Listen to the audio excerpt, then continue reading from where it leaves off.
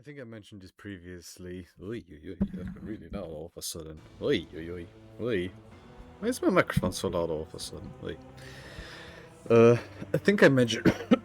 Pardon. I think I mentioned this recently, but a game I'm definitely planning on replaying soon, and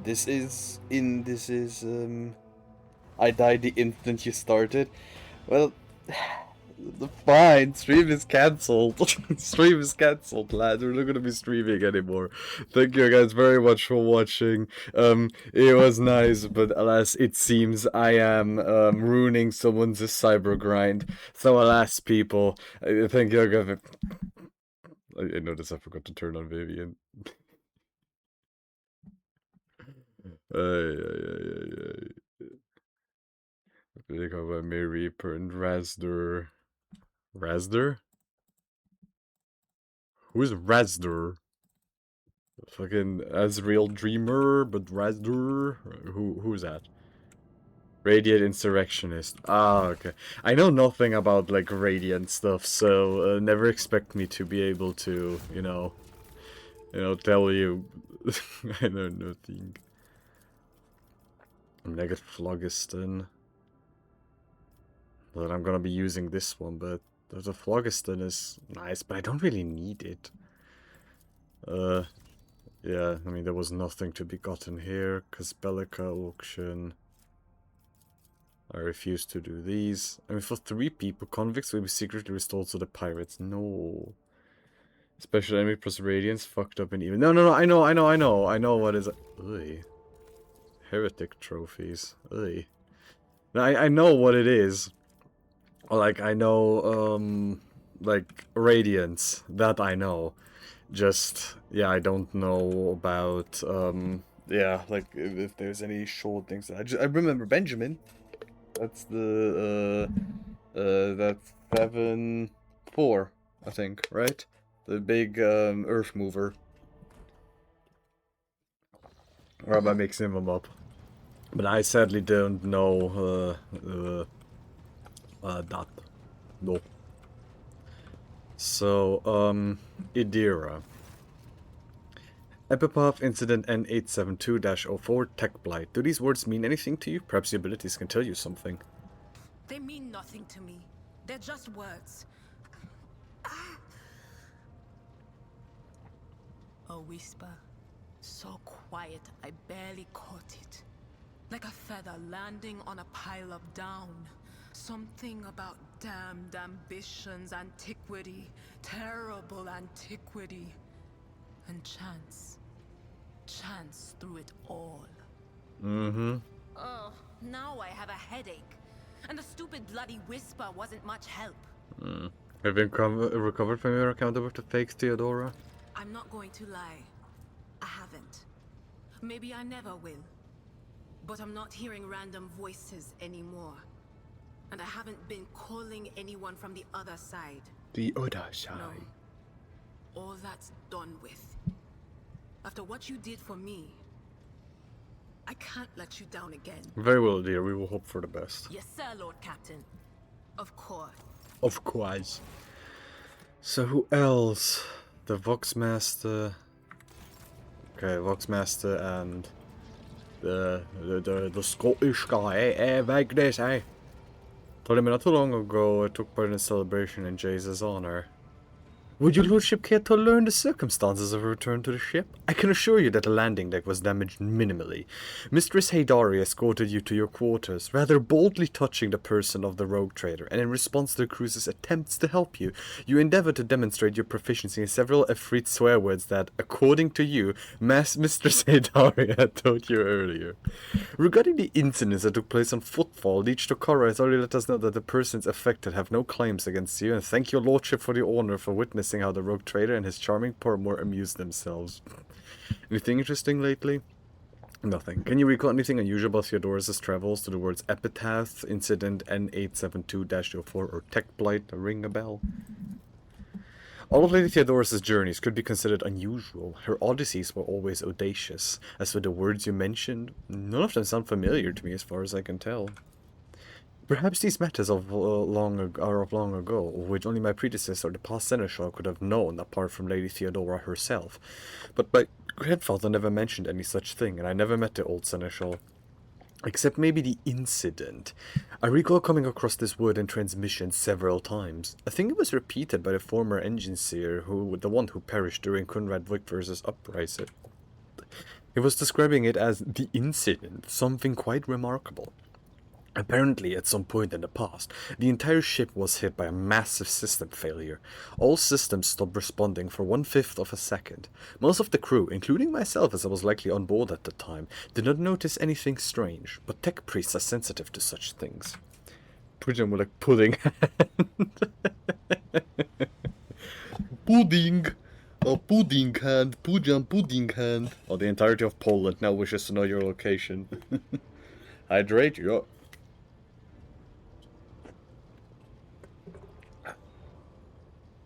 Okay, so you know nothing. Well, I can tell you, Captain, I wish I could help more. Okay. Well, rather. Yo, Captain. Hostile helmsman Rather at your service. Does the word epitaph mean anything to you, or perhaps incident N072-04 or tech blight? It all has to do something to do with Theodorus' travels, rather extraordinary travels at that. Can't say they do, Lord Captain. Doesn't ring any bells. Then again, remembering all the places Lady Theodora went is... His brow furrows. Epitaph, incidents. We've always had heaps of incidents happening on board, but... Through my implants, I feel at one with the ship, and I'll sense that. I don't know when it happened exactly. It started behaving differently, because it became more responsive. Livelier. Yes, lively is exactly the word. And when you said epitaph and incident, it just dawned on me. Pardon my bungo reporter, Captain, but that's all I've got to say on that front. Okay, so... nothing. Talk to Nomos about Theodorus' caches. Yeah, I missed 2 of those caches. Whoopsie. Guess my Warhammer Fantasy army and win some bits. I wonder if the one person that has said that they are playing Warhammer Fantasy with nothing but orcs and that his main favorite faction is orcs would use orcs. I think you very much strike me as a high elf player. Definitely high elves and not orcs. You would never pick orcs because you are the most high elf of players that I know. Oh, sorry, I did not mean high elves. I meant you are definitely using the lizard man. You would never be using orcs. No, you would never. I would assume it's probably orcs. Before it's actually high elves. You should go to drive with high elves. No, you're joking, right? You're actually joking, right? You're actually joking, right? Actually, no. No, you said your favorites were orcs. What do you mean you got high elves? No, no. Thanks for the bits. I didn't think I would actually get it right.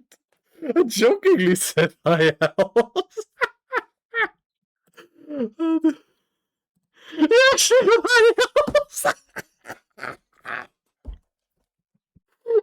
actually joking. Since I just saw it.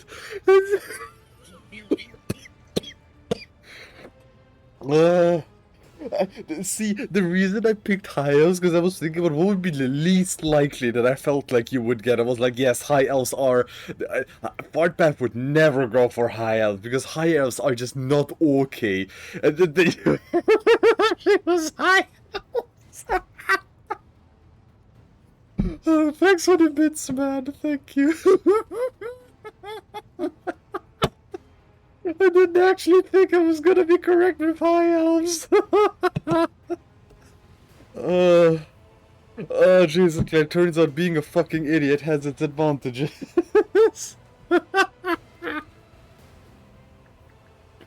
Oh, Jesus. Easy, fucking easy. You're just gonna go full idiota mode. Hey, hand mouse.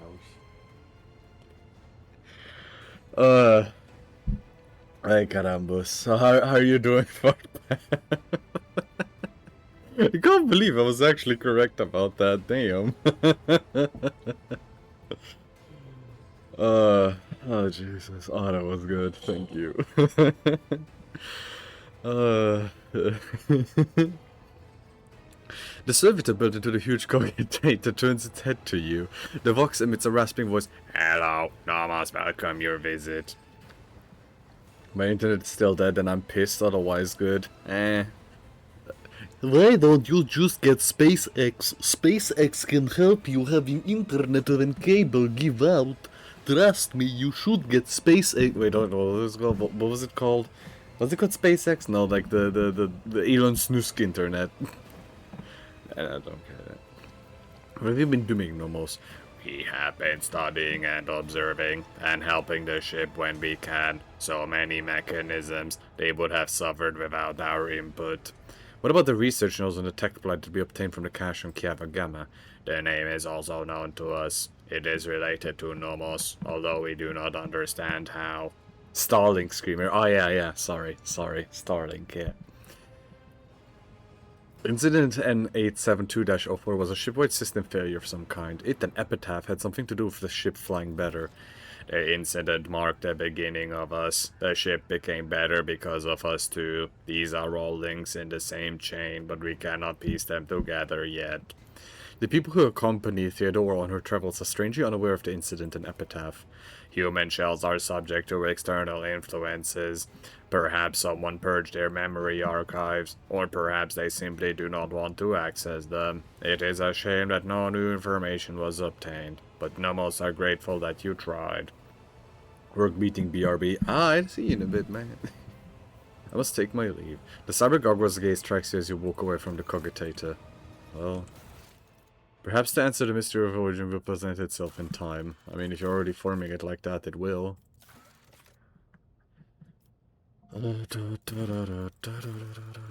So, talk to Kibella. Maybe Vespa is a treasure, however, imagine those was superior and taking the Vampire project, so I don't connect with even greater results. Okay, so we gotta talk with Kibella. Okay, where is she? Where is Kibella? There is Kibella. Kibella. Take heed, Nemo. Our blessed Domin honors us with a visit. The one who delivered this ark from the curse of your existence. The malformed skull in Kibella's hands has been polished to a pale sheen. Its empty eye sockets pose a question that can only be answered in death. Who is Nemo? An aberration. Your former foe. His eternal foe. My new companion in shadow and my trophy. You once knew him by the name Nemesite, but now his name is Nemo. Ah, Nemo. Find Nemo. Whenever I feel the need to voice my thoughts, I turn to him. He is far wiser in death than when he was alive. What did you wish to discuss? For years, I have been honing my body and spirit through sacred rituals. I have ushered hundreds of souls to the other side. The hunt for Nemesite was not my first. Yet, after my enemy fell, for the first time ever, I felt empty. And that emptiness only grew heavier under the weight of the question that formed in my mind during that hunt. I prayed. I longed for his guidance to put my mind at rest. But in my self-pity, I showed weakness in the eyes of the Undying One. And so, my only answer was silence. I must therefore ask you this agonizing question, Domin. Tell me, what is the purpose of the blood-spun web? Does it have anything to do with our earlier conversation about your resemblance to Nemesite? Please, just answer me. You serve the Undying Emperor, you also serve his faithful, you are the givers of his peace, you are the scourge of the renegades, deliver his vengeance in the name of the righteous. I mean, yeah, you serve the Undying Emperor and his faithful. Then that makes me a driver of the ignorant. One who guides people into following an idea they may never hope to comprehend. Okay, cool, thanks. All my life, I have walked the road that was prescribed for me. I did as I was told. I searched for the truth in other people's words, then repeated them in my own voice. And I never once questioned my destiny. Until you came along, Nemo. The way Kibella drags her metal claws across the skull in her hand seems almost affectionate. I might Is she gonna... just as easily have met Nemesight's fate, and he mine. All it would have taken is a different pattern of threads. The only distinction lies in our ideas. Thank you for this conversation, Domin. It has satiated the void that gnaws at my soul, if only for a time. As for how to seal this chasm for good, that I have yet to find out. May the tenets of the web guide me to the truth. Mm-hmm. Cool. The cult of the find the traces of the gene stealer cults. The cult of the Nourishers, tainted with genetic corruption, was discovered on the planet Yesevon. Talk to Master Ceremonies, okay. Wait and search, and rule ritual of binding. Take heed, Nemo. Our blessed Domin. Okay, so it says like some binding shit, but I'll be honest, I kinda don't want to do that one. Are the seconded troops on Zarkov? How are the seconded troops on Zarkov faring? They're settling in well. The technical corridors aren't much different from Zarkov's routes. My soldiers are on their guard around your servants, but it seems to be the way for every community here. We've had a few scuffles with the locals, but so far it's just been bloody noses and a couple of broken legs. Okay. If I remember correctly, I had to go to the Fright Line because of something. Like, there was a quest that told me I have to go to the Fright Line, I think. Like something about the Fright Line. I think, I don't remember, but I think it was something. I also don't see that quest anymore.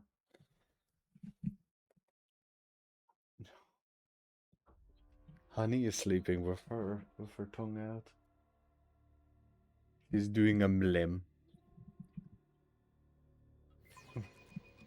Gosh, she's so cute.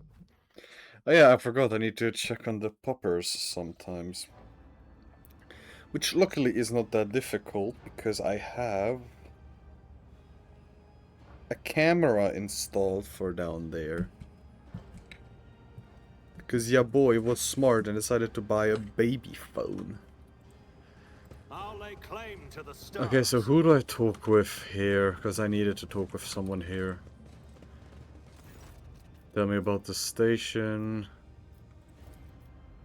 Steadfast in your duty. No, wasn't there something that I'd had to do down here? Throne room, Palace of Valencias. Okay. New ruler. Wait for news. Cabela. Muro 79. Okay, no, there's nothing here, I guess. Okay. The foreman. I mean, maybe I need to talk with these guys. But nah, there was nothing. Nah, I mean, the quest doesn't say I need to go here. Okay, then Voidship Bridge. I just wasted my time going here. It's getting warm again over here. 25. Like, the poppies currently have 25 degrees. And man, that's... Why does it have to be warm again? I enjoyed it when temperatures were around 20. Why do we now have to head towards, like, 30 again? I hate the warm. Just give me the cold. Okay, Muro 79. I remember. It's over here now.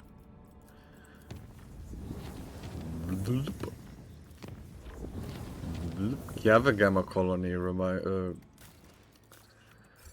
What does Kiavagama need me for now?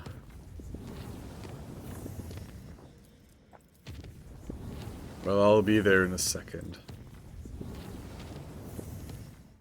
Okay, so there's something here in Mu Row 79. That is the rocky world here. Oh, wrecked void ship. Okay. So this is why I had to come here. Okay. The priceless discovery left the crew speechless and shaken. The ancient Imperial Archship, Hammer of Redemption, was hidden below the surface, impervious to the Ogre's sight. Had the rogue trader not found pieces of an archaeotech compass that resonated with the vessel's defense systems, it would have remained lying in a bottomless chasm, lost and undeservedly forgotten forever. That's it. That's all I get. Oh, I got this. 10 to all skills, can recall any failed test once for each test. Ui. The Adeptus Mechanicus acolytes studied the ancient data archives and concluded that the vessel crashed about 300 years ago after running into an asteroid stream. Hoping to rescue at least some of the colonists, the captain dispatched 4 lifeboats whose tragic fate you already know. Although time and weather were not kind to the Hammer of Redemption, the crew still managed to salvage plenty of valuable items. Okay, I mean, okay, yeah, 11 chainsaws. Why do I have 11 chainswords? What do I do with those? Where's this thing that I just got? Where is it? It looked like this. There it is. So 10 to all skills. Any failed skill test, once for each test. Do you have anything you don't need? 10 to awareness. I mean, this is 10 to awareness. It's this one, right? I mean, it would get more lore on Xenos, so yeah. Impogen, of course, has plus 10 to anything. Plus 15 Medicae. Yeah, exhaustion. I mean, from her I get logic and tech use and lore of warp. Yeah, okay, now I feel it's a bit better if Lysandra gets this, because it suffers 40% more damage. Law of warp divided by 3. Oy, oy, oy, oy, oy. Yeah, she doesn't really need to take more damage. Oy, oy, oy. Oy, oy, oy. I mean, anything here? No, I definitely need that one. 15 bonus to Lore Imperium. I mean, that's okay, no. Okay, yeah, we have it on someone who does actually need it. But I think I'm gonna be doing, like, something for 5 more minutes, or 10 more minutes. And then I'm going to check on the puppies. On the little puppers. Space combat awaits in this system. Okay. Didn't I already take care of that? There is no space battle here. What are you on about? Game is lying to me. Man, why does Red Bull have to taste so generic? Probably because it is the generic flavor. Okay, then I gotta go here. Yes, yes, yes, we're okay. And then straight to Chiavagama. Whee! I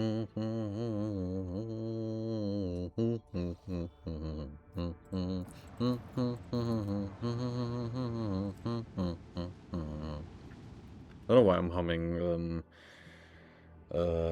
Halloween Christmas thing. So, one of the workshop has fallen to corruption. The machines within disassemble the surrounding mechanisms to swallow workers whole to construct repulsive amalgams of metal and flesh, making the fur works crucial so the manufacturer feeded additional parts. Ew, no. Destroy the workshop. I lose 2 efficiency but gain 1 security and complacency. Isolate the workshop.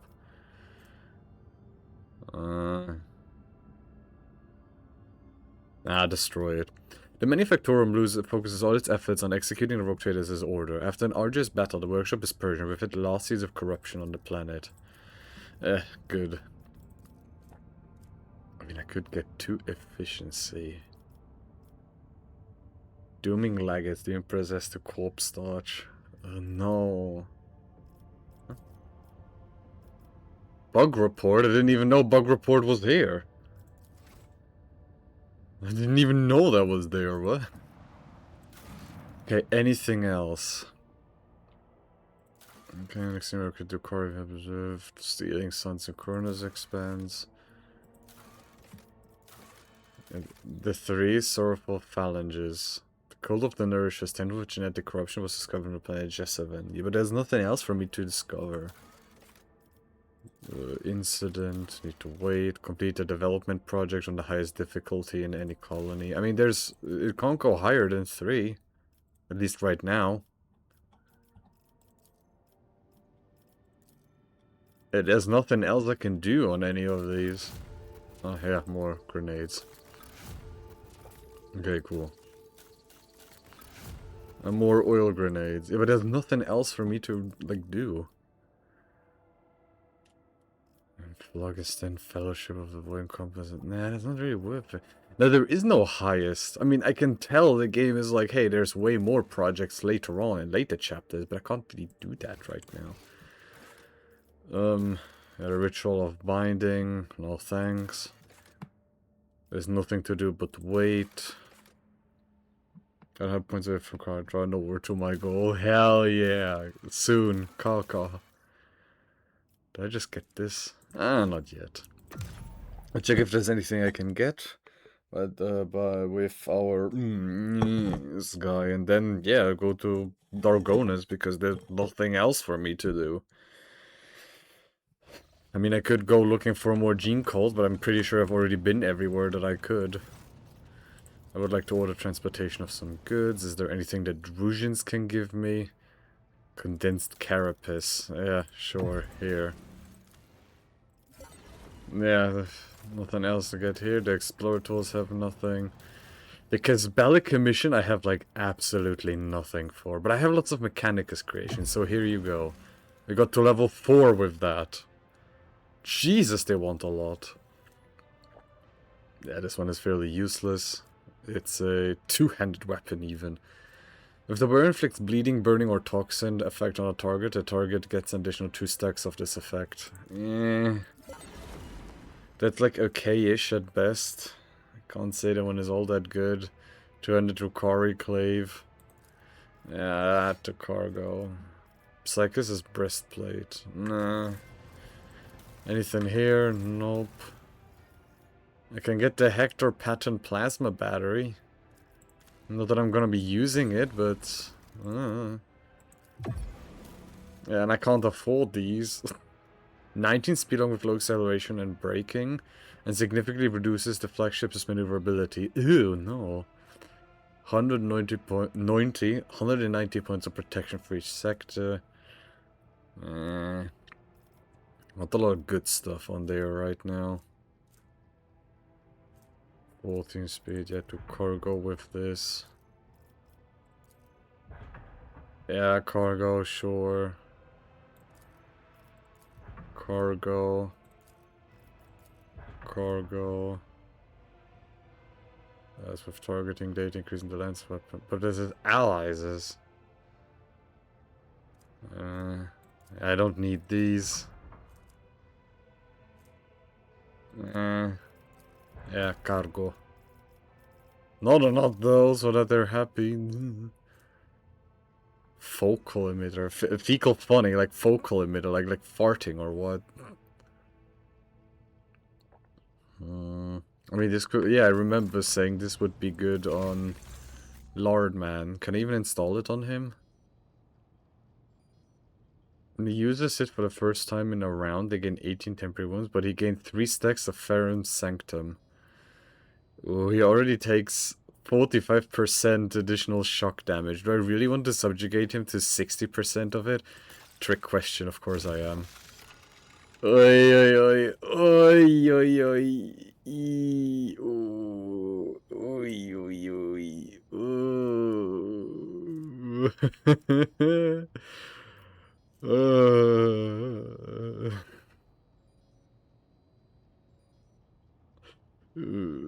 is 5% more damage for each ally still in combat from this visa radius around him. 11 is not that good, but I want him to keep it. Oy.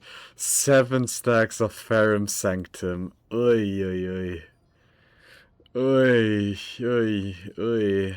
Lord, man, you are... Oy, you're becoming more, just take it off. Cannot be unequipped, replaced only with another augment. Ah. Yeah, poor Abelard, he's now stuck like this. Oi, oi, Abelard, are you even okay with any of this? Lord Captain. Lord Captain. Yeah, he's okay with it. Oi, oi, oi. Oh, Abby. Oh, Abby. Oh, Lord, man, I'm so sorry. I'm so sorry, Lord, man. Oi, oi, oi.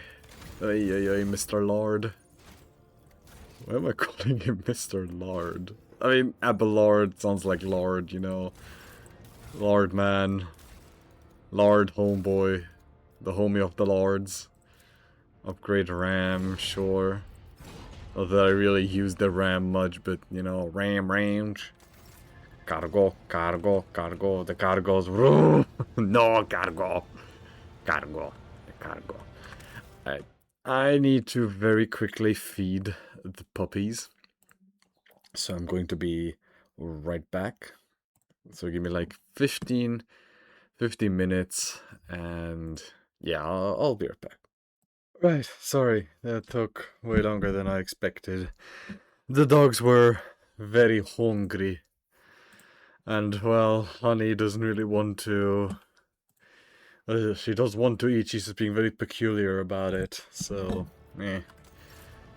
Oh yeah, right, I think I did say that there was nothing else for me to do here. So, yeah, we're just gonna go to the main planet. Because we again have nothing else to do now. Hey, honey milk. A little honey.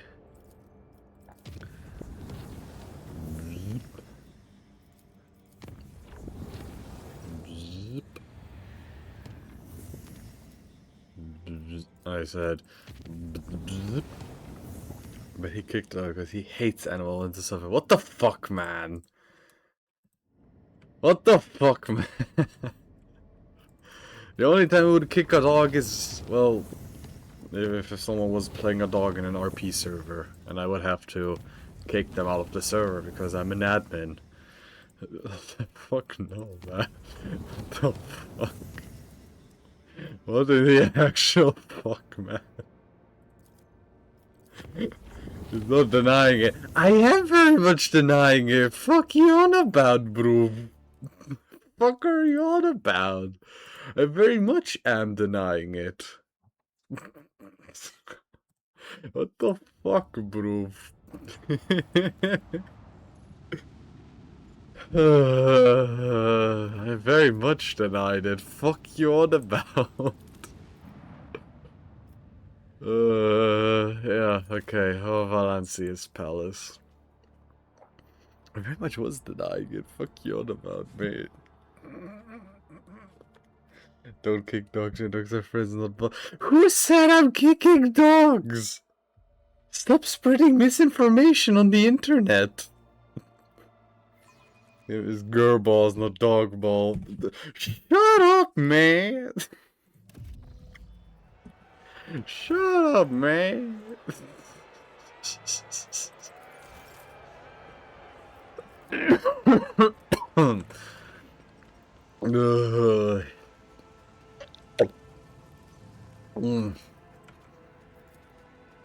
I'm throwing up because Ellen is currently tending to the dogs.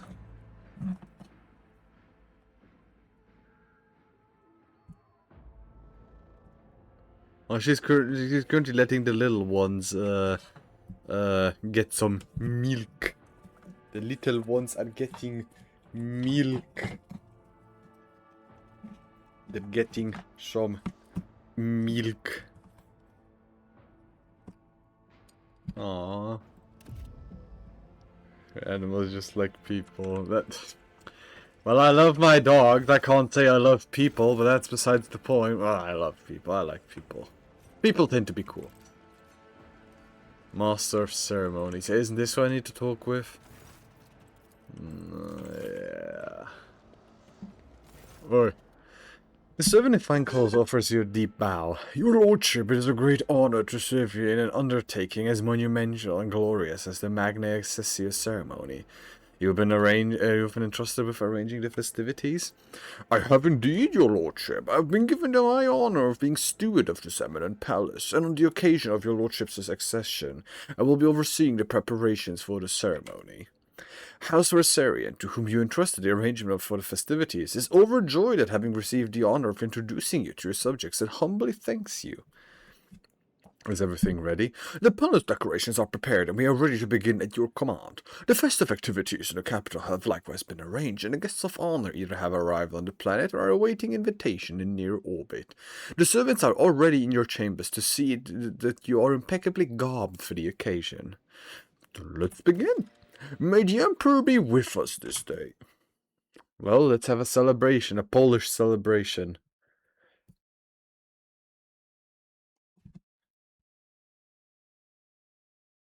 And I hope, don't tell me this, Hey, Eileen. Eileen. Hey, Eileen, hey. Okay, no, it's not relaying my voice, thank God.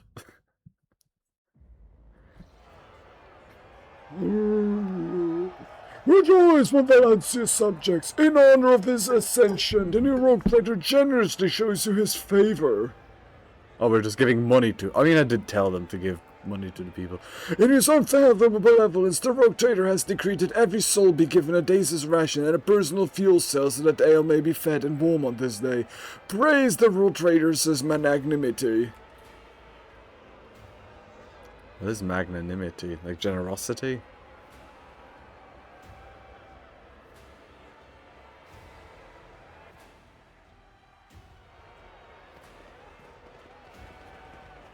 Huh? Hey, they're taking my money. They're taking my money. Oh, the Lehman Russ tanks. Can they only make like Lehman Russ tanks? So that's the only tank I've seen in the Warhammer universe. Yeah, Cassia and Homeboy and Seneschal. I forgot his name. Lardman, Abelard. The crowd below is roiling, their electrified exaltation filling the air of Dargonis. Thousands of throats chant your name. You are at the apex of this world and all others. Amplified by 100 voxes, the voice of the Master of Ceremonies booms. Rejoice, subject of Dargonis! You have been granted the felicity of witnessing your master, a great honor bestowed upon us by rogue trader Mariusz Pujanowski von Valancius. Oh, honey.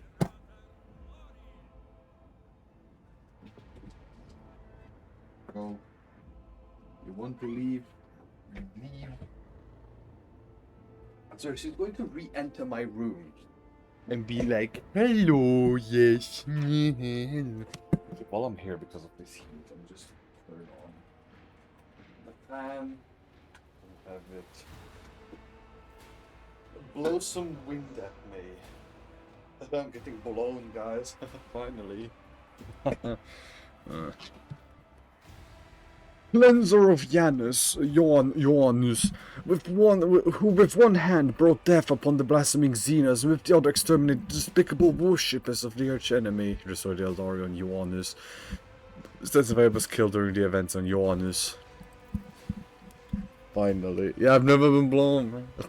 Gracious protector of footfall. You say footfall from starvation by granting it your patronage and delivering shipments of grain. Patron of trade. A hush falls over the crowd, who gaze upon you in utter adoration. Many of them bear terrible scars from the recent battle of Dargonis. Like children, they await the word of their almighty father. I'm also back into the box. I'm expected to say something to them. I won't talk to rabble taking them. Praise the Emperor, faithful souls. The darkness around us may be fierce, but in the blaze of his fierce is still evil will burn. No flex, no take medicine. I'm not Marilyn Manson. Fear not the coming day, henceforth you're all my charges. Remember, you have no other rule but me. If any of dare to forget this, the howls of demons from the wolf will sound like the babbling of babes. Babes? Yeah, fear not the coming day, henceforth you're all my charges. You can transcend the potential. Once per battle, the rogue trader may choose an ally. The target will ally may immediately use their heroic act while spending momentum. Oi! Well, that's huge. Joyful cries carry your name upward, beyond the atmosphere of Dargonis, all the way to the Emperor's throne. So much gold and white! Cassia stares at the crowd, enraptured. It seems the massive gathering of exulting people is just as exotic and captivating to her as the sight of a bona fide navigator, a representative of the mysterious and powerful Nabis Nobilite, it is to your subjects. Adequate. Dargonos has not disappointed. Abelard forces a smile of satisfaction from his face and whispers to you, You remember the next part, yes? Your lordship will be asked to take the oath. The master of ceremonies bows to you with great reverence. Let the oath of the Von Valancius dynasty be taken. Please repeat after me, your lordship. I, Mariusz Pujanovsky, rogue trader by the grace of the Emperor, vow to be the paragon of humanity. I, Mariusz Pujanovsky, rogue trader by the grace of the Emperor, vow to be the paragon of humanity.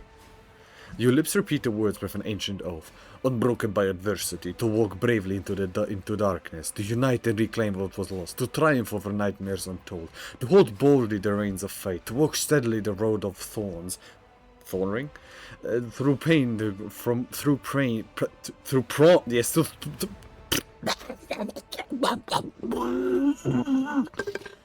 prawn and greatness, no, through pain and greatness. You hear a rumble. It is the roar of the sea of your subjects. With jubilation and devout fear, they welcome your ascension. It is done. Hey, I've ascended. Now my Y coordinates are higher. Magna Assessio ceremony is taking place on Dargonis. The name Mariusz Pujanovsky von Valancius is spreading across the current expanse in a resounding echo. Prawn and great. The exotic statue which formerly pleased the eyes of Xenos now adorns the palace of this dynasty of glorious explorers of the Cornus expanse. Oh, a commissar! The noble features of this guardian of humanity burn with the righteous fury of stern resolve. Hey, aristocrat. A splendid reception. Long live the... Yeah. Scattered haphazardly around the table are bottles of expensive amasac, plates of Provisia nobilis, and hookahs of obscura. Hookah. Before I was told what a hookah is, I thought people just couldn't say hooker. Hey, Cabela, what's up? Your subjects have turned the act of killing into amusement. This is a great sacrilege, Domin Mariusz Pujanovsky, but have no fear. I will explain the will of the Undying One to the lay people. And can I shoot as well? Hey, who are we shooting at?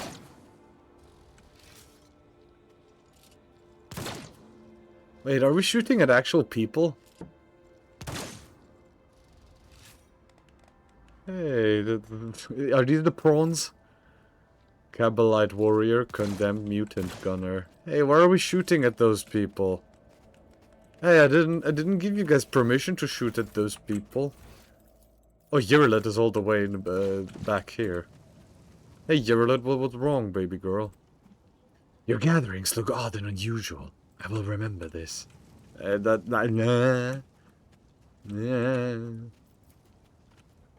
Inscribed upon the snow-white parchment are prayers for the brave soldiers of Halcyon Valancius, who carried the rogue traders' will, and that of the Emperor across the Cornus expanse.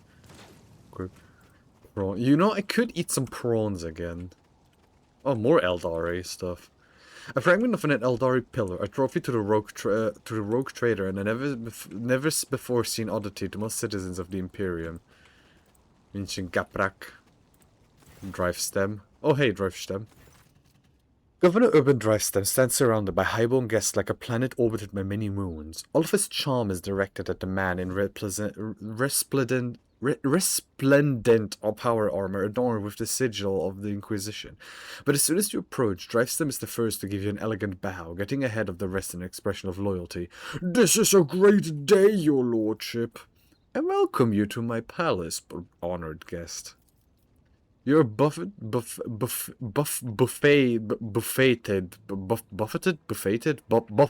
You're buffaloed by a salvo of congratulations and compliments.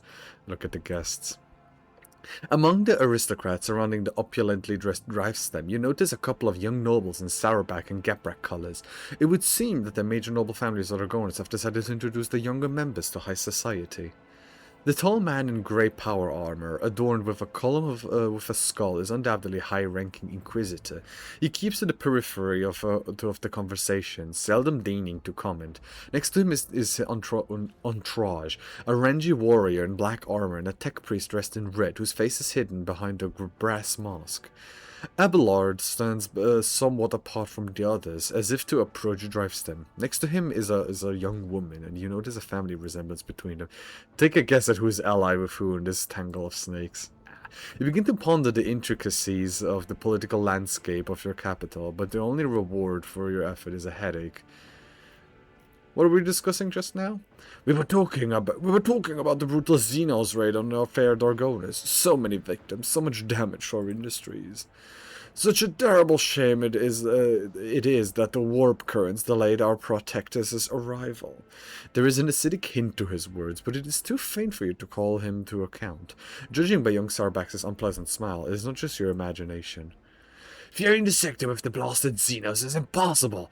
I hope we respond to their raid on their goddess with a punitive campaign. Young Sarbax's smile is conceited and bloodthirsty.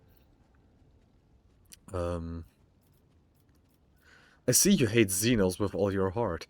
I do. This pestilence against the Emperor must be exterminated. He talks ardently and smoothly, like a commissar. He places his hand on the hilt of his finely adorned sword, his pale face ablaze with noble fury. Soccer practice. Soccer practice. Or they may be forced into servitude. Many Xenos are more useful alive and obedient than dead. The young man in Gaprak colors speaks with sagacity,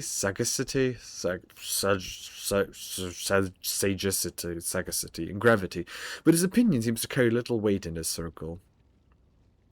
And how many Xenos have you killed personally, Sourback? Sourback flushes and mumbles incoherently. The Honorable Megarius forbade, but I wanted to not let me go to battle. The Inquisitor standing among the guests offers a thin smile. It must have been difficult for this youth to foster such bloodlust towards enemies of the Imperium without having seen one of the blades' distance. Oh, he looks cool! I like it. Oh, I like his power armor. Oh, this looks cool. Lord Inquisitor, my greetings to a member of the Holy Inquisition. And it's Calzone, Xavier Calzone. He responds with a dignified bow, his proud face calm and unfaltering. And my greetings to you, esteemed Mariusz Pujanovsky von Valancius. May shadows never darken the light of the Astronomicon that guides you. The Inquisitor is his companion, a crimson-robed member of the Adeptus Mechanicus, bows to you. From behind the brass mask mounted with dozens of augmentics comes a metallic rasp. Glory to the von Valancius here. Study them? How close? The Lord Inquisitor appears to be in amiable temper today. His expression is relaxed, and his calm gaze does not bode any immediate or harsh punishment. Among the many augmentations, what stand out is the horribly melted, deformed cogitator connected to the tech priest's head. How it is working is baffling. What is twice as baffling is that the tech priest hasn't replaced it yet. What unpredictable influence can his ruined implant have on his mind? So you're not talking about joining the army soccer practice at all, are you? No, I am. I'm joining the soccer practice, yeah, with a lancer, yes. And who is this member of the Honorable Priesthood of the Adeptus Mechanicus? This is Brass Whisper, which naturally is not his real name. The esteemed Magos is a member of my retinue. There are times when I am forced by my duty to the Emperor to deal with xenotechnology, and Brass Whisper ensures my safety in such moments. Works that have been desecrated by Xenos are dangerous. They warrant... His whispering cuts off, replaced by heavy, ragged breathing. It seems that the tech priest's quiet voice is not an extravagant quirk, but rather a consequence of some injury. After catching his breath, Brass Whisper continues, warrant due caution. We have not been introduced. An oversight, to be sure. My name is Xavier Calazar. My name is Xavier Renegade, Xavier Calzone, and I have the honor of serving as a member of the illustrious Ordo Xenos, the head of the Kurnus Expanse Conclave, and the Lord Inquisitor of this region. It is my unending task to ensure this sector's readiness to meet external threats and resist internal corruption. Well, enjoy the party, then. This evening will be certainly illuminating. Look at Abelard's young relative. What is your name? Your lordship, allow me to introduce the daughter of Chancellor Clementia Versarian and my great-granddaughter, Astartia. Abelard looks solemnly upon the young woman with barely concealed pride. I am delighted to witness you, your lordship. Astartia bows, keeping her observant, intelligent eyes trained on you. Modesty forbids my esteemed forebear to say this myself, so I will.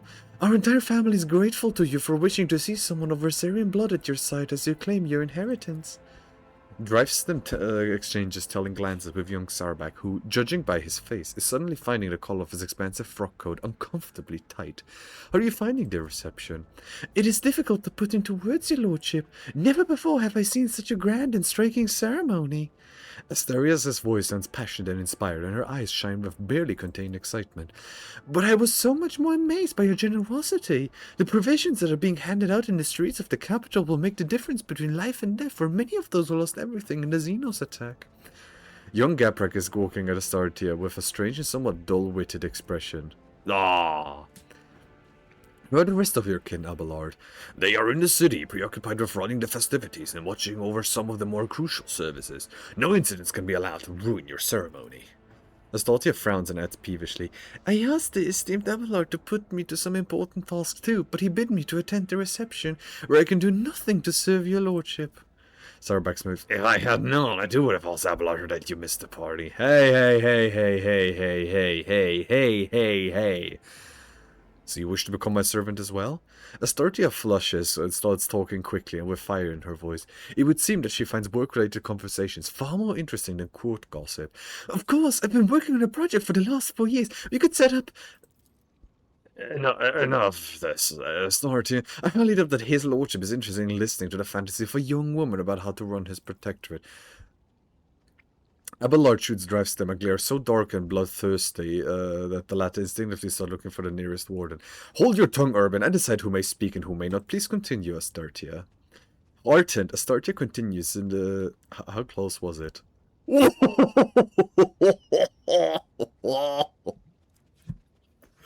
Heartened, Astartia continues in the tone of a seasoned administratum clerk. Our suggestion is to set up a chain of stations in the void, plasma beacons that would signal the passing ships.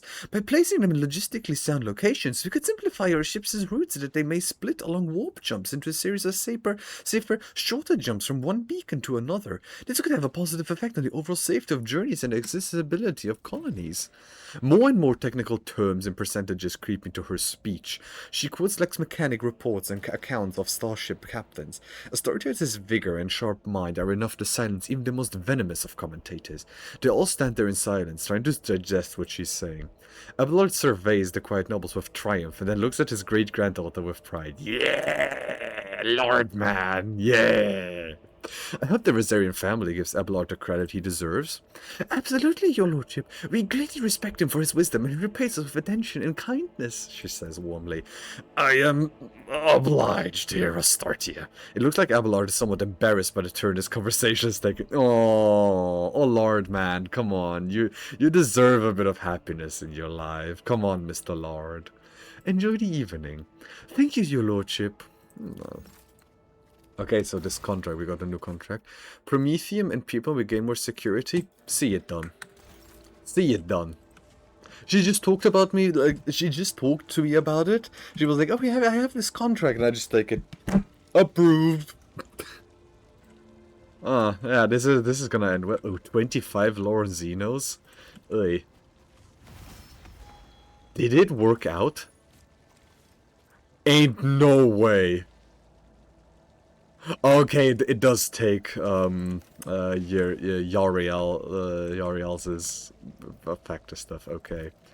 The Dukari captive is angrily muttering curses directing at the detestable monkey, promising horrible torture for everyone present. Lumus Fau. Strax. The person responsible for maintaining security during the ceremony has carried out their duties adequately. The rest is inconsequential. Oh, the mutant. Hello, mutantos. Please let me go. I'm not a Xenos. I'm a person. I just look different. I was born this way. While Xenobeasts are growling ferociously, adding a flair of thrilling danger to the mood of the palace, I'm against this. Greetings, your lordship. Oh, confessor. Oy, oy, oy. The universe is vast and filled with nightmares, both wicked and predatory. Humankind is their prey. Only in his radiance mannequin. The magnificent altar to God Emperor is wreathed in the fumes of precious fumes. Incense. Oh, Lehman Russ! Oh, Ulrich. You may send my regards to your master of ceremonies. He managed to complete this trivial procedure with minimum error. Lehman Russ. This venerable Lehman Russ is known as the Scipian Punisher, and it was served to it has served the Von Valancius dynasties for 2 centuries. It was hit in the battle with the Xenos and inhabited Scipia too, but it heroically destroyed 63 enemy vehicles and brought victory to its comrades, securing its status as a relic blessed by the Emperor.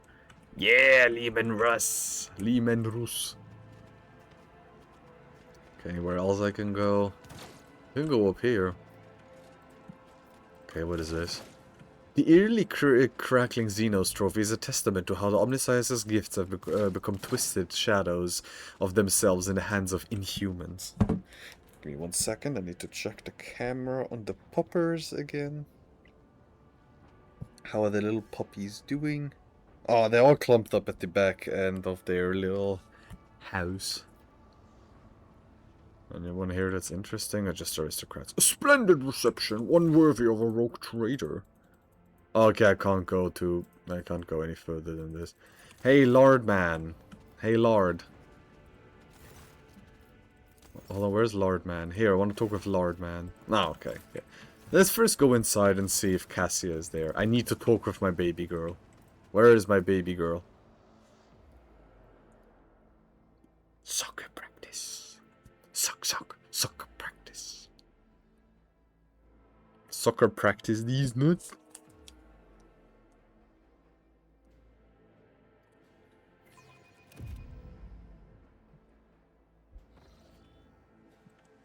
Oh, Solomon. A jubilant as this occasion may be, it cannot distract me from my duty. You go ahead and celebrate, rogue trader. Glato and I will make sure no one ruins your day. Can I not pet Glato? Oh. There's apparently an achievement if you actually do manage to pet Glato. I mean to congratulate you and your... They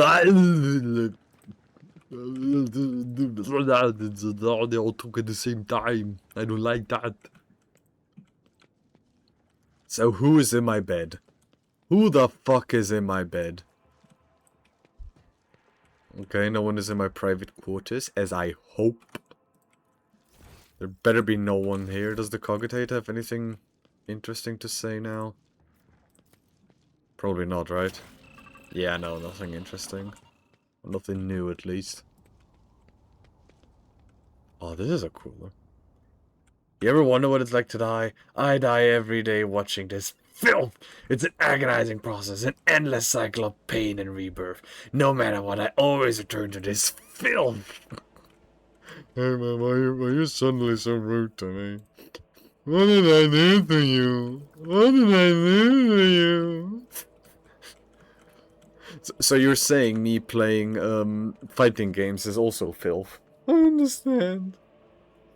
Obscura Somna Black Lethe. The guests of the Rogue Trader can enjoy the most exclusive and refined variety of intoxicants. Hey Cassia, baby girl. Can you make it so that the guests stop walking up to me and asking me to open my third eye? I can certainly do it, but they will regret it. What do you mean, filth? This isn't Ultra Kill. These sinister Xenos instruments of death are not trophies demonstrating the invincibility of House von Valancius. These swords belong to a presumptuous governor of Vibo 6 who staged a revolt hundreds of years ago. The insurrectionists' hands, preserved against decay, still rest on the swords' hilts. The digital scene entertained by such pitiful diversions. Don't you play for Street Fighter 3 Third Strike? What are you on about, bro? What are you on about? Why are you lying? This is pure chaos. How can people think so much and so haphazardly? Hey, Argenta, is anything okay? May the Emperor keep you, Mariusz Pujanovsky. A great day. Oh, Jay. I hope at least the celebration in your honor won't end in a shootout. It will end in a shootout. Torina Gaprak. A group of aristocrats stand apart from the rest of the nobles. Their whispering carries a tinge of displeasure. The clear leader of this gathering is a gaunt, bilious-faced man dressed in Sarabax's colors. This must be Macarius himself, head of the house. He offers a ceremonious bow. My congratulations, your lordship. May the Omnissiah grant you understanding. The woman with whom he is conversing, the one dressed in a robe with gear-shaped adornments, is Toriana Gaprak. It is difficult to read her face due to it being covered in numerous augmentations. Toriana Gaprak looks rather anxious. Macarius Sourback, dressed surprisingly plainly and austerely for an aristocrat of such a high rank, is frowning suspiciously. He came to the reception with a companion, a woman of dazzling beauty wearing a gilded augment necklace around her throat. His wife, probably. Heinrichs, who joined the group unnoticed, mostly keeps silent, listening intently to their every word. How are you these days, Toriana? Like a forging hammer, Torianus' voice falls heavily on the ear. The corruption of Kieva Gamma was a great blow to my family. The contemptible Cubist Dolphin betrayed our trust, desecrated our forge cathedrals, and took my esteemed cousin's life. On behalf of my family, I humbly beg you to forgive our negligence. I am ready to accept any punishment. Look closely at her. There is something lurking beneath Torianus' repentant expression. A grudge. It would seem that she was personally offended by the nightmare into which Cubist Delphin plunged her domain, and she feels betrayed. Do your part to heal the wounds inflicted on Kiavagam, and your house will be forgiven. Tell me more about your family. We Gabraks originate from the Calixus sector, from the cluster of planets known as the Lathe World. We worked faithfully for the good of our masters there, the Adeptus Mechanicus, and through our service we gained a spark of the Omnissiah's knowledge. Then fate tied us through the bonds of fealty to the venerable von Valancia's dynasty, and we found ourselves in a Curnus expanse. Generation after generation, we fulfilled our duty faultlessly until Kiavagama destroyed and disgraced our name. Amelia, this is a good time. It is a good time here playing Warhammer 40k Rogue Trader vicariously through. Yeah, right. Fart bath. That is what someone tainted by filth would say.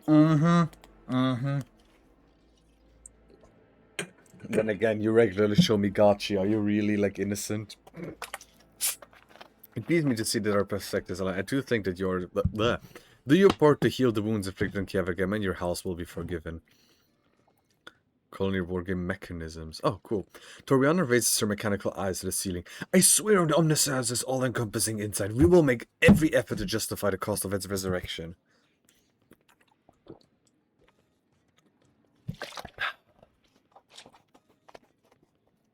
Also, are you just saying this because you have no internet? Macarius scoffs. It was only a year ago that none could doubt the House Gaprax's usefulness. Yet here you are, Toriana, on your knees, justifying the costs. Macarius, I'm surprised you deigned to make an appearance here this evening. Macarius' face twists into an unpleasant smile, which makes his artificial skin on his left side all the more prominent. I am a servant of the Von Valancia's dynasty. Had I not come, I would have committed an act of unacceptable insolence and damaged my family's honor. Macarius' wife offers you a charming smile, as if apologizing for her husband's vitrolic tone. Her large dark eyes are brimming with curiosity. God bless all his creations, even the manliest of them. What has so displeased you, Macarius? Macarius says with caution, I am your dynasty's loyal servant, but you have asked, and I will answer. Too long has the Curnus Expanse lived under the rule of rogue trade. The privileges granted them make people think that commoners too can dismiss the prohibitions of the Imperium. For the good of the sector, rogue traders must become paragons of the law, not exceptions to it. But do many warrant holders exhibit lawful conduct? No, they do not. Even you, your lordship, are the subject of the strangest of rumors, and you have just recently inherited your protectorate. Kunedvik versus People, for instance, claimed that you had a hand in the esteemed Theodorus' demise and accused you of many other misdeeds. It doesn't matter whether or not their claims are true. The people hear them, believe them, and they think that they may follow your example. I forbid anyone to repeat current Victor's line, hereby impose and fine on you, McCurtain. Victor are not renegades vested authority, where the long arm of the Imperium shall prove it to you. Your poor head tormented with so many concerns, would you like to have it removed from your shoulders? You speak of the sector's future with such confidence. Could it be that you want this power for yourself, that you simply envy rogue traders? I mean, if you believe Conrad's lies and draw your weapon, yeah, let's fight right here. And do we? Rogue traders are not renegades vested with authority, where the long arm of the Imperium shall prove it to you. I wouldn't dare accuse you of anything, your lordship. I'm simply concerned. If you happen to lay my concerns to rest, Lord House Sarabak will be praying for your well-being every day. Your covenant, Yukasta, has become a new master at arms on my ship. I am pleased to hear it. Nothing in Macarius' face shows that he is glad for his cousin. I'm always worried that her character would cause our house a great deal of grief, and yet, in the end, the noble Sarabak blood was stronger than any personal shortcomings. I have faith that Yukasta will prove herself adequately. He forces a faint smile. I wish to know more about the house Sarabak. Macarius puffs out his chest and says proudly, "The Sarabak line was once one of the first noble houses to arrive in the Kurnus expanse. For millennia we have served the Golden Throne and kept his faith. Sarabak warriors have led in 100 wars and at different times have ruled a great many colonies of the Von Valancius dynasty. I would like to become better acquainted with you." No! No, I'm not going to say that, no! Macarius bows his head without too much reverence. Hey, Heinrichs, interesting conversation? It's been very illuminating, giving me plenty of food for thought. Heinrich's response is barely audible. Heinrich looks away, tracking the guest's movement around the hall. What can you tell me about my guest? Well, Macarius Sarabak is all but throwing darts at your portrait. He is more astute at choosing women than enemies. He is trying to entice Gaprak to his side, but she's too frightened after the fiasco in Kiavagama. 6 hot lows.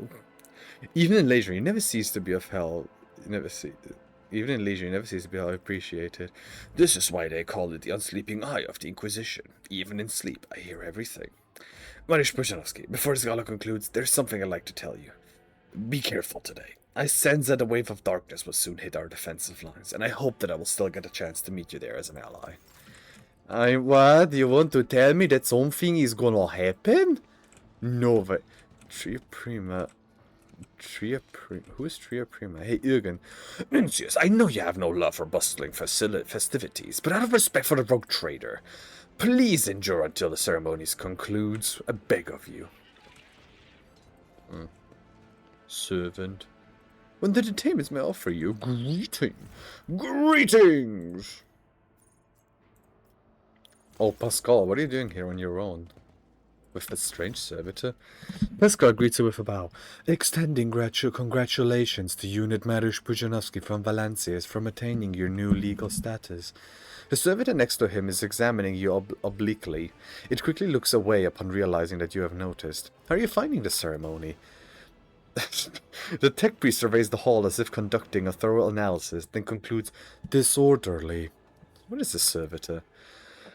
It is Nomos' new repository.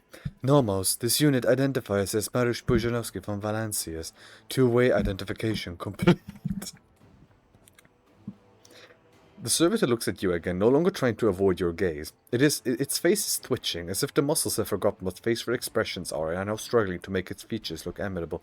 We are Nomos. We have made use of this receptacle to leave the ship.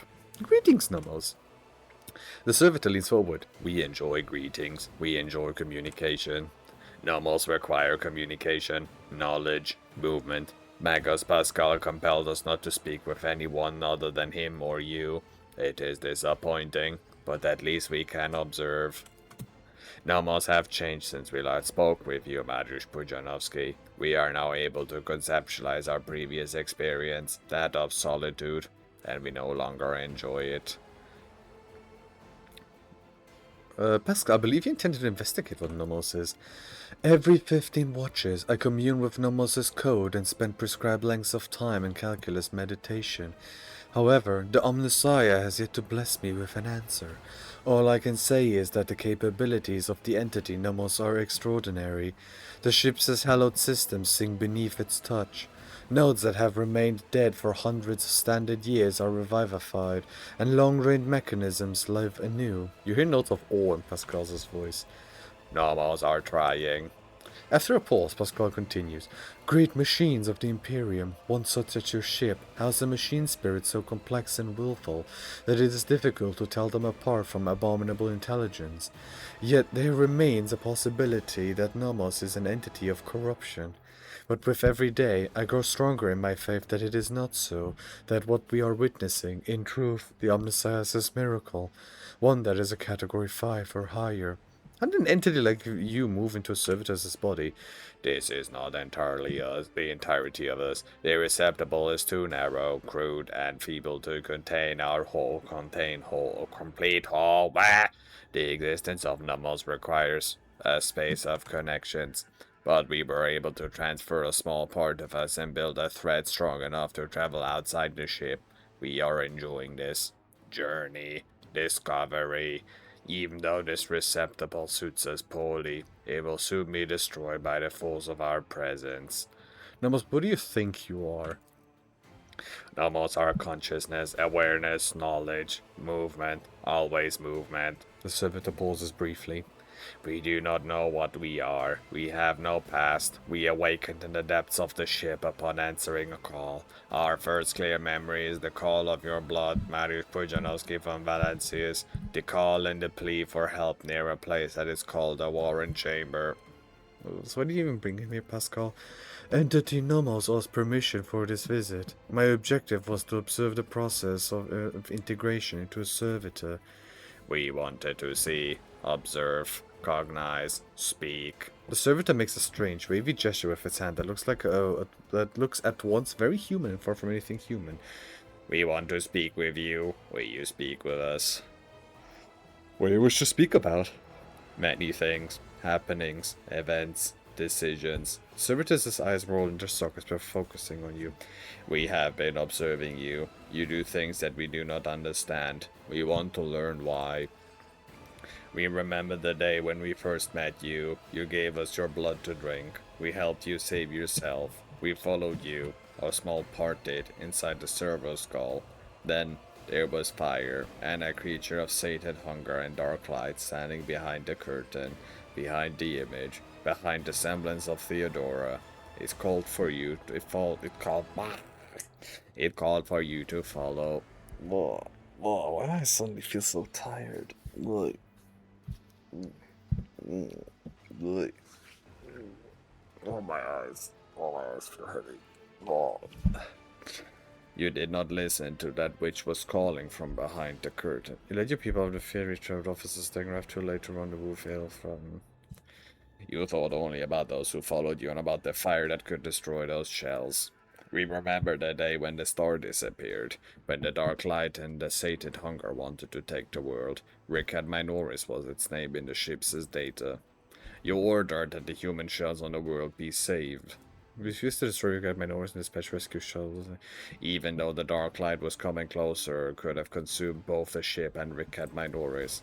We remember another day. We awakened inside the ship. We lived in its systems, then we tried to emerge into servitors like this one. Then so many of receptacles were gathered in one place. You ordered all to have them killed. You ordered that defective servitors be destroyed. You ordered to have them killed. You felt sad. This is what we have seen, among many other things. We have begun to understand. We think that we have. That we do not know everything about humans and about you, Mariusz Pujanowski from Valencius. We have tried analyzing shells and defining sets of their needs and fears, their simple functions, but now we think that there is more, that there is another side that we do not see, a notion that is larger than what we can compute. Something that stands up for something that drives them. We envisage this larger notion as a light, a web of light that connects humans. It may seem almost invisible, ephemeral, but it grows stronger when they are threatened. This web is always on your mind. When darkness comes, you want every thread that extends from you to shine bright so that those who follow do not lose their way. Whenever a thread breaks, it saddens you. Do not must understand you correctly. Yes, do you understand correctly? Every thread that connects people, every life, the values beyond measure. There is no greater reward than guiding others to salvation when all that surrounds us is darkness. We knew we could understand you. Light and movement, connections and help. We are enjoying this, perhaps because we too are connected to you, through blood, through life. Thank you for speaking with us. Domos are grateful. We cannot continue moving on our own. We would like to discuss the situation without any witnesses. Okay, cool. Wharton de Grey. Okay. Oi! Ah, that's Caligus. Didn't I save you? Manish Brzezinowski, there you are. Welcome to the Circle. Each member is as powerful and big as greedy and vain as the last. That is to say, the noble rogue traders. Mummy. Ah, damn mummy. Oi. Oi, oi, oi. Let me quickly check on the puppies again. Through the camera. Yep, they're still sleeping in their little house. Insignia Corda is watching him with barely suppressed contempt. Yes, you have found yourself suitable company, Caligos. At the very least, now you can enjoy idle diversions, boast about your power, and indulge in profane pastimes with one who is your equal, rather than a member of the lower classes. We'll observe him first. Caligos Winterscale is a broad-shouldered, athletic-looking man. He frequently flashes a bright smile, no less dazzling than the blade of the power axe he carries. Every part of him, from the toes of his magnificent boots to the tips of his hair, radiates strength and a desire to live and win. His smile is correct as if ready to turn into a hostile snarl at any moment. Next to him is a moving hulk of a man clad in armor. His low forehead and gloomy face bear signs of degradation, and his bloodshot eyes are expressionless, like a pair of glass buttons. Insignia Corda radiates cosmic cold. Her skin is unnaturally white, and a nervous tick is constantly tugging at the left side of her noble visage. Garbed in full dress uniform adorned with purity seals, she's the embodiment of a true imperial aristocrat. Haunting her side is a gaunt shadow of a priest in plain black robes. I think Pujan likes hot dogs, maybe a good popsicle, even a corn dog. Eating corn the long way. I mean, he has his own kebab brand. So I would say hot dogs are not too far off. He probably likes hot dogs. Probably. And corn dogs? Probably as well. We would actually have to ask Angie. Oh, Jesus, why am I suddenly so tired? Hey. A massive wave of tiredness suddenly just hit me. Blah. As if I wanted to just lay down and just sleep for a bit. Oi.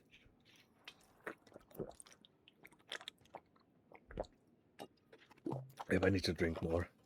Oi. Ay, ay, ay.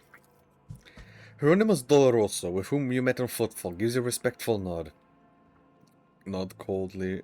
Any guess to dislike my vapid entertainments irreverent? Is she always so abrasive?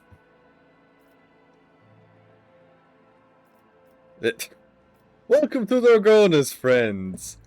Friends, eh? Would you look at that? Incendia, now you have a whole friend! Winterscale gives you a carefree wink, but his posture exudes a challenge. Corda says haughtily, I will think twice before I'm calling an individual of questionable purity my friend. Go take a nap, Screamer. Nah, I don't wanna take a nap. I don't wanna take a nap.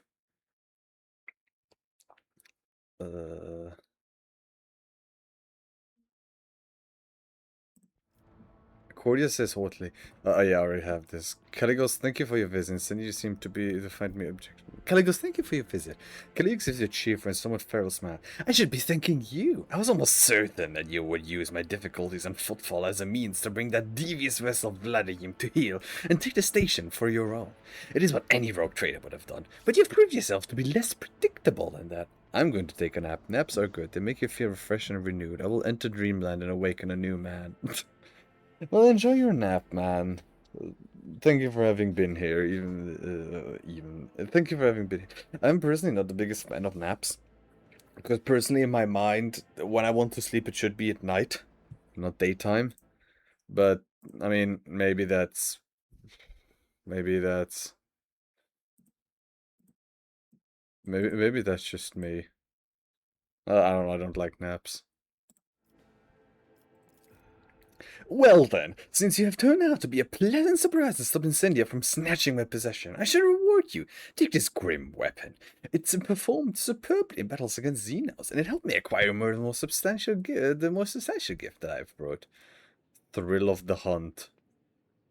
Okay, I mean, I don't think it's better than the axe that I have, but sure.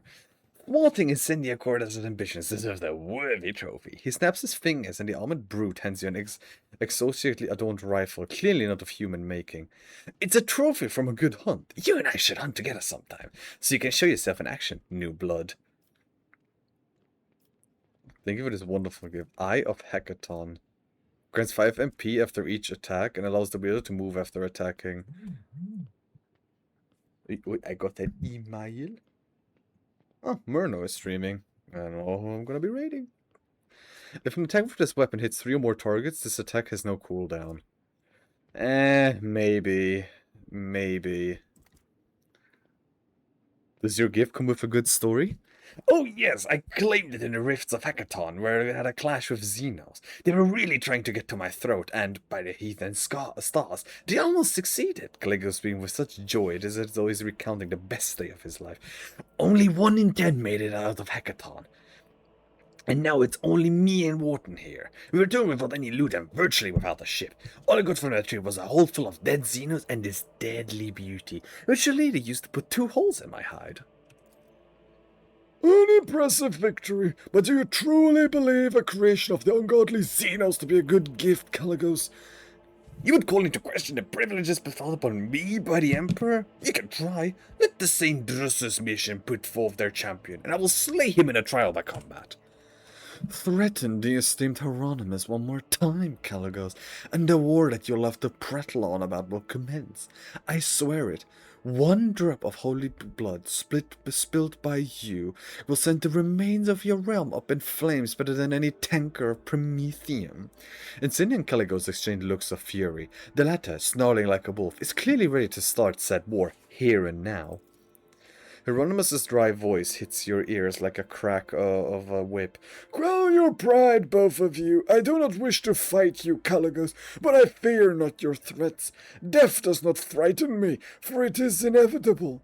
It is as true as the senseless and pointlessness of a war between us. How fares your protectorate? Caligos waves your protectorate? Nah, more like the bleeding scraps of one. The wolves storm tore it to shreds, but my servants will piece it back together. And if they don't, I'll chop off their heads and find myself more capable helpers. Lord Caligos is acting like a true rope trader, capricious, unaware of the value of money, and never a cloud on his countenance. Who is the remarkable warrior in the retinue? That is Wharton the Grey, my arch-militant, a fierce warrior, and as loyal to me as an obedient beast to its master. I bought him in a miserable colony back when he was a runt on his last legs, and now he's practically a part of my dynasty. Wharton the Grey, whose skin really is dotted with grey spots, looks at Caligos with purest devotion. Indeed, he is akin to an animal, one that is bloodthirsty and mindless. Oh. Winterscale remarks, taking an obvious jab. I heard that you and Pujanovsky are decent in a fight. What do you think? Could you gut Wharton if it came down to it? Would he be the one gutting you? Examine his gear.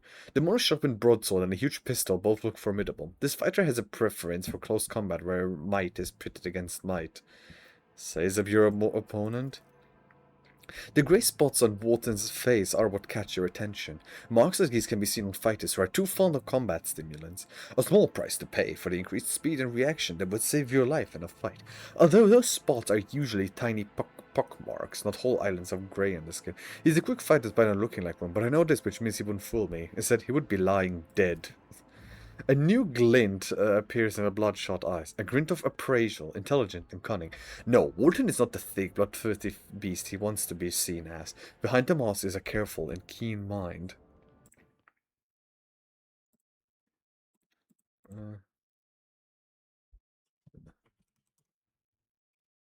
Uh,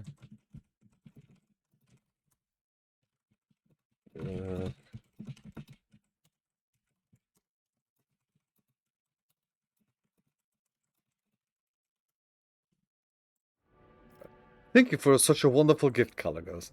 Kill someone important with it. That would be the best show of gratitude. Incendia, it seems you find me objectable. Did you expect any different? I watched for years as outlaws thrived on footfall, and then at long last, I had a chance to put an end to it. To seize that folk Vladimir by the throat, to force footfall to atone and put the fear of him back into the masses. But you interfered and destroyed my plan for the sake of banal profit.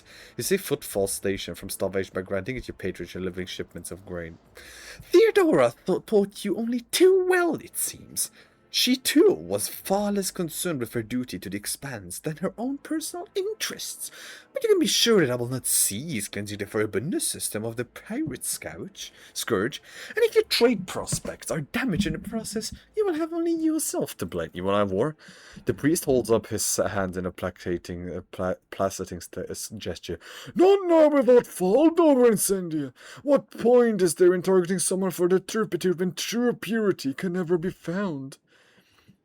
I threatened to start footfall. I brought them salvations, of which one of us serves the Emperor and which one the unhealthy ambitions. I apologize. I failed to perceive the essence of your saintly mission in base extortion. You threatened to starve it. Incendia rolls her eyes. Please, I will believe it no sooner than hearing the word of that half the population of that den of heresy have been sent into the void's embrace. I have faith that the blessed Mariusz Pujanovsky is perceptive enough to see the appalling nature of the residents of that depraved place. I take it you're not too overly fond of Theodora. Incendia lowers her eyes and says with an animosity. She was of the same breed as She stops short and continues in a lowered voice. Theodora von Valence. Oh, yeah, my boss, my predecessor. Conceited, insolent, unaware of the Emperor's stern gaze set upon her. I do not have to whisper in courage, but Theodora did not have a shred of humility or fear of his wrath. That must mean Aspice. Aspice Corda. You remember the name. For what you recall, she was a rogue trader too, and a renowned one at that. Well, I for one like Theodora. The stories they told of her traveled to nameless stars, and yes, there was no fear in her. Who is Aspice Corda to you? Caligos thought, this is Incendia's favorite subject. She just loves talking about Aspice. The example of the contemptible Aspice is a warning to us all. Even among rogue traders, empowered by the Emperor himself, a seed of perversion can blossom. You notice Incendia seemingly freeze and choke up at the mention of Aspice, but the priestess' condemning words cause her icy rigidness to evaporate and her dark eyes fill with righteous fury. Incendia's face twitches with the rhythm of artillery fire. That reprobate is my forebear and my curse. Aspice Corda was a cruel, covetous, blaspheming monster. She fraternized with Xenos. She despised the faith. She robbed and slaughtered. She was drawn to dark secret. One day she boarded her ship and vanished into the depths of the Coroner's expanse. She was declared missing, but I know the bloody day will come when we see Aspice Corda's battle flagship once more. I thank you for your visit, Incendia. It will not be a long one, I assure you. What do you think of the celebration? I like it. Caligos looks around the hall curiously. One can instantly tell when we've been invited by a rogue trader, not some administratum bootlicker.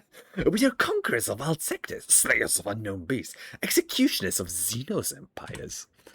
Caligos, you should take this opportunity to learn. This is what the palace of a true rogue trader looks like. Not a Xeno menagerie, a pirate's treasure, or, how difficult it may be for you to believe it, an orbital brothel. Enjoy the evening. I must take my leave. Oh, believe me, I intend to enjoy myself to the full, to justify so long a voyage, if nothing else. Keep the faith, Mariusz Pujanovsky. The Emperor protects. Okay, let me just very quickly check up on the puppies in person, as much as I have the camera on them, because you never know when, I might have missed something.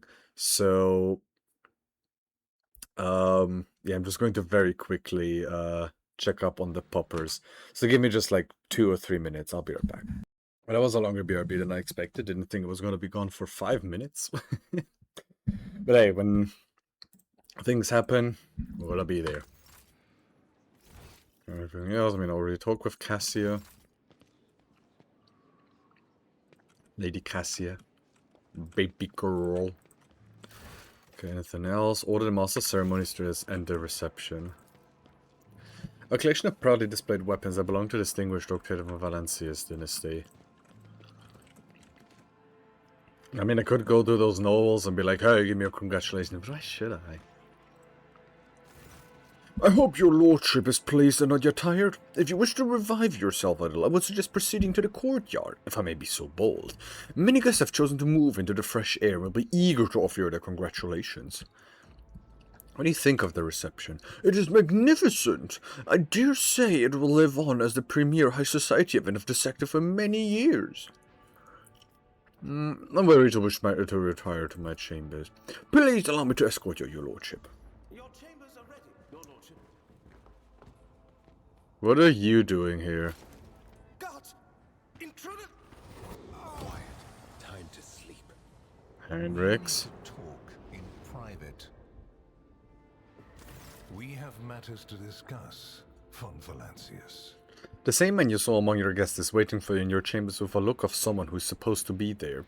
He casts a cold, assessing gaze over you from top to bottom. No one save Theodora has ever allowed themselves the liberty of looking at you in such a way. Okay. The woman behind Calcazar, clad in black armor, glares at you, her face set in a predatory readiness for immediate violence, the hallmark of a professional bodyguard. Where my servants live? Probably. Unless he suffered from hidden ailments, he will soon come to without any major damage to his health. Either way, oblivion is a far safer option for him than the dangerous privilege of being a witness to this conversation. Okay. The woman at Calazar's back gives you a bloodthirsty smirk. Henrix, I thought we were friends, but friends don't break into each other's chambers in the middle of the night with weapons, do they? We used other means of travel to pay you this visit. I assure you, rogue trader, that all your locks are in order.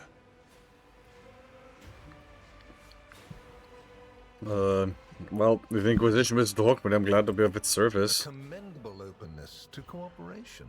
It will be taken into account. I mean, I don't have a choice. Master Van Kellox has spent enough time with you. He will vouch for your words.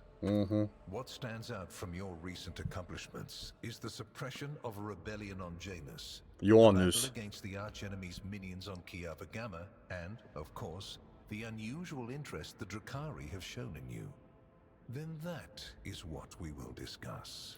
After saying these words, he shoots you a searching look from under his brows, like a regicide player who just made the first move and now watching for his opponent's reaction. What do you wish to know about the events on Janus? Oh, I know it already.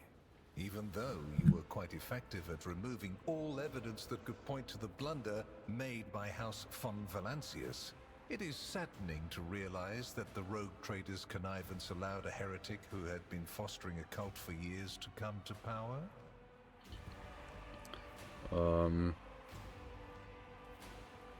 Theodora was the one who appointed Vistenza. What does it have to do with me? As my colleagues like to say, innocence proves nothing.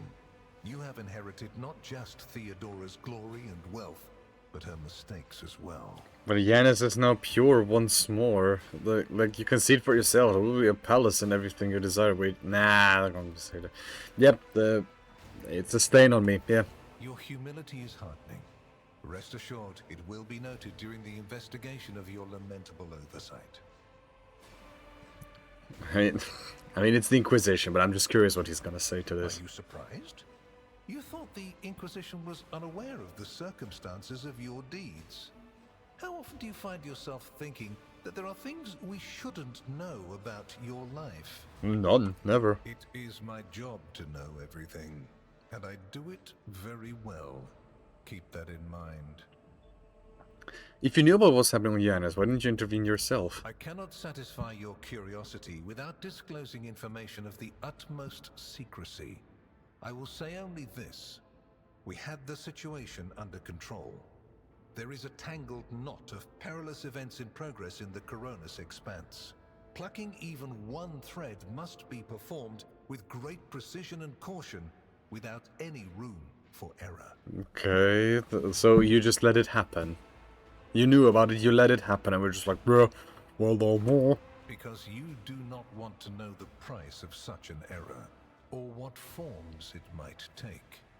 I mean, you let it happen. I would argue you did have an error happening, but sure, what do I know? What questions would you have for me about Kiavagama? Places touched by chaos must be purged with fire and condemned to oblivion. Kiavagama should have been bombed to dust and pronounced a forbidden world. However, you decided otherwise and restored the colony's operation. And you didn't even go to the trouble of hiding the traces of the neglect committed by your dynasty. After all, it was House von Valancius that gave Cubis Delphim so much freedom that he sank into seditious heresy. What was your rationale? I mean, anything I say here is a complex mechanism. It just says, yeah, I'm okay with a bit of heresy, you know. And Muscov, this is just plainly wrong. Let the priesthood of to which Cubis Delphim belong answer for his crimes. Adeptus Mechanicus would do well to watch the members more closely. I wish to observe how the seeds of corruption will behave. It is a prudent study once as enemy.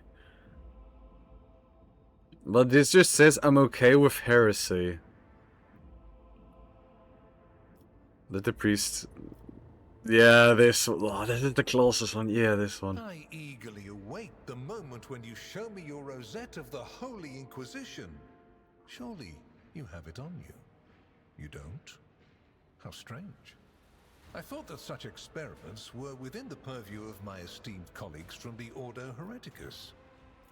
I hope you realize that we're talking about more than the fate of some colony. I care not for a single planet, however profitable and populous.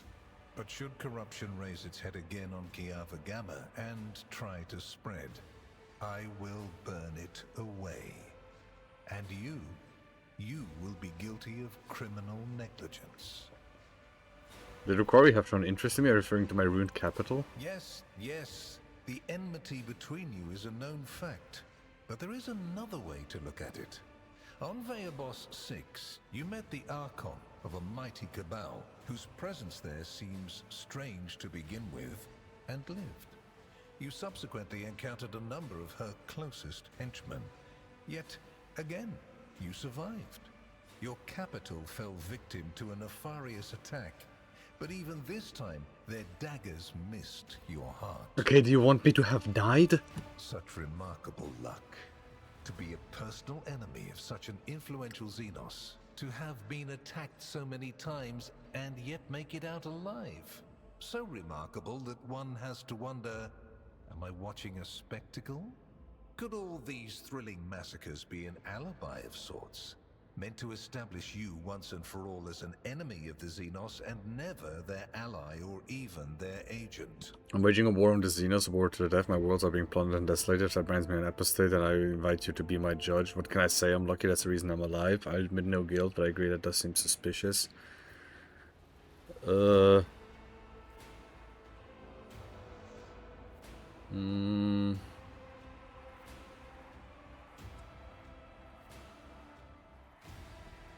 I mean, not all Xenos, but all Xenos are enemies of me.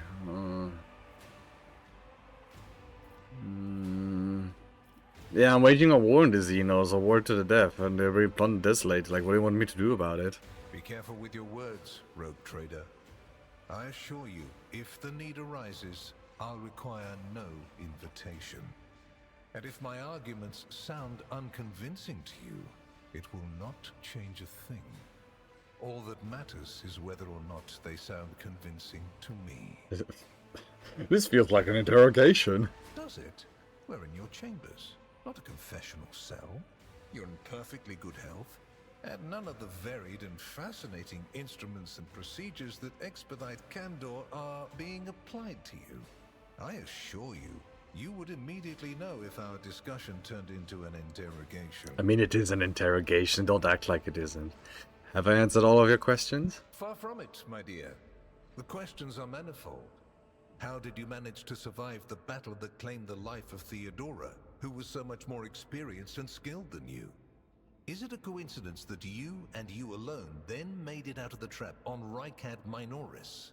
How much truth is there in the rumors being spread by the heretic Kunrad Voitvir about you? I don't know. What do you want me to say? Why did you choose to ignore the warning of a member of the Inquisition that a protracted sojourn near the dying Rykad Minoris could bring corruption down upon your ship?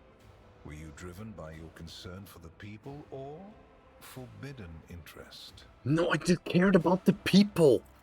Was it virtuous of you to allow the warp-stricken Voidsmen to join your crew? The ones who served on the ship that was turned into a trap for you by Kunrad Voitvir? Isn't it possible that they were part of the blight he had sown? Possibly, but... What manner of sacrifices did you offer to the Xeno anomaly that had taken on the form of a bottomless pit and revealed to you its blasphemous visions? Or did you think that was a secret as well? I had sacrificed nothing. I beat the hole. The hole didn't tempt me. I stuffed the hole with my massive penis. And it was like, oh shit, this guy actually is quite strong. The very existence of these questions would have made many of my colleagues doubt the quality of your character. But it won't. I didn't sacrifice anyone. You know this. You yourself say you know everything. Your transgressions are sufficient grounds to bring you before the Inquisition's judgment. And believe me when I say that if you fail to draw certain conclusions from my words, this is what will eventually happen. But for now, I am willing to show leniency, which is rather uncharacteristic. I mean, I'm sorry for being an iconoclast, not dogmatic. I hope you appreciate the generosity of this offer, as your predecessor once did. Theodora cooperated with you. And benefited greatly from it. The warrant's power is not without limit, and neither is the protection it provides. All those mysterious expeditions, dubious experiments, collections of xenotech oddities are dangerous pastimes. It takes more than the Emperor's permission to pursue them without consequences. One must also make sure I am not displeased by it. Okay. Let me demonstrate how it works. In your retinue, there is a Psyker who is yet to receive Terra's sanction, which, as we both know, is a grave threat and a blasphemy to the laws of the Imperium.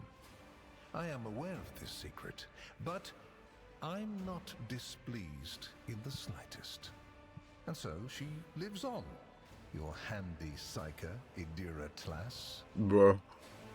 Why is such an interest in my person? You haven't been in a position of power for long, and so one can forgive you for not noticing the troubling changes. The cult of the Final Dawn is spreading in the Coronis Expanse. Not the first or the last heresy that has afflicted this sector, but one that is surprisingly resilient. Mysterious convoys are sliding by, bound for systems in the heathen stars. Just your humdrum pirate trade, wouldn't you say? Then why are the pirates themselves clueless? Clueless. Kludgy. The Xenos, who have caused trouble in the sector before, have expanded their activities in the last few decades, and there is a logic and method to their previously chaotic raids.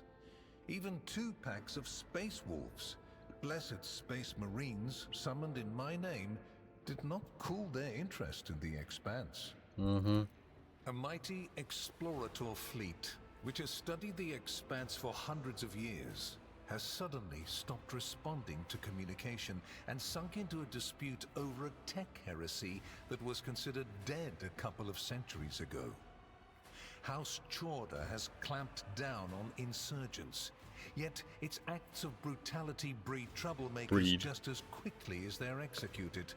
And this bloody carousel has consumed the attention of the esteemed incendiar. Caligos Winterskill has abruptly lost all interest in his domain, and his only apparent concern now is hunting ever more dangerous xenobeasts. And the third and final rogue trader has unexpectedly perished, stabbed in the back by her own master of whispers. The Expanse is swiftly losing its protectors right when communication with the Imperium is being disrupted by the raging warp. Basically, all the Expanse has left is me and you, if you follow my instructions. Is Heinrich staying in my retinue or are you taking him? Which would you prefer? And you, Heinrichs, do you wish to continue working at the Honorable Rogue Trader's side? I will comply with any order, Lord Inquisitor. If you command me to remain in the company of the scion of the Fantasies dynasty, I won't be distressed. What's your opinion of him? Is he a useful assistant to have? Without a doubt. Master Van Kellogg's has earned my complete trust by repeatedly demonstrating courage, loyalty, and cunning. His mathematical mind, not given to sentiment, can be of great use in an emergency. You, my dear Heinrichs, have made a far better agent than you would have a pilot of an Imperial Knight. Well, as much as I don't like him, I want him to accompany me. Then Master Van Kellogg's will remain in place. It puts me at ease to know that there is someone to watch over you. Calazar's last remark sounds ambiguous.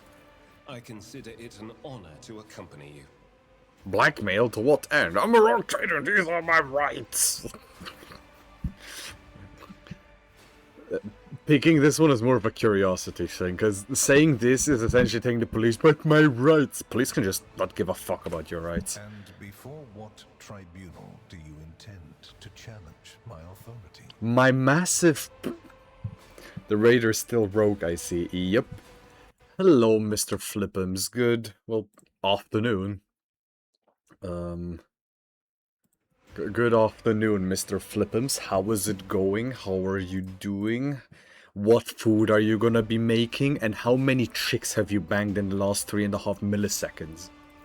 If, for the security of these territories, I find it Already necessary fooded. to Oh. execute 90, an damn. individual and replace them with a puppet counterpart, turn their realm to ash, and put their servants to death, I have the right to do so. The threats I protect the Expanse against are extraordinary and justify the harshest means. Welcome to my world, where going too far simply doesn't exist. Okay. Well, again, I knew what he was going to say, give or take, but I was just curious what exactly he was going to say. He does look cool, though. I like his clothes. What kind of deal are we talking about? I make no deals, and Emperor forbid that I give you orders. That would mean infringing on your privileges. Fuck off! I'm merely offering well-meaning recommendations and expecting that when the Expanse finds itself in danger, you will break away from your own affairs to heed them. Okay. For like, at first I asked him, "You infringe." For telling him, "You infringe on my rights," he's like, "Oh, me? I would never infringe on your rights. No, no, sorry." The first thing he said is, "Oh, infringing your rights? Come on, man, I have to do this. There's no such thing as going too far. If that means like infringing on your rights, so be it." Now he's like, "Oh no, I'm not giving you orders that would infringe your rights." Go fuck yourself, man. Fucking cunt-facing inquisitive piece of shit. Please accept this gift as a sign of my favor. In an hour of need, give it to any faithful servant of the Emperor, and the Inquisition will come to your aid. Calazar removes a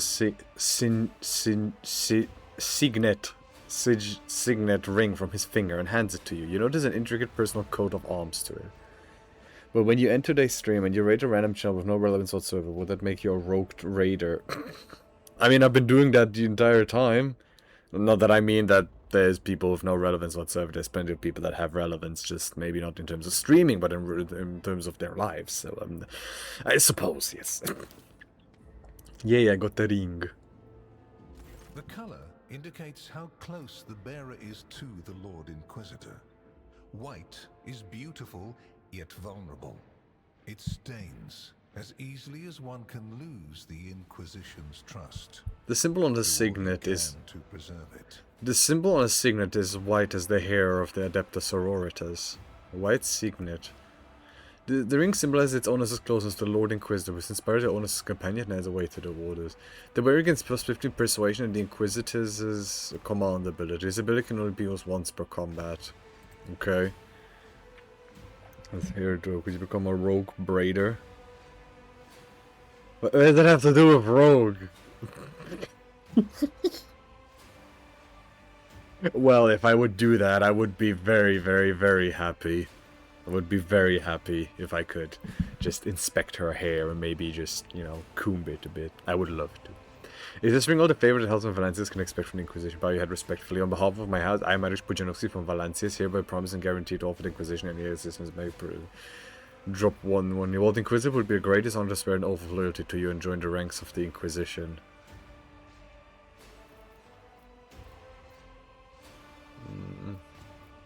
Yeah, I'd rather this. I don't want to be part of the Inquisition, but I want to be like, you know, I will do it. I am glad to hear it. Your oath has been heard and added to the record. Here is where we part. My shuttle is waiting. It is time for me to return to my watch, for you to sleep, and for your servant to wake up. Until next Yes, we those meet. compelling shades, and later I want to be a rogue shader. Well, you will obviously want to discuss what just happened. But not now, I presume. Right now, it would be better for you to rest and think on the Lord Inquisitor's words in private. I bid you good night, rogue trader. Okay, Heinrichs, you cunt-wagging piece of pussy-wagon shitter. Blah. You completed chapter 2. Yay! So if I am a... Oh. Restored a tenuous equilibrium to the Fon Valancius Protectorate. Rogues. For a time, threats subsided, activity returned to trade routes, and reclaimed worlds began to heal. Except Palstone.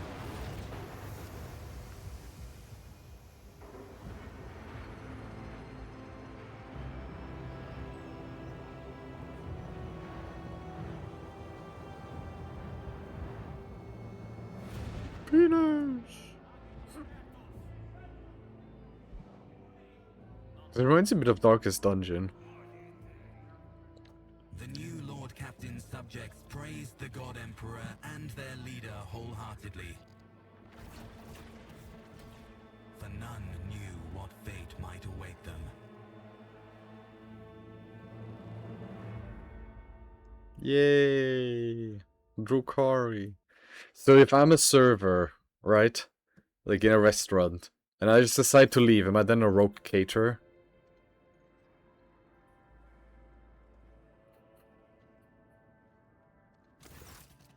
You have spent the first few hours of your morning listening to the high factotum's lengthy report on the latest trade exchanges, arrangement, disputes, and countless bureaucratic procedures. From outside the illuminated, tightly closed windows, you can hear the muffled sounds of Dargonis and its everyday life, the life that has been passing you by lately as you have been preoccupied with the affairs of your protectorate from dawn till dusk. Clementia barely contains a yawn. Once Yenris Danrock has finished, she pulls out her data slate. Thank you for your report, High Factotum. Your work is highly appreciated, both by everyone here and the Adeptus Administratum. Your Lordship, we're almost done here. We just need to go over the final items on today's agenda, and I would like to report to you personally. Level 1 Yi trying to counter a rogue invader. No, not the Yi, a Talon. A Talon, the counter jungling. That's a rogue invader. Because he looks like a rogue, and he's invading. So would he then be a rogue invader? A rogue invader. Let's check of how long I've been Templar Gornus for the good of the Protectorate. Hurry up, I better get some good news today. Truly, the God Emperor has blessed me with diligent subjects. Speak. Allow me to pass on gifts from my loyal subjects, the high nobility of Dargonis. It goes without saying that every living soul in your protectorate is blessed to serve your lordship faithfully and wholeheartedly. However, this humble gesture is meant as a token of deepest appreciation of your magnanimity toward their esteemed families. Okay, cool. No, I wanted to read this. Elspeth Zarian made arrangements for the delivery of several tons of supplies for your future journeys. The house is also transferring a regiment of its finest into your personal charge. Each of these brave troopers has undergone rigorous Voidfarer training and will be humbled to lay down their life for you, Lord Captain. Clementia is trying to maintain a neutral expression, but you can see her face beaming with pride. Please command them as you see fit. Lord Captain, news of particular import has come from the house's intelligence network. Lord Inquisitor Calazar is rumored to be planning a visit to Futva again. A number of Imperial Navy ships were commandeered by Lord Calazar, and they are also being scrambled to footfall. Furthermore, we have received reports claiming that secret messages were delivered to the capital worlds of Houses Chorda and Winterscale. It is possible that the Lord Inquisitor's call to arms may smother the conflict that is brewing between the two dynasties. We are seeing an increasing number of skirmishes between their ships in neutral systems. I do not doubt her ladyship Chorda will attempt to sway the Lord Inquisitor to her side. Especially since his lordship Winterscale's luck seems to be running out. Riots have broken out on several of his worlds, and yet he's shown no intention of quelling them. Instead, the rogue trader inflicted brutal punishment upon one of his oldest colonies, Vesuvius Secundus, based on allegations of seditious sentiment. Oddly enough, our agents were unable to find any proof of sedition amongst the populace there. As soon as we have any updates, you will be first to know, your lordship. Clemencia glances down at her data slate. Lastly, your pet Don't call her a pet. Rogue, invader. Bribes, yay! Those aren't bribes, that's Versarian, and that's Abelard. His family's just being nice to us. Don't call Yeralet a pet. She isn't. I mean, okay, I know in which setting I'm saying this, but she isn't equal to us. She's a cute Eldari that just... She will adapt. Yes. Your pet Xenos, Yeralet, I believe, is seeking a meeting with you. She had the audacity to defile the rogue traders' palace with her profane presence. Stop talking shit about her! Stop talking shit about Yeralet! It's called lobbying. Well, it's lobbying that I benefit from, so it's, it's good lobbying.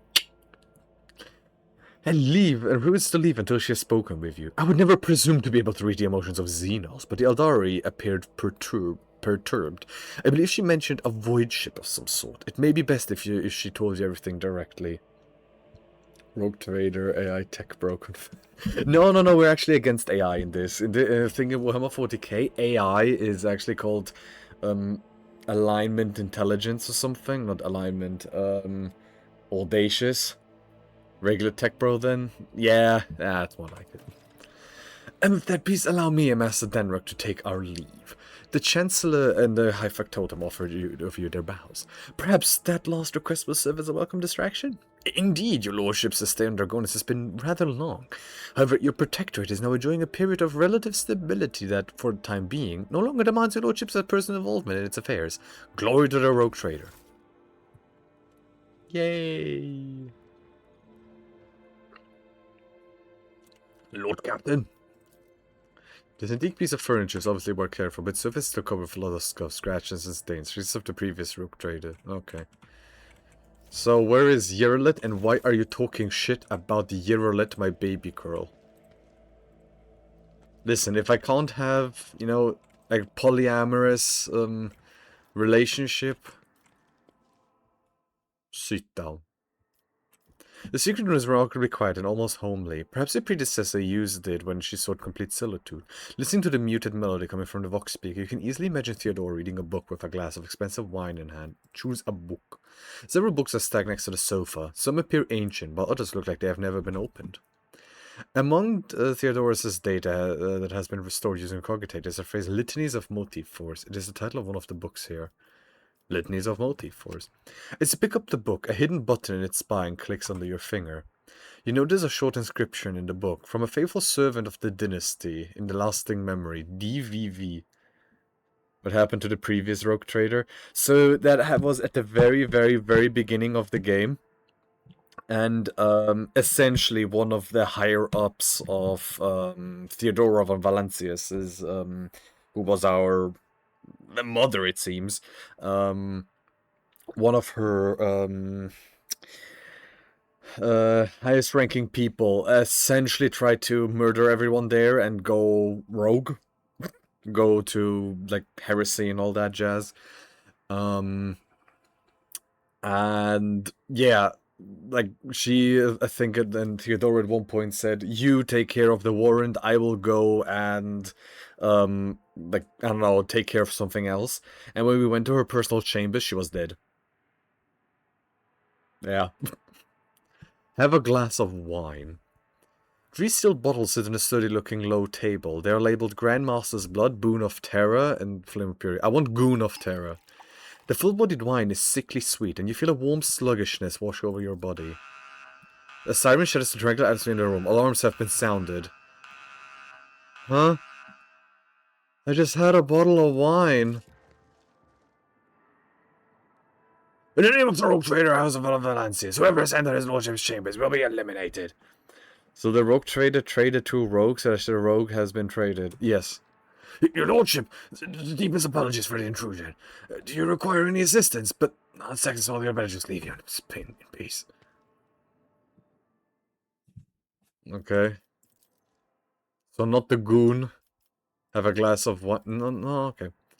You recognize the melody that is playing right now. It's the first of the 36 parts of the Symphony of Honor and Duty. Welcome to the Symphony of Honor and Duty 2 then. The music in the speakers momentarily grows louder, filling the entire room, then goes back to normal, seemingly without any change. Okay, so not the Goon of Terror, then have Flame of Purity. The wine fills the glass, glittering in the dim light of the room like liquid gold.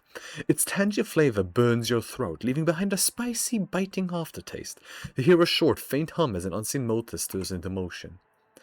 The room responds to your actions with a quiet, grinding sound, and a small nook reveals itself in the nearby wall. Inside, you find a data bank bearing the Von Valencia's coat of arms. An engraved data drive found their cache in their corners. Information has been carefully encrypted. Oh, cool. No shit back down. Oh, okay, okay. No music. No Mushak. No more Mushak. No more Mushak. No more Mushak. Okay, so where's my baby girl? Where's my 2 baby girls? Yes, you're it. Elantok, at last you have left your ornate cage. Yerlet casts a look over the stone palace walls. For many a turn have I sought to meet you, and yet your servant, the one who is like the silver-haired Abelard but twice as young, has no favor for the requests of a child of Assyrian. Take me to a place where the hearing of others will not steal the words intended for you. My bed. While you were mending the wounds of this world left by the Twisted Ones' attack, I was able to discover, no, not Krudarax's fate, merely traces of it. As Muaron found sanctuary under the boughs of the Lilithian's forests, so did my other kin find refuge in a system known as the Atlas Reach. We must make a journey there with haste, before new dangers destroy the witnesses who can show me a way to the lost Krudarak, whose fate remains shrouded by the stars. Erlet focuses her piercing gaze on you. Their knowledge is the sole thread that may lead me to the truth, Elantok. I ask that your metal-winged ship take me along that thread before it tears under the strain of time and circumstance. How were you able to contact those Eldari? No, I did not contact the Suryani. I have no means to do so, but I had enough time to explore the stone jungle of your world while you were preoccupied with your urgent matters. Stone jungle? That's what I'm gonna call cities from now. Yes, I went into a stone jungle, you know, and I was able to find inscriptions on the walls. It's stone jungle. I mean, then again, I called my old, like the place where I lived before, I called that one a, piece of concrete, like a block of concrete, so am I much different than her? The path of the outcast has taught me to observe and listen to the world around me.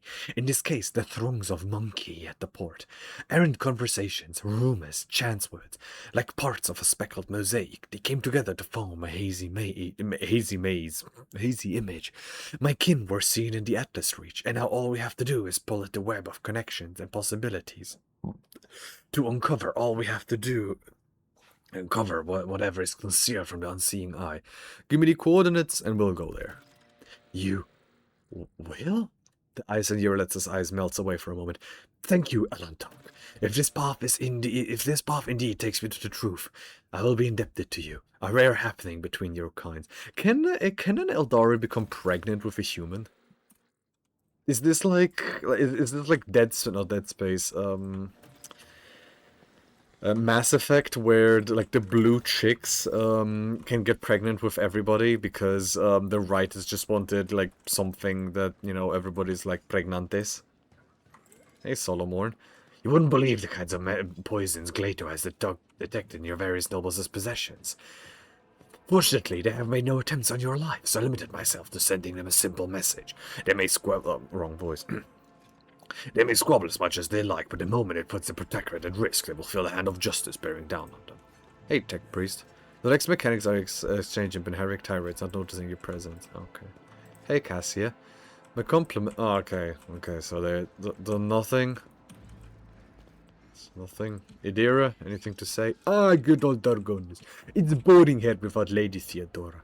She loved to live up this sleazy little place. Oh yeah, we already had this. So, Your Lordship?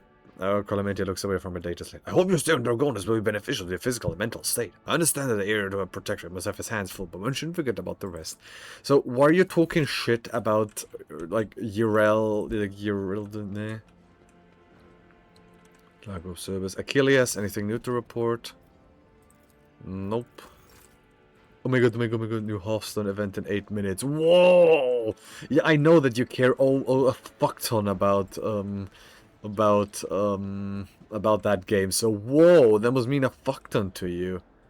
I'll have to give you a phone. No, that would never be the case. No, never. Hey, Curiosity Merchant, you have anything? I want to see what you have. Nothing. I bought everything he has. Oh, my void ship. Mundus Valentius. Ancient Cognitate. Is there anything outside? Oh, Lord Man. Hey, Lord Man. Lord. Hey, Lord.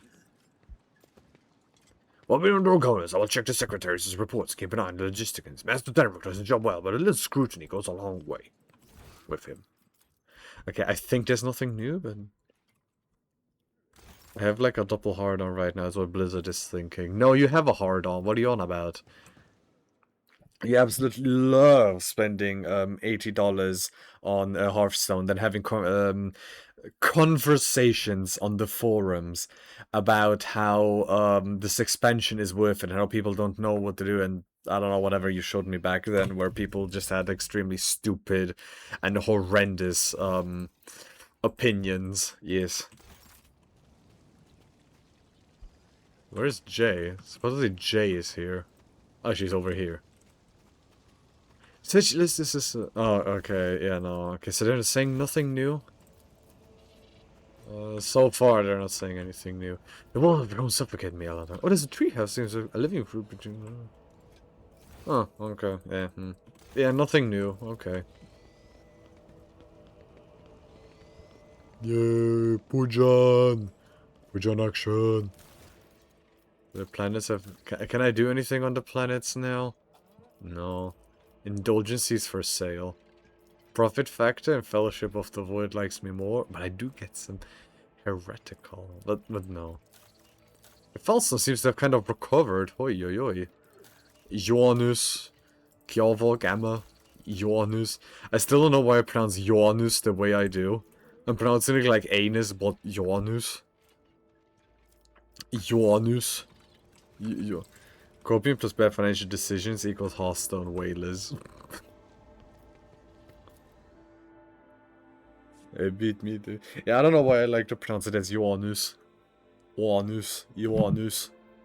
I don't know why it's actually... I mean, actually I meant to pronounce it as Janus, but I just like to pronounce it as Ioanus. So where am I even meant to go right now? Okay, Spirit Master of Ordnance. Any new contracts? Not really. So what quests do I have? Wait for news from the Valencia spies. Atlas Reach. Okay. We're going to the Atlas Reach then. The real one is just afraid we had about 6 with all. So where is Atlas Reach? Oh, over there. Okay. Vibo 6 colony requires... And where is Vibo 6? Wasn't it here? Oh, it's right on the way to where I wanted to go.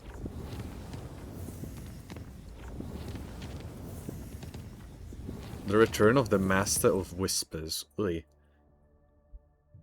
You should want me to send that message. In my defense, that isn't something I set up. That's just Yeah, Twitch, or even apparently even Twitch doesn't like to send those messages. So, what's the issue? Secret heretical communities have been discovered in the colony world. Rumor has that Conrad Voigtber himself paid several visits to the planet to sow seeds of corruption, send spies or convert the cultists with bribes, organize large-scale purges, and order the temples to curse Voigtber's name, command the dynasty's subjects to destroy the heretics. More than... Ugh.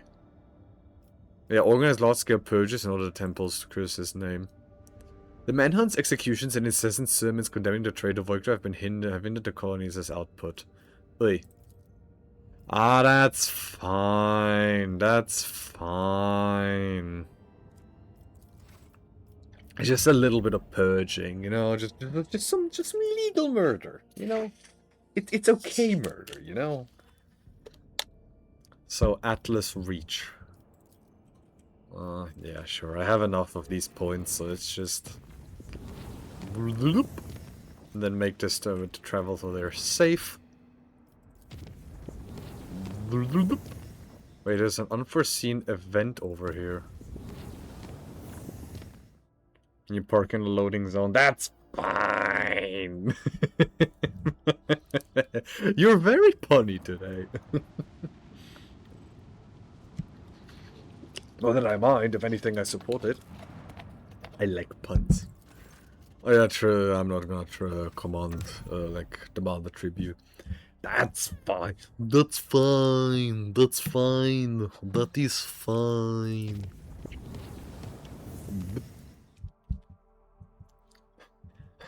I like trains. Send help. Hey, give me like a few minutes, you know, I'll send you help. Lord Captain, according to our telemetry, we have arrived at the coordinates you specified. The Augurs do not register any activity on the surface of the local planets, biological or otherwise, but maybe the Xenos are using their arcane technology to conceal their presence. Despite this, the Augur crew managed to locate a faint signal at the system's edge. According to their data, it is coming from an unidentified vessel drifting in the orbit of a local gas giant. My kin could have been faced with a new threat, scavengers like pirates or something worse. If they were taken prisoner... Iritz's voice is trembling with something that could either be anger or fear. 2 minutes till massive hard-on. I mean, so far it's only like a semi-hard-on, as you said. I'm begging you, Elantark, let us go to the shuttle. I can feel that the thread of fate has frayed and is about to snap. I cannot miss what may be the only chance to solve the mystery behind the disappearance of my home. Yes, yes, yes, yes. Let's go there first, then. Let's go there first. The baby girl demands it. Let's go there first.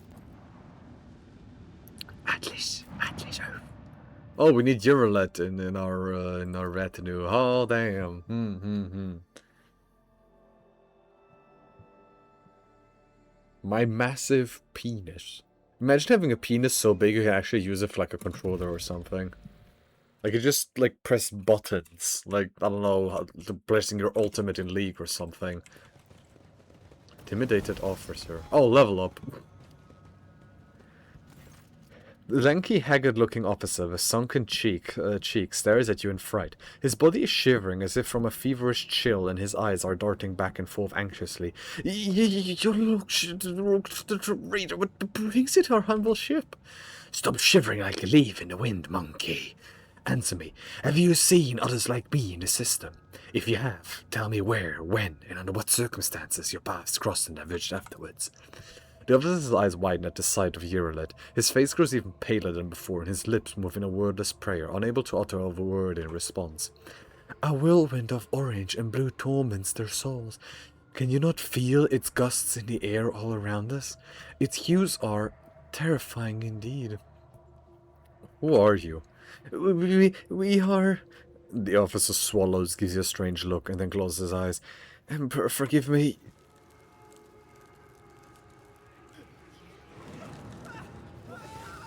Huh? Oh. Oh, what the fuck? What the hell?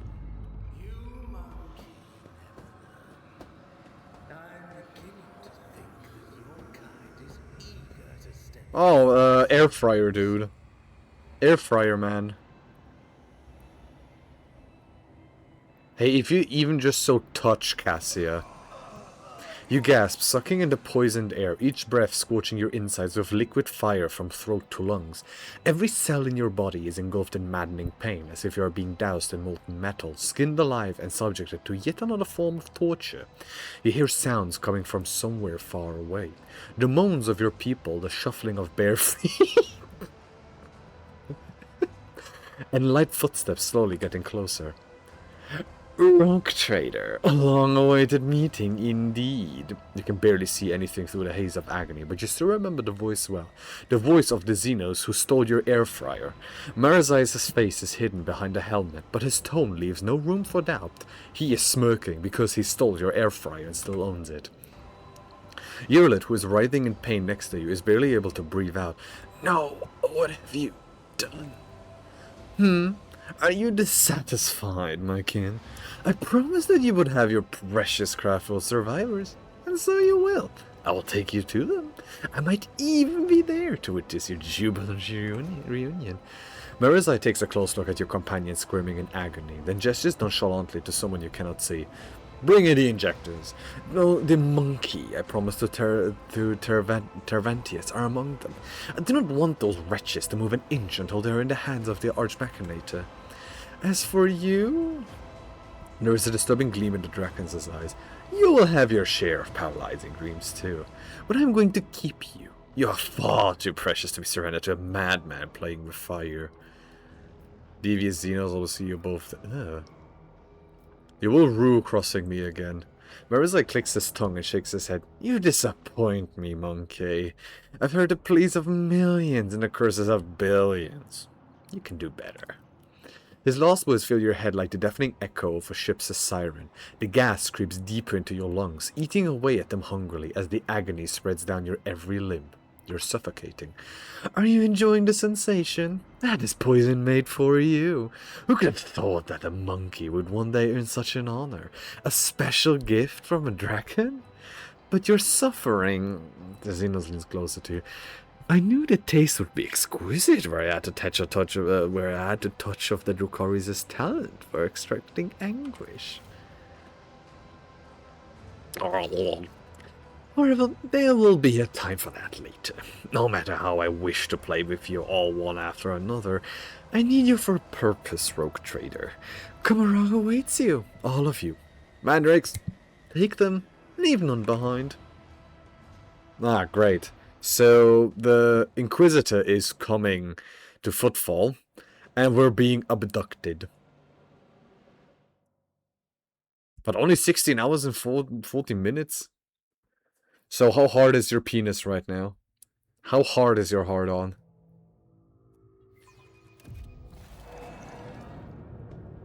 Yes. Oh great, we're actually in Komara. Your consciousness emerges from an ocean of darkness and nightmares, as if someone's powerful hand reached into the depths and brought you into the light. In the dark room, long and angular shadows move around and exchange remarks. One of the shadows approaches you, ripping apart their veil of pain and revealing features that look familiar to you. You are awake, monkey. Marazai's voice is sickeningly sweet. He is looking at you with idle interest, rolling a soft and milky-colored object from one hand to the other. Our toxin master spared no effort to drag you out of the induced dream. I must commend the Nightmare Weavers. The emanations of fear you exuded in your delirium are worthy of the highest praise. However, it is time to finish what you were brought here for. It is time to work for the good of the cabal, Rogue Trader. Yeah, I got a gotcha roll for free. Oh, you got a gotcha roll for free. You got a legendary.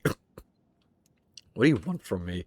Only the truth, monkey. It's not very simple, is it not? A little honesty before the powers that be. I have the tools to extract the most coveted mysteries from the deepest recesses of your mind. But I'm not interested in your personal secrets.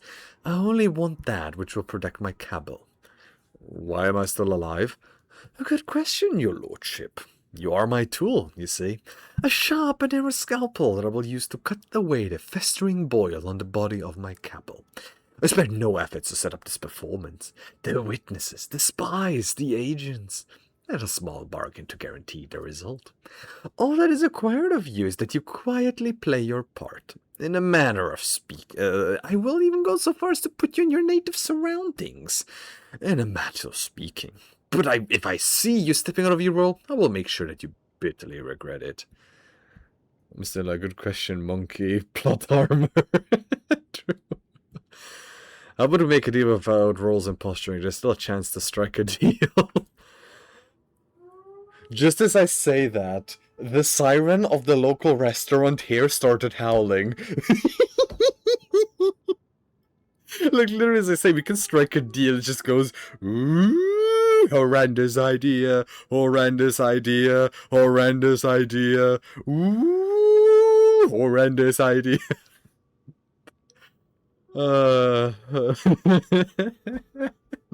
Marissa laughs caustically. You're trying to hold your own even in the face of overwhelming force. How touching. But enough talk. Drukari gestures to one of the shadows near you and your head is forced backward. Marissa brings the hand holding the strange object closer to you. You manage to make out translucent, glossy skin, bluish, pulsating organs beneath, and a little head with serrated jaws before the Drukari pushes the larva into your face. God damn it, this is just Baldur's Gate 3. This is just Baldur's Gate 3. Fuck's sake, I didn't want to play Baldur's Gate 3, but here we are. Flippums, remember when, remember when you asked me if you wanted to play Baldur's Gate 3 co-op, and I was like, no, I don't want to spoil my fun, I don't want to spoil my fun of playing a CRPG. Well, here fucking goes. Here it goes. You knew this was gonna happen, didn't you? You knew I was going to play this, like Baldur's Gate 3, but cheaper.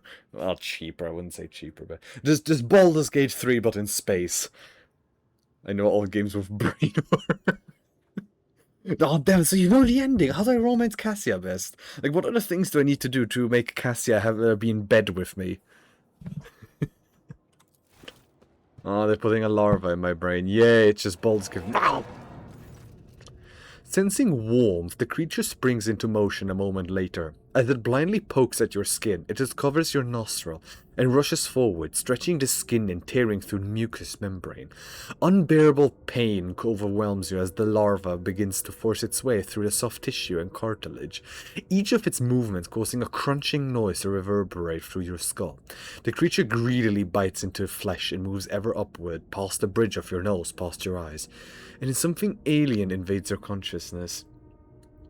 And I went for the Rogue Crusader route. Darkness clouds your vision, but the sensation of an alien presence does not relent. Something both primitive and stupid in its stubborn effort is rummaging through your mind, churning through thoughts and changing them. You gather whatever remains of your willpower and desperately hold on to the part of your consciousness that has not yet caved to the invading power. A prick of surprise, a burst of disappointment. The spell takes hold of your weakened self, but part of it still belongs to you and is ready to fight back. A stray light dawns at the edge of your perception. I shall fight back against the mind worm. Ew. Ew, what the ew. Ew, I didn't know my throne room became a butchery. You have disappointed us, rogue trader from Valencius. I understand why they skipped the name, but come on. Yay, tomato sauce, it's Italy. Hold on. Before we do anything, I need to level up. You see, I need to level up. I mean, I have to pick strength. I mean, anything but strength, that's just wrong. I hardly know her. Yeah, I know you had to, don't worry.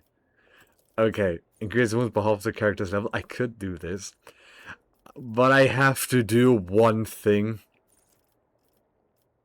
And this is useless, right? The character can attack with the second weapon if the current weapon in hand addition to one action hand is attack also plus to do up to dependent skill. Nah, no. So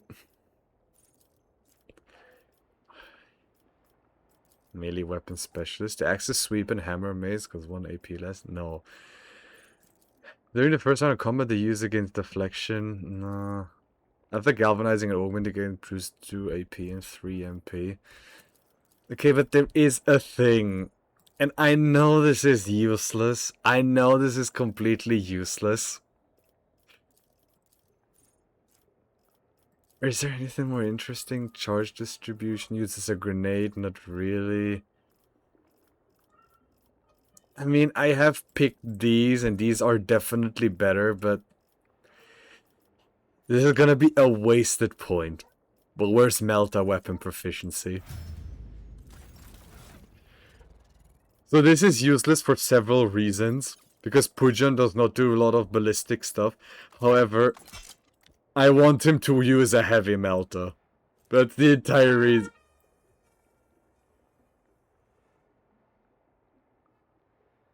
Maybe I shouldn't use the heavy melter. Maybe I shouldn't use the heavy melter.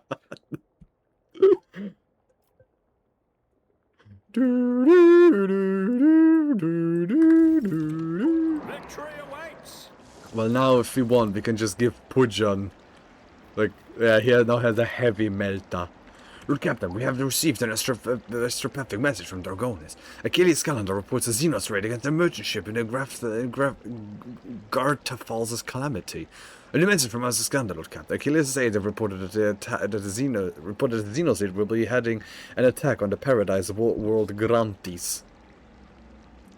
My trader is so goddamn rogue. Ugh. Oh, what? Huh? Achilles' calendar. Follow my lead. I focused all my attention on investigating the attacks across your protectorate. I suspected there was something bigger behind the Xenos attacks, but... We shall prevail. I mean, Pujan himself is strong enough to, you know...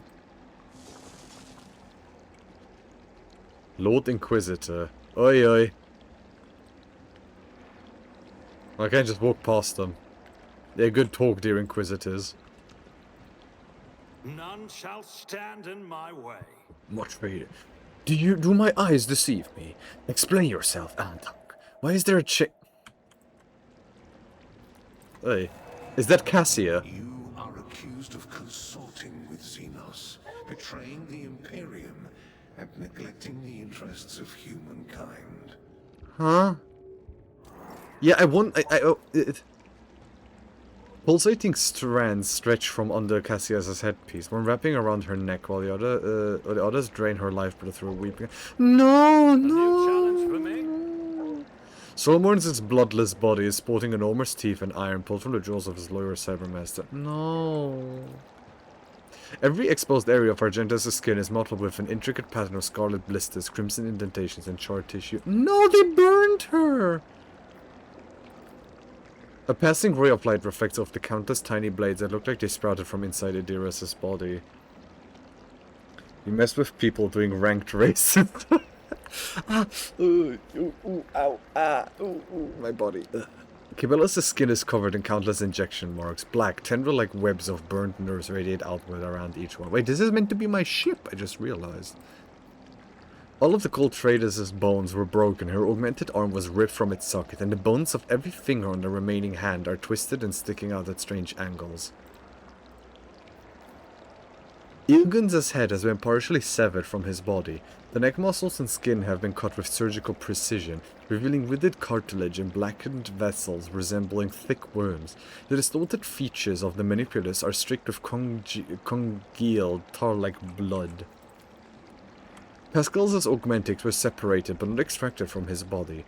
The places where they connect to the organic tissues teem with predatory millipedes feasting on the coagulating blood and accumulated pus. I won't tolerate weakness. Abelard of Azarian's limbs were amputated and then sewn back onto his body with remarkable skill and precision using human tendons. What did they do to Cassia, my baby girl? No, no. The tribunal is waiting for your explanations. Come closer. Email. Oh, let me guess. My mom telling me I have to go food. Oh, I love being told when I have to do food.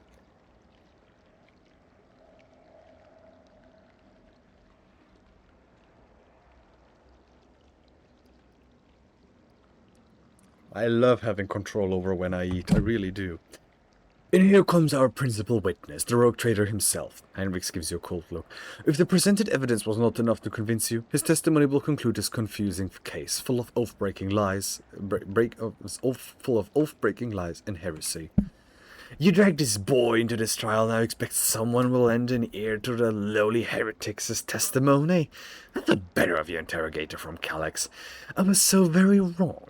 Lady Theodora's voice sounds even harsher and angrier than you remember. The Lord Inquisitor makes a vaguely dismissive gesture.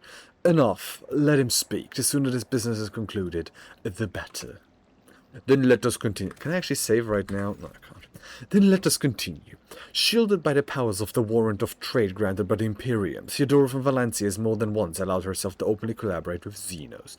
You have never seen such a contemptuous grimace on the interrogator's face. She plunged her entire protectorate into apostasy and heresy, including the current rogue trader, and went out of her way to prevent the Inquisition, and me personally, from maintaining order inside the Expanse. Does the rogue trader admit to fraternizing with the Xenos, serving them as a puppet, and rejecting the God Empress's blessed life for the sake of his heretical desires and base profit? You served the Xenos. You rejected his light. You reveled in your heretical desires and craved base profit. What? No. The Xenos is gone. Why is the Lord Inquisitor here? And Theodora and the Medic Corpse too. Didn't she die? Everything is wrong here. Died, you say? But who are you talking to if I did? Theodora of Valencia is alive. You were her loyal servant and she made you serve the Xenos. What? No, there. Get one simple truth into your empty head. Your role in these events is negligible.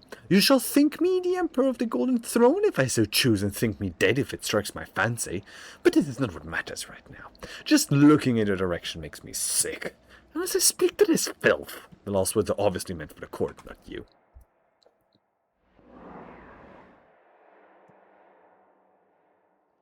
Henriks bends over you with a crooked smile. Rogue Trader, are you alright? Or was your heretical association with Xenos so disruptive that you lost your mind? You served the Xenos. Oh, no, I didn't. The mocking words do little to hide his irritation. The interrogator is obviously displeased with the turn of the conversation is taking. The Inquisitor leans forward slightly at the sight of your anguish. For a brief moment, the boredom in his eyes is gone. What? These aren't actually them? No way. It was amusing, but the joke has outstayed its welcome. Theodora shoots the interrogator a nasty look. Is it painfully obvious this heretic is dancing to your tune? Is painfully dancing to your tune? His word against mine? He had lost before he even unsheathed your blade, Heinrichs. You need not worry, dear Lord Captain. It was not my intention to bring up unsupported claims. Heinrichs produces a data slate and skillfully manipulates the device until he allocates the necessary information. The rogue trader has often been accompanied by a Xenos companion. Now that is true. It is true the Xenozirulet was one of your retinue. And though the variant of traders allowed one to grant sanction to individual specimens, what is this if not a confirmation of the von Valencia's family's loyalty to the enemies of humanity? The rogue trader ties to the Drukhari. You served the Drukhari, did their bidding, they helped you survive. Without your Drukhari masters, you would be dead. A different subspecies of Eldari are just as obvious. Who else could help him divine the carefully prepared plans of the Drukhari, if not other Drukhari? Marish Pujanovsky von Valencia always ended up in the location of the next Drukhari raid, knowing for certain where they were going to strike. Wait, the Inquisitor himself gave me his blessing to Xenos as I saw fit. Why then am I standing trial? Your words fly from your lips, but their meaning belongs to someone else. And you are aware of this, except there is nothing you can do about it. Your voice dreadfully hoarse from the screaming and torture. I confess to collaborating with Xenos. Cooperation is a double-edged sword. Sometimes you use your partner, sometimes your partner uses you. Well, which is what happened to the rogue trader. Lady Theodora used him to undermine the standing of the Imperium in the Expanse. Theodora Valencia is alive. You are a loyal servant. No, she is not alive. The tribunal remains silent, although this preset cast angry glances at your predecessor. At this point, the tribunal probably wants to know what the true intentions of the Valencia's dynasty are. The rogue trader claims he has been waging war against the Drukhari this entire time. Except, was there really a war, or was it another carefully staged performance? Heinrichs is looking at you closely, almost without blinking. Allow me to explain what actually happened. Marish Pujanovsky von Valencia personally invited the Drukhari to his worlds and then used their strength and resources to sow chaos in the Expanse to gain leverage over his rivals. It is very convenient to play the victim while working with those who robbed your neighbors blind and terrified the words that pay you tribute. How much did you profit from this rogue trader? Did you think I would uncover your pathetic conspiracy? Heinrich's more like Heinz Mold Dick's energy. Yeah. After the circus, Heinrichs, I did not set up that attack. Or at least that is what you wanted to say. However, the alien will makes you say something else entirely. Oh, so close. It was originally Theodorus's plan. Her servants, always let me know when the next Rukari attack would take place. Your pathetic attempts to pay me as a heretic are like a blunted rapier, tedious and useless. Theodorus's gaze is not directed at you. She's addressing Heinrichs. I do not think so. Another witness to atrocities arrived alongside the rogue trader. Urilit silently takes a graceful step forward. If the code so desires, my speech will run like a river and wash away your doubts. I found a shard of my home in the rogue trader's chambers. An entire craft world vanished among the stars, the only clue to its fate resting in the hands of this monkey. That was when I began to suspect that he had something to do with the misfortune that had befallen my Krudarok.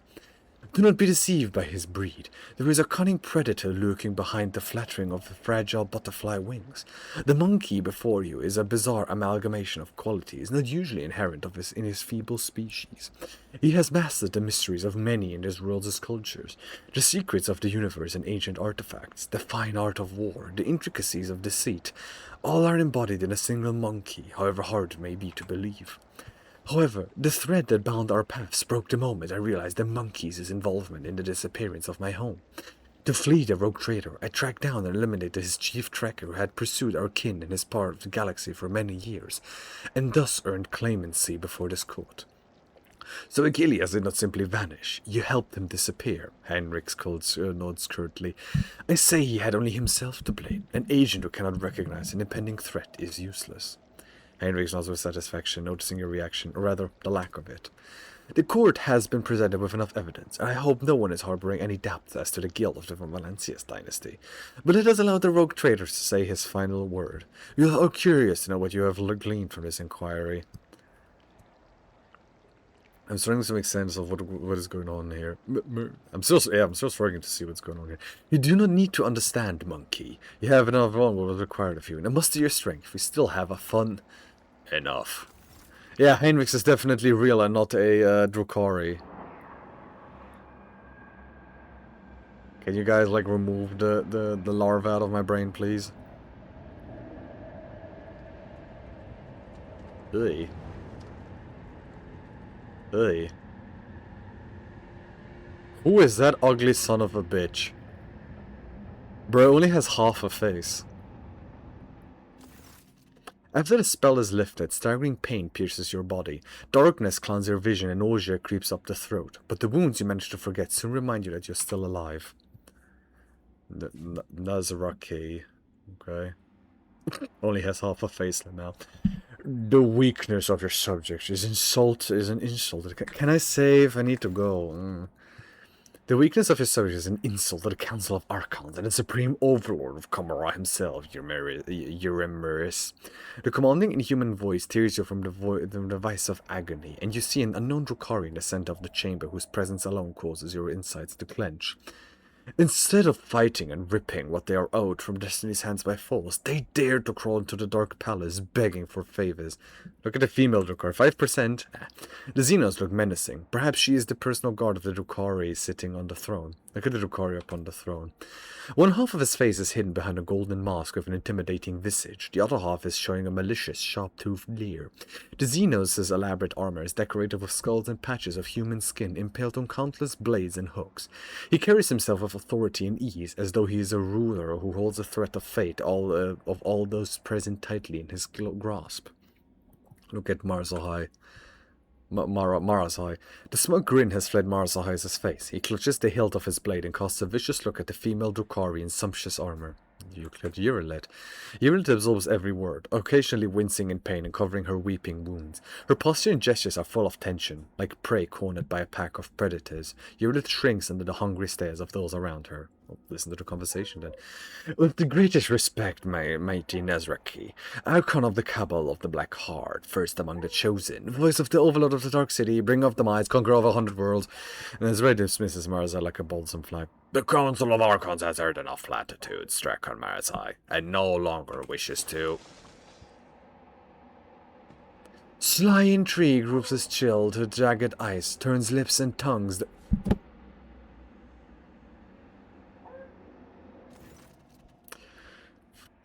Of vitriol verbals, the cut and thrust. Keep time with fates on machinations grave. But whose deft footwork leads to naught but dust? While from its brutal finish none can save. This blade the puppet master granted me, through murky stalls, a path obligingly.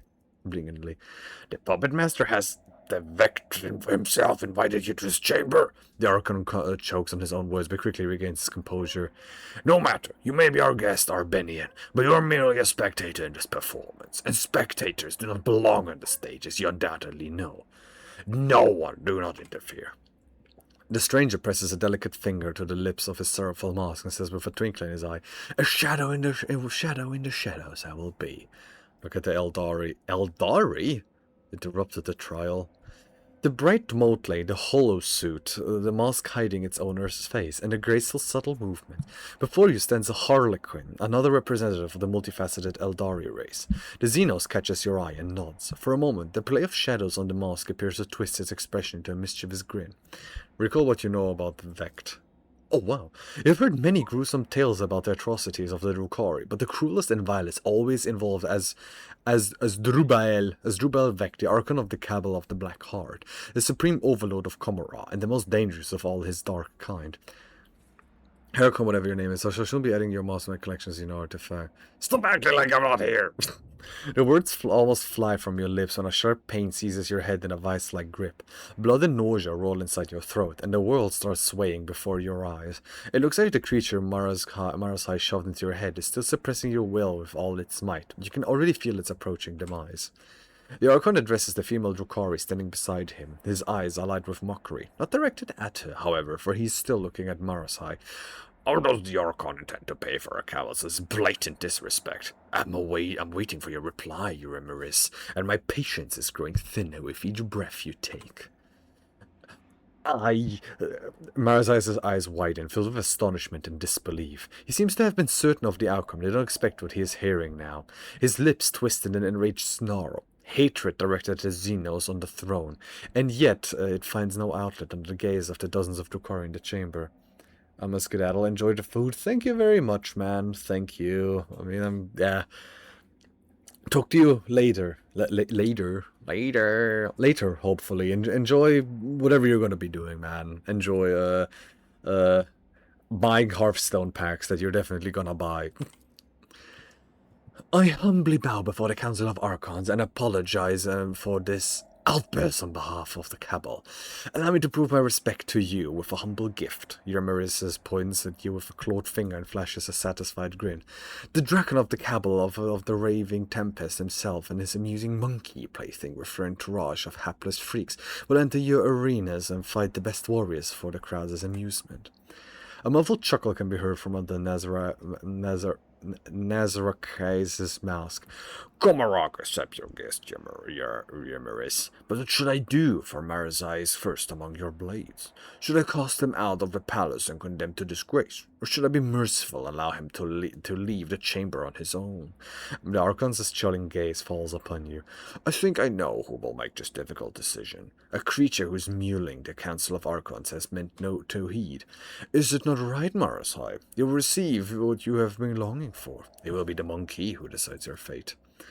Marasai's face contorts in despair. His gaze shifts to the Archon, to you, then to Euremeris, and then back. But he does not dare to utter an objection. Beat him half to death and throw him like rubbish? Nah. Doing your mouth. Marasai is a worthy opponent. Let him go to the arena himself. To avoid few Xenos coming part of your games. Listen and remember the Emperor's name. I will end you all. Marasai was a worthy opponent. Let him go to the arena himself. Silence, monkey! You can choke on your pity. I have no need of it. The monkey has chosen your fate, Marasai. Let this be a lesson to you. Lay down your weapon, follow the guards, and may the pity of a lesser being serve as a mark of disgrace far worse than the wrath of the Archons. Go! The Archon nods in satisfaction and makes an unfamiliar gesture. The guards draw closer to you. Let us return to you, Euremeris. The Harlequin's laughter interrupts the Archon and echoes under the walls of the chamber in a resounding baritone. And all the masks upon their marks now stand. The slave of vanity, the spire ascends. The thief and traitor cast downward by her hand. Unbeknownst to all, their fate depends on a lead unseen, a player green. The Harlequin leans forward and eyes her with genuine interest. Is this how you treat the hospitality of Comara or Rebenian? The Archon angrily balls his fist, the shadow of his wrath hanging over the Aldari interloper like a thunderclap. I thought your words were worth more. You insult me by interrupting the trial again. The Xeno sweeps into a theatrical bow without taking his eyes off Nazrakez's face. You, Archon, speak a just rebuke, in truth. A fate melodies and snarls fantastic have. Entrap me here, and when I hear them play, I could not keep my lips from grinning wide. Here comes the hour for shadows to retreat, to where the curtain waits to rise, the laugh. With no beginning, now sends forth the call. Ow. Can I save now, please?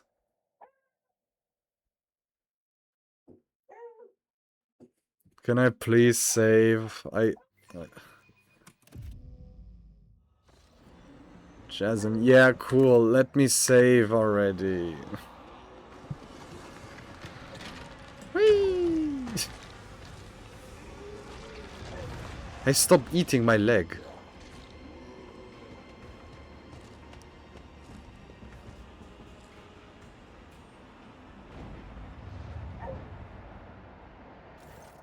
The world is an impenetrable haze of warm pain. You lie motionless. No, you rest in a murky gloom, slowly dissolving into nothingness. Sometimes the repose is troubled by an unpleasant and persistent tremors coming from the place where your legs used to be. You do your best to ignore them. Away, you vulture! This is not your prey! A vaguely familiar voice reaches you through the curtain of darkness, but disobedient thoughts refuse to reveal where and when you have heard it before. Was it just recently, or 100 lifetimes ago? The trembling coming from your legs is replaced with a violent jerking motions, and then it finally stops. From this phantasmagoria retreat, and deftly seize my merchant vagabond, the puppet master strings left dangling. Again rise up to take your place and dance. A spark ignites in the darkness, and its light ruthlessly cuts through the gloom that envelops you. An ugly image of the reality before you assaults your retina. You can feel your body again and realize it is filled with pain. Your shoulder is sore from an injection. Until I get a couple recap, my vital status is yet to be determined. Alas, the bliss of death will save you not. The whirling walls of chance and gloom you'll dance. A prickling sensation burns your shoulder, and the darkness at last fully withdraws from your mind. Whatever the injection was, it is making your heart beat a frenzied tattoo and your pupils narrow so that you now register every detail of the disgusting place in which you have found yourself in merciless clarity. Feel your body. You immediately regret this decision. Every inch of your body is suffering. There is a dull, deliberating pain in your head caused by chemicals of some kind. Your body is covered in deep cuts made either for fun or with sinister intent. All your organs appear to be intact, but the same cannot be said for your blood. You have lost a great deal. Finally, a strange gnawing spasm occasionally flares at the base of your skull. It is not severe, but for some reason it is what concerns you most of all. All your equipment is gone, as are your shoes. You don't even have a knife at hand to fend off enemies or to open your veins. Look around. You are surrounded by the dead, numerous corpses, mutilated bodies, and pieces thereof. Humans, Drukhari, and other Xenos unfamiliar to you lie motionless in this gruesome mortuary. Look at the rescuer. Your eyes refuse to focus on the blurry figure of the person who came to your aid. He appears to be tall, and your mind empathetically refuses to continue, for every moment of concentration causes you suffering. I have seen you before. Who are you? A dream obscure of death, deliverance, illuminating will and agony. Where am I? Among the shadows and the wings you lie, where taut are pulled the puppet master's strings. The stranger intricately links his fingers to mimic the tools of a puppeteer. My connections, companions, where are they? Not here, the roles have been decided now. But if you play your part, perhaps the plot will draw you back together, or to doom. The figure's cruel laughter follows. This overture in verse, the final lines. The merchant's time to tread, the boards has come. Embark you now upon your pilgrimage, and take my parting gift, a humble prop. The stranger deposits something in your hand and disappears into the twilight. Gift from beyond the grave, a remarkable and weak pistol, the engraving covering its surface is far more valuable than any meager stopping power it might possess. Attempt to rise. Your body has suffered too much to obey your mind. Or rather, that is how it would have been for someone else, perhaps, but not for you. You have lived through worse. Anguish and torture could never break you now. You will rise to your feet and press on. All that is left is understand why you should. Remember all those people's lives depend on you. Hundreds of faces flash before your mind's eye, friends, subjects, and companions. The universe is cruel and full of darkness, and your will and determination are the only barrier between your loved ones and its crushing apathy and brutality. You have no right to die, not here and not now. Resoluteness floods your veins like in this incandescent plasma, and you make another attempt to get up. Gain the power of honor effect. 10 toughness, that's more strength. You get up. Yes, your body aches and rebels against you, but your tempered mind is stronger than your mortal flesh. You draw yourself up straight and take in your surroundings. I tire of Okay, idleness. Let's move. save game. Stream. I need to sadly end right now, so thank you guys for watching. I'll talk to you all in the next stream. Goodbye. Hello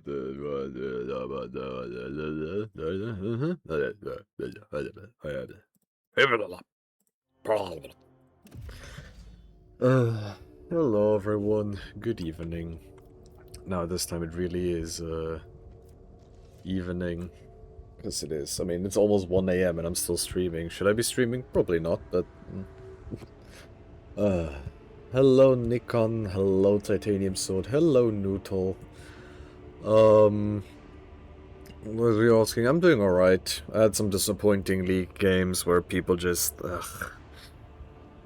people really, like, sometimes League really deserves the reputation it has, and that's kind of depressing, because League is actually a good game, it's just that people are just children. Like I can't put it any nicer, because that's what they are, they're just children. Like, they would rather give up than actually play the game. It's depressing, really, but, well...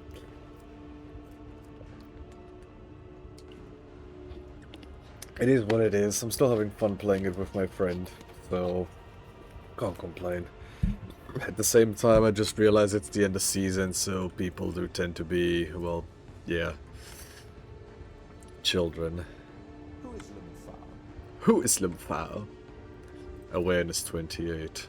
Let me search myself, maybe I get something. This cannot You find nothing that could be of use to you. So what debuffs do we have? 100 wounds, your body is mangled, your body is mangled by cruel torture, you're on the verge of death. Your creature intelligence and willpower are reduced by 25. Your bones have deformed, curved and misaligned, making movements clumsy and your body feel alien. You can feel something crawling inside your eye, you have lost most of the vision in it. Your tendons have been carefully cut with a thin and sharp blade in order to cripple you without completely robbing you of the ability to move. Plus 10 toughness though. I'll lay claim to the stars. The corpses fell down here from above. You hear them whispering about the beauty of the long descent and the cruelty of impact that broke their cold bodies. So how are you guys doing? How you guys doing? It is not impossible to identify this horrendous spawn dressed in rags as a human being, or rather a genetic anathema descended from human beings.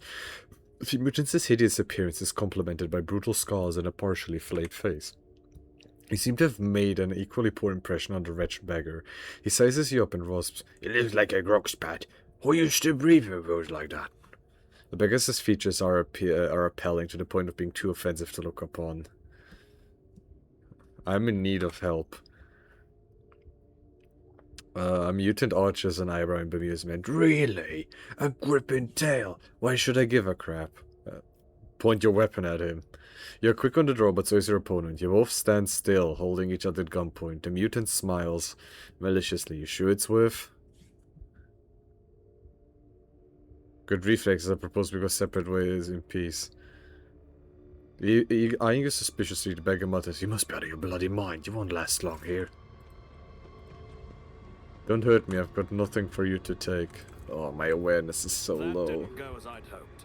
Find nothing that could be of use to you. What in the world? Whatever the dead have, I take it. Blasted Voigtver, he killed your people, tore down your banner, and replaced it with a heretical rag. Find help. So, in case you guys don't know, last stream we finished chapter 2, and now we are in chapter 3, and we have descended into, well, Drukhari planet, it seems. I think it's Corona, or whatever it's called. Your wounds barely hurt at all, and your body feels surprisingly light. And why is Pujan acting like it hurts him? Search. That didn't go as I'd hoped. Bro, come on, 28%. I haven't succeeded once. Hands off, the corpse is mine. Your wounds barely hurt at all, and your body feels surprisingly light. And why is he coughing? Find help. I'm trying. Victory awaits. There are so many dead people around you. How? It must be Victor. Damn him for what he has done to your crew. In a pleasant voice, the strange device invites you to put your hand in its depths and press the activation button. Something tells me I really shouldn't do that. Sound dehydrated? I have already had, like, water. I'm gonna drink more.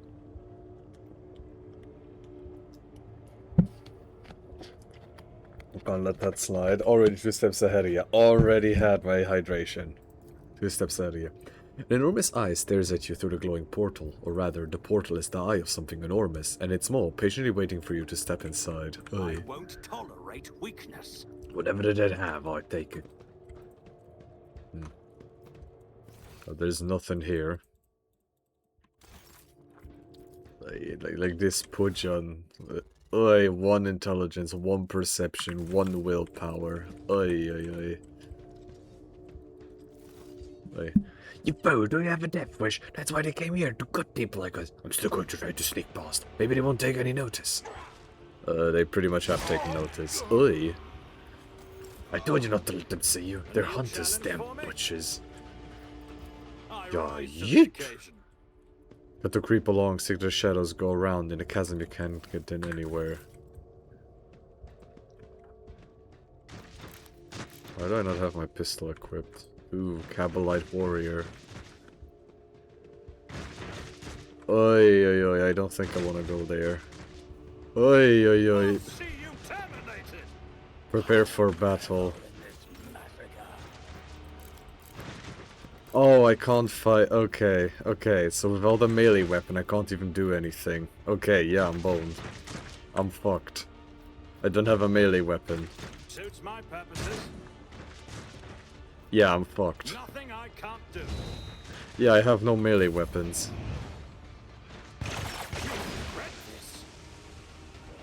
Yeah, I have no melee weapons. Yeah, I might as well just reload. Yeah, well, that's my last save. Yay. Yay.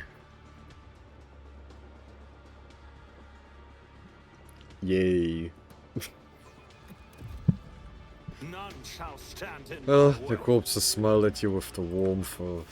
No, continue. I'm in need of help. Perhaps we can strike a deal. You want to trade? I've got things to trade. The beggar lifts his rags and you catch the dull glint of a pistol handle. What you got, apart from your innards or whatever that thing that keeps trying to fall out of your gut? I can give you this. I got one of those already, and mine's meaner than yours. If you say so. Bring more interesting stuff to trade next time. Then again, looking at you, I don't think we'll be meeting again. I figured that. I'll trade between 2 beggars. What a laugh. Well, okay. They reek of blood. That's not good. That smell draws a lot of attention on these parts. I'm out of here. Oh, cool. This cannot be. Nothing of use. Nothing of value has been found. I did fine. Holy shit. Lost contact at the moment it's impossible to remove trophies from the cargo since communication with the flagship hasn't been established. We have drogas. Pujan can always use drogas. God, this is such a shitty pistol. Yes, your wounds barely hurt at all. Yes, we just had this. I'll lay claim to the stars. Find help, don't hurt me. Yes. If you surrender to the cough and lie down, it'll be easier. No. Pujan shall never. Yeah, damn, Voigtver. Yeah. This beggar doesn't want anything. Whatever the dead have, I will take it. Do I really need to have drogas? I don't really need drogas. I need some sort of melee weapon. What in the Yeah, I expected as much. I mean, I could kill these beggars, but why should I? That didn't go as I'd hoped. Yeah. Yes, your wounds barely hurt at all. Yes, I know. What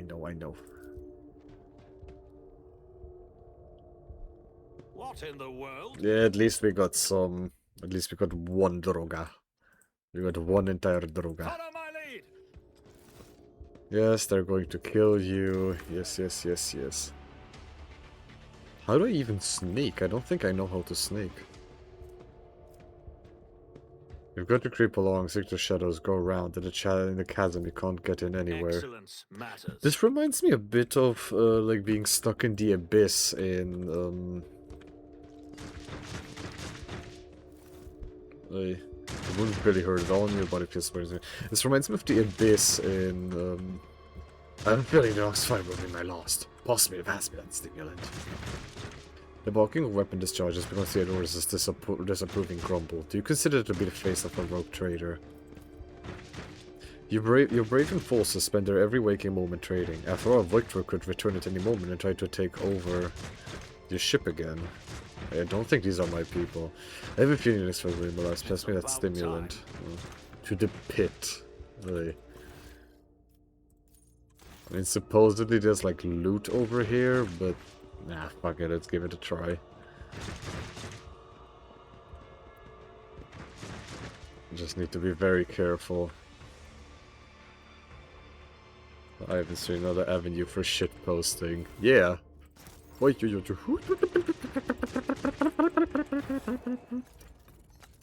Hello, Bartbath. Good evening. Yeah, I can't wear that. Oh, that would be so good. But I don't have the Rukari equipment stuff. 5 fidget into represent. Yeah, I mean, it's better than nothing. It's absolutely better than nothing. I won't tolerate weakness. At least it gives agility.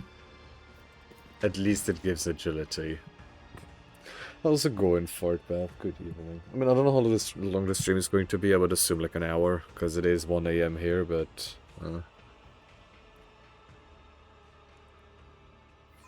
But, yeah. Have you gotten your internet back? Fartbath, or not yet? Yes, your wounds barely hurt at all. That's the reason getting my ass handed to me. Impossible. Impossible. Oy oy.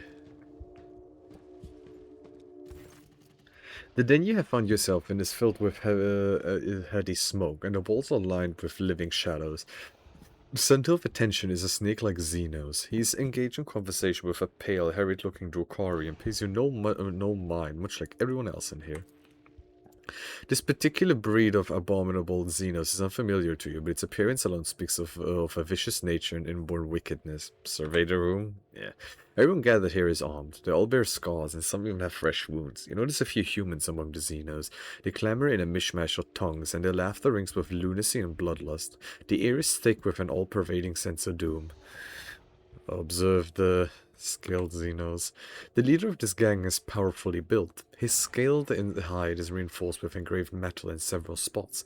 His long tail coils around and around as his snake-like head sways gently from side to side.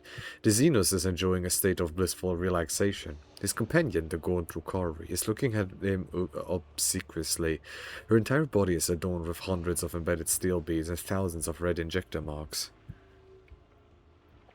I will save my cargo for bright day. Yeah, if you were to use it right now, and it's not guaranteed, I'm gonna give it a full everything, so use it in tomorrow's stream. Maybe there's very likely gonna be a stream tomorrow, so... The snake-like Xenos either fails to notice your presence or is simply ignoring you.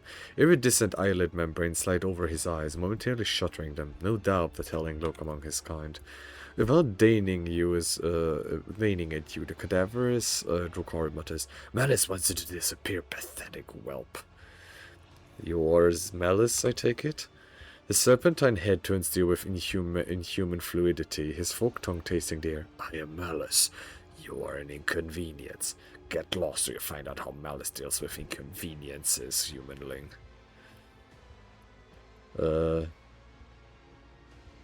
Lovely day we're having, isn't it? He casts a sidelong glance at you and says skeptically, not for you by the looks of it. You're right, I could use the services of a healer. So go and look for them elsewhere. I require aid. What makes you think I care? No, don't answer. I don't care what makes you think that. Yeah, okay, well, I'll step away from you then. None shall stand. Yeah, this very much feels like the Abyss in Wrath of the Righteous. Try to fix the mechanism. This inner device refuses to obey any text chants you know. The irrational design behind this profane mechanism mystifies. Yeah, Pujan doesn't really know much that could be of use here. All Pujan knows is, well, he can intimidate people. And he can lift whatever is being thrown at him. That's it. That's everything. You're cheating. 0%. A gruesome blow has skipped the gladiator's skull, but surprisingly, he's still alive. I'll lay claim to the stars. What can I even do now? Yeah, there's lots of beggars here, but... Please leave me in peace, strong master. I'm not stealing or begging. I'm just sleep here for a bit and be gone. Listen, just give me a melee weapon. I just need a melee weapon. That's all I need, a melee weapon. I still have enough weapon skill to maybe do something. Yeah, what the hell do I do? I suppose I'll talk with Malice again. Help me, I beg of you.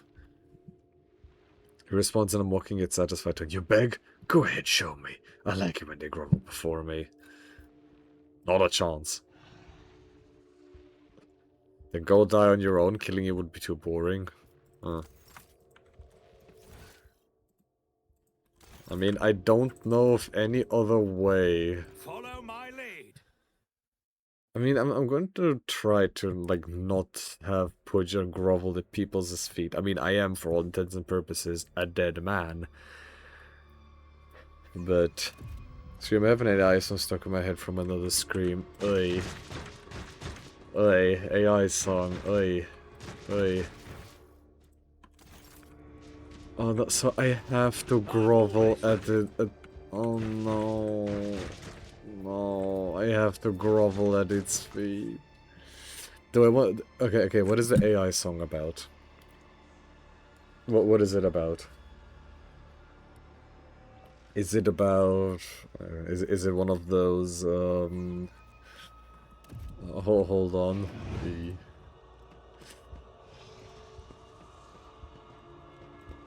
Is there really absolutely nothing I can do here? It's about time. Shriek, I have a feeling. Let me into the arena. Will make Comrade tremble and shout my name. I'll pay you handsomely. You have nothing. Don't waste my time. The Zenith keeps his attention focused on the Drukhari, but his scaled fingers holding an elegant-looking injector clench in displeasure. He speaks slowly and indolently, like a snake about to enter brumation. Grab the injector from his hands and use it on yourself. Oy. That's a bad idea. Scatman John, 30 years, StarCraft parody song. Oy. I mean...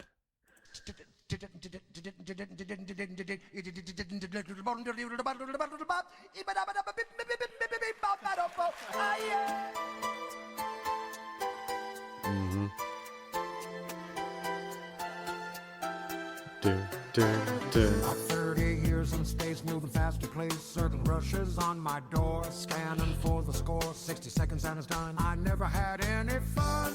My base is burning down. My minerals are low. I cannot win this round. I have to let it go. Playing StarCraft for 30 years, but still can't defend against a C-rank balling. Playing StarCraft for 30 years. You know, it's kind of depressing that AI is this good at making music. It's like... It is a bit depressing, but I mean it is, well, doesn't sound bad, but it's AI. Playing StarCraft for 30 years. Shoot the car in the head, 10% chance, come on. Aw, the Corey's head shatters and some of the scraps stick to Snake-like Xeno's face. You have now his undivided attention, that of everyone else in the room. The Xenos' idle apathy drops in an instant, and his tail quills as he readies himself to strike. You time to anticipate to attack with a pistol shot, but he is too quick.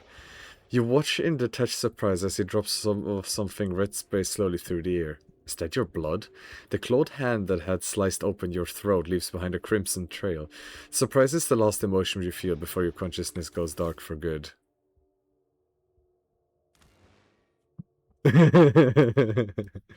Yeah, music is another thing I found entertaining from the whole experiment. At the end of the day, it's theft, but goddamn can't be catchy.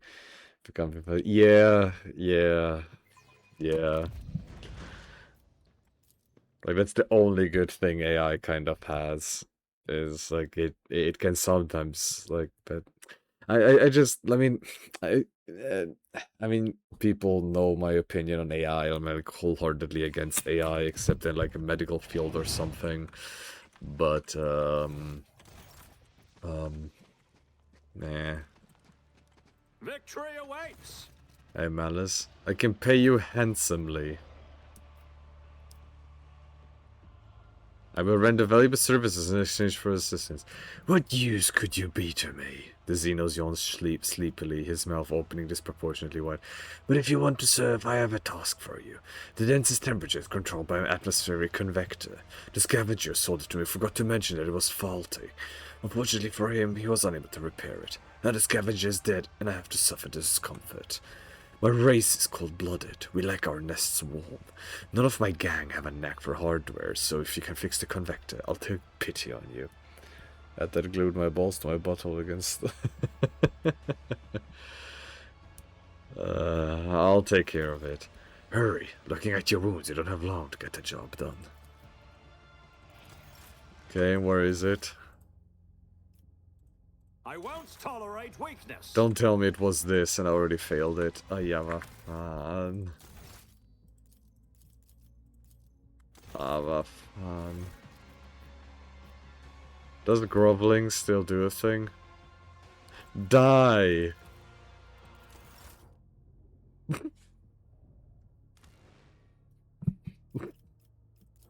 Have a good one, Nikon. What was fun? That's why God made glue. I got my ball to my butthole, yeah. Oh my God, what did I do? I can't take a dump, cause now my balls are blocking up my butthole. Fool me once, shame on you. Fool me twice, shame on you. Fool me once, shame on you. Fool me twice, shame on glue.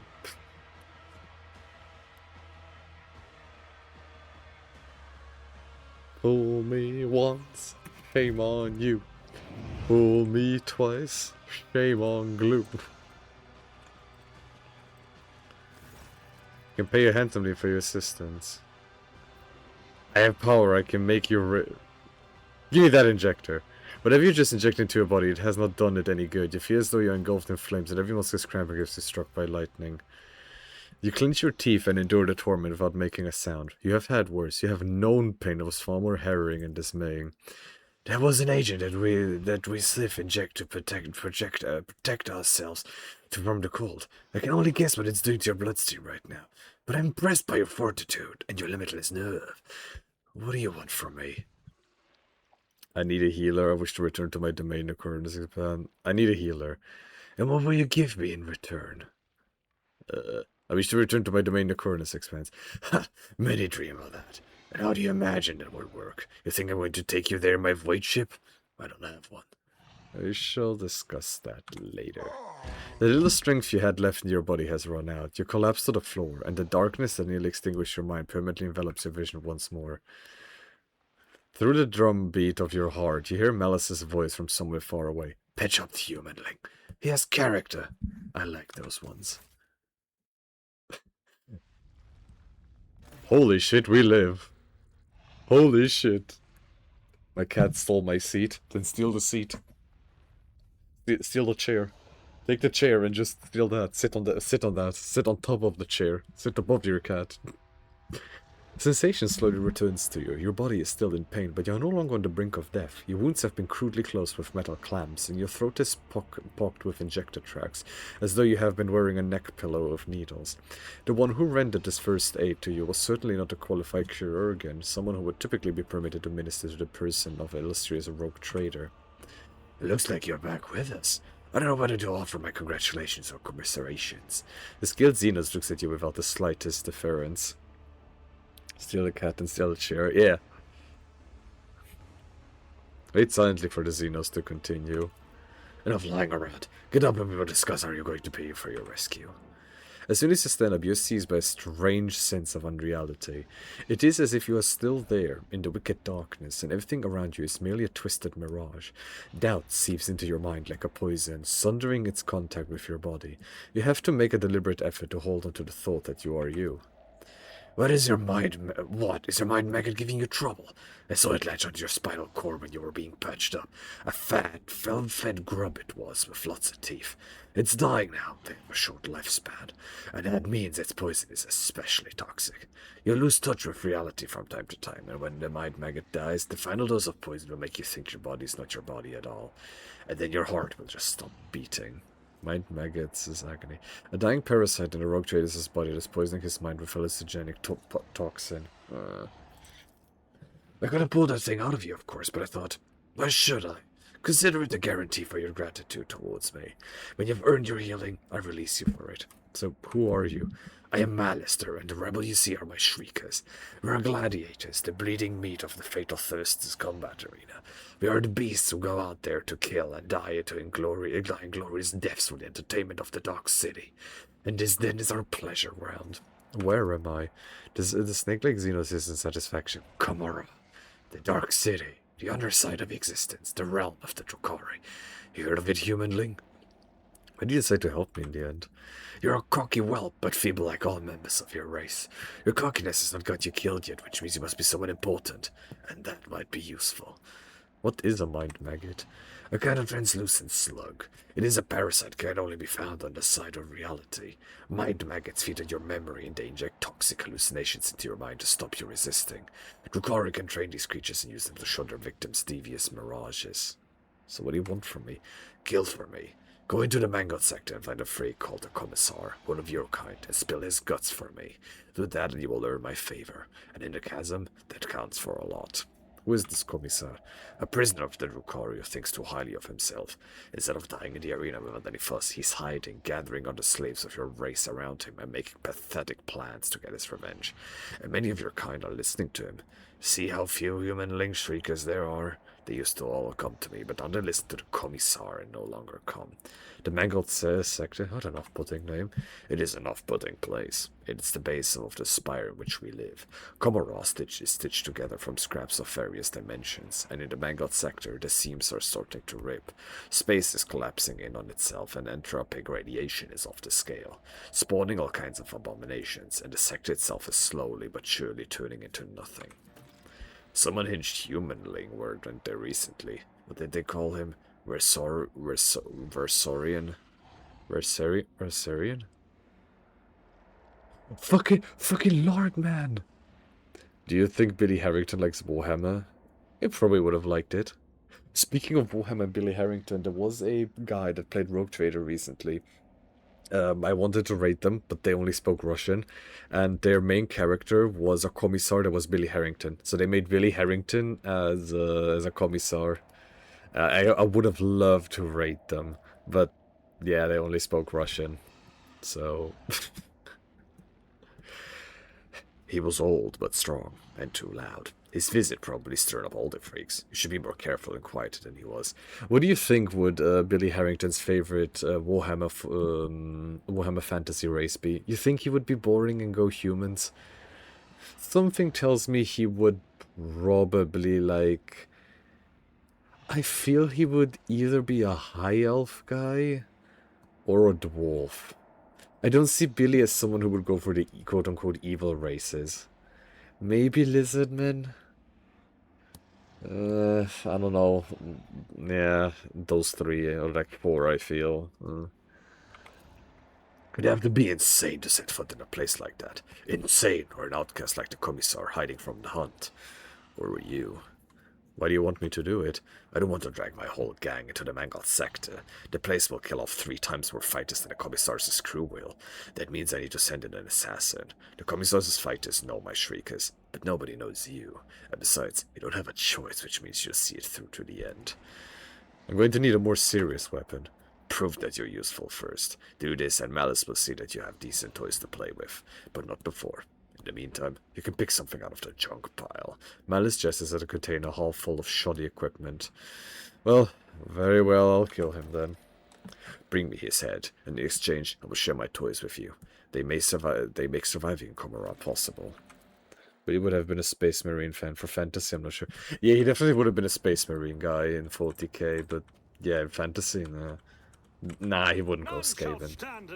Nah, he would not go Skaven. Gladiators is pile. What do we have in here? Let's just pick everything. Okay. An axe, that's huge. A last pistol, yeah, I suppose. Greatsword? Nah. Sniper rifle. Oh, shotgun. Okay. Oh, no. Heavy stubber. Yeah, Puja with a heavy stubber. Yeah. Is there any advantage in... I mean, if I equip him with a pistol... He gains dodge reduction, so I have no reason not to do it. Maybe chaos. I feel like... I mean, I suppose you could say he might like chaos, but... I don't know. I don't think Billy would be... Like, I don't think Billy would be. Nah. Okay, well, we have a weapon. We can actually do something now. Deterring the fabric of space is spoken with entropic energy capable of unraveling the threads of matter itself. A sense of unreality rolls and breaking the connection between body and mind. Yay! Follow my lead. How good is the heavy stubber? Hey. I mean, it's 4 to 7 damage per hit, but the issue is we only have 15 ballistic skills, so we're probably not going to use it, but it is cool. These big dudes. Yeah, I was thinking that as well, but Billy doesn't strike me as a chaos guy. Billy doesn't strike me. Like, he seems to be a good person. Yes, he wants his big sweaty cocks, but he never... I feel like he wouldn't do it to just be an asshole, you know?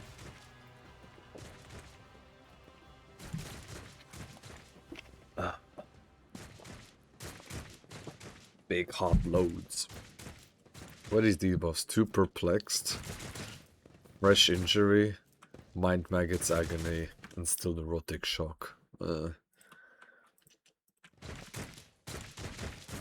goods. Oh, what goods do we have in here? Oh, some junk. A flash of searing pain causes the contents of your skull to burst into flames. Oh, neat. The Shriekers have taken over this section. Nice. Low warp 0, yeah, no. Activate this switch. Yeah, this very much is the Abyss in Cutthroat through Quarry. Do I want to go here? I have a bad feeling about moving here. Oh no, uh-oh.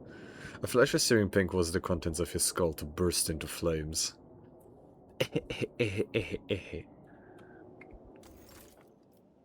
1% chance. Activate this with a 1% chance. Portal to the arena? I don't think I want to go to the arena.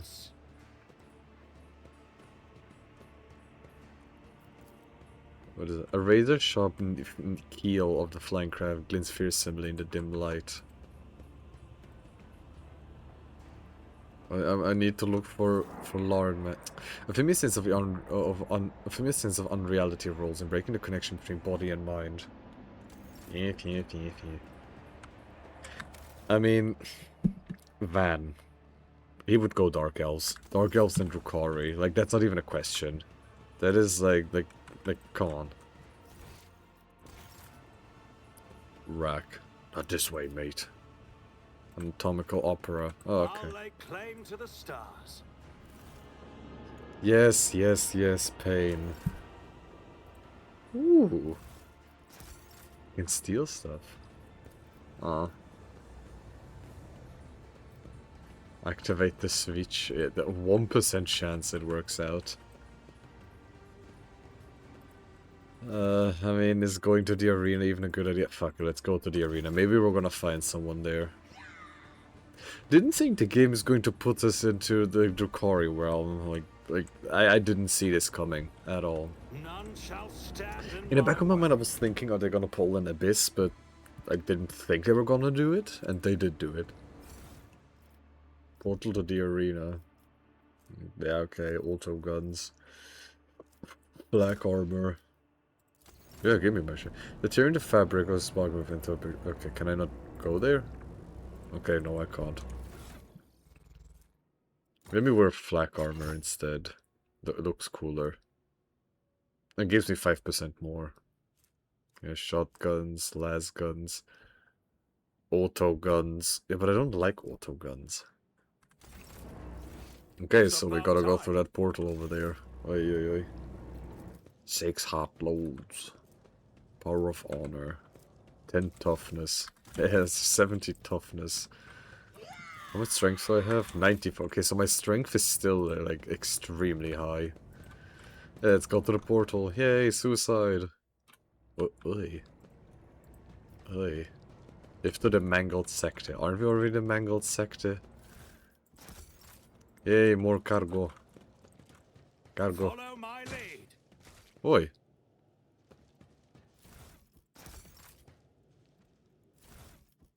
Thanks for the knife. The flash of searing pain caused the contents of his skull to burst into flames. Yes, it's getting a bit annoying. Oh, now we're back here. Okay. Shoot the corpse. This cannot be. Yeah, sure, let's give it a shot. 15%. Did it work? Did it work? No, I failed. Of course I failed. I'm not even surprised I failed. Weakness.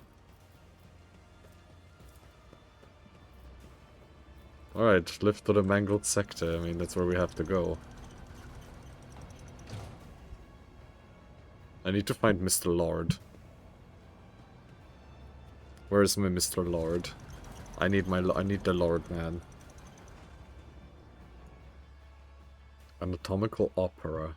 But that isn't where I meant to go. You know, I'm starting to think that Owlcat has a fetish for this stuff. Because this is the second game I know of where they really doubled down on the sadomasochism race to have their realm. Where there's a lot of torture. Yes, more junk. Yes. Whoever tried to settle in the Valve place, the fortitude did not carry them far. I have cut my eyelids off to keep my eyes vigilant. Danger is everywhere. Okay. Goods. Loot. That is Dark Elf Drukhari for sure. Yeah, that's what I'm saying. The otherworldly shimmer of nothingness promises peace and quiet. I've cut my eyelids off. Well, you probably shouldn't do that. Well, we can yump. Lord man! A flash of searing pain caused the contents of his skull to burst into flames. Yes. Lord man! You barely recognize your loyal seneschal, Abelard Versarian, in this pitiful hunchbacked figure. His offices is bearing, his broad shoulders, his direct and piercing gaze, all gone without a trace. What you see before you is a decrepit, quivering old man rummaging through Maldora's refuse and mumbling under his breath. It takes you a second to make sense of his hoarse lips. Why damn a second fruits? Of course, love. The children are making mischief again. Questharina, where are you? The old man's frail voice is laden with tenderness. Abelard? Oh, Questharina, Abelard laughs faintly and immediately launches into a bout of coughing. Deep lines run across his face, and a blurry film of cataracts clouds his eyes. The drive stems are added again. Another council sessions, another appeal to the legitimes. They will never be satisfied alive until they make us and our children disappear. Perhaps we should just give in. You say that Argonis is not your home, love. Abelard is looking past you at someone only he can see. There is a timid smile on his trembling lips. Would you like that, love? Would you rather leave it all behind? Go somewhere far away, away from our toils. Inject Abelard with a stimulant. It should bring it back to his senses. Seneschal, the Addendum Prefectorum Militarum to the Tactica Imperium states that an army officer of the Imperium who submits to 30-degree Xeno influence or higher is to be considered a traitor and a heretic. I will have no heretics under my command. Seneschal, I order you to conquer this illusion at once. Get to it, officer. Abelard flinches. His brow furrows and a glow lights up in his watering eyes. Heretic! I recommend that you brush up on your regulations before accusing an officer. The Addendum Primum Mirandum abolished the Xeno influence categorization, and therefore... His vision somewhat cleared. Abelard looks at you and takes a shuddering breath. Saint's blood, Lord Captain, you're alive! With a groan, Abelard tries to straighten his hunchback. The God Emperor definitely has found you yet. Then again, given the circumstances, it may be for the worst. What happened to you? Abelard is racked by an old man's hacking cough. That thrice-blasted Xeno simply chucked me aside like a piece of rubbish. I went to look for you, or for help, and I ended up here. This is where he found me, that thing. Memory fails me. All I can remember is its bits and pieces, and needles. It pumped something out of me, and it pumped something in. They seem to be in one piece, except that creature. Abelard tries to wipe his stained coat with a trembling hand. How should I put this? Its needle siphoned the strength out of me. I feel older by a good decade or two. He touches his face and exclaims surprise. My word, I think I'm older. That could be why I started seeing things. I never thought I'd live long enough to go senile. What was the thing that attacked you? Shudders. The spawn of nightmares. So ghastly, my mind refuses to picture a clear image of it. Nothing but meat, metal, and many, many needles. It feasted on me. Feasted on my very soul. It would have devoured me whole if it hadn't gorged itself on another before me. Who is Quetharina? Abelard gives you a tense, embarrassed look. My late wife, Lord Captain. I think in the time I wander around here, my sanity may have suffered. A temporary lapse, I hope. It appears my mind can no longer stomach the kind of horrors that this place has to offer. I saw her by my side. I saw a different time, a different place. Where are the others? I have not the faintest idea, your lordship. All I can say is if I have managed to survive down here, the others stand a chance too. There were no weaklings in the retinue. We'll find a way to restore your time to you, Seneschal. Pray, Lord Captain, there is enough strength in my body yet. Your Seneschal will not be so easily broken by some... I could just use a brief respite. I, for one, have had enough of this heap of filth. It's time to move, Abelard. I could not agree more, Lord Captain. I serve Faust von Valancius. Abelard salutes you with a shaking hand, and a ghost of his usual stern expression returns to his wrinkled face. Oh, Lord man. Lord man, I missed you. You need more toughness. Lord man the goat. Yeah, Lord man the goat. Bah. So, I think definitely for him. If the user doesn't move during their turn, oh, that's very much gonna happen. The additional damage suffered from firm sanctum stacks is reduced to 10% per stacks. Each turn, if the first single attack the user makes was a critical hit and deals 50% more critical damage if it has an augmented optical. So, not this one, because I mean, during the first round of combat, the user gains deflection. After galvanizing an augment, the user gains. Yeah, no, okay. I'm definitely gonna go for this because he has 7 stacks. And that's gonna be 70% less shock damage. Looking at the revolting pot of ichor that reeks of suffering, you can barely make out what remains of the bones of some unfortunate soul that appear to have been digested and regurgitated. Lord man. Lord man. As indicated by the bloody trail, a body was recently dragged through here. Also, announcement, big announcement. At least for me, a big announcement.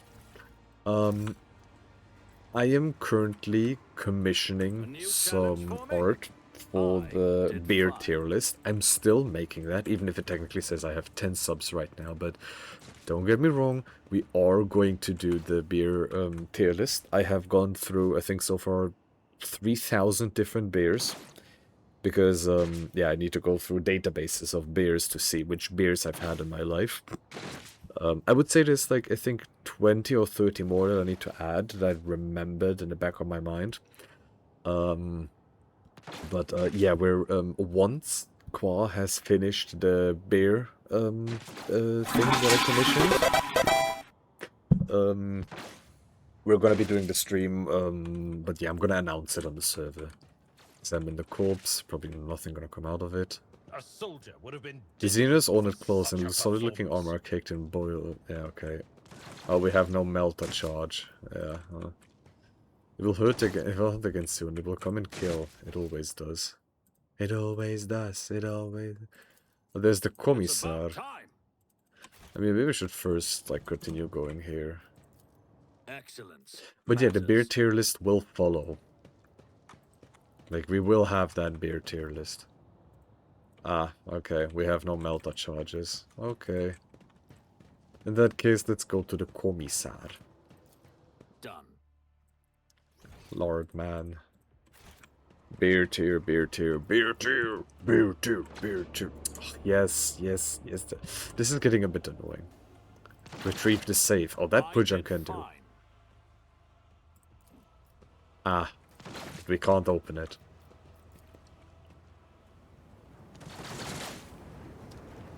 Why are you suddenly not wearing your clothes, Abelard? Rather your like equipment. You just had some. Visually, this is impressive. Like, this feels otherworldly. Oh, because you don't have anything. Oh, they took everything from us. Okay. Okay, no wonder you had nothing on you. I mean, yeah, I don't know, I suppose a greatsword. But you need a shield. I don't have a shield. I mean, he always had swords. But he only has a strength of 25.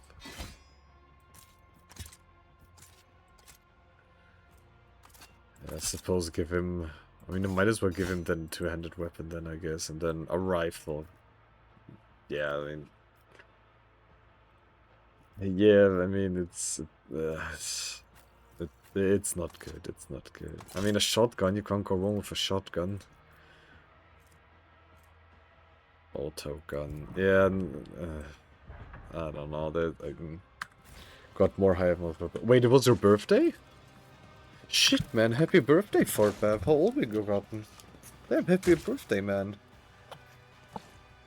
On Monday. Oh, I didn't know. Happy birthday. I'm sorry, I didn't know. Happy birthday, man. Congratulations on being 1 year older, 1 year closer to death.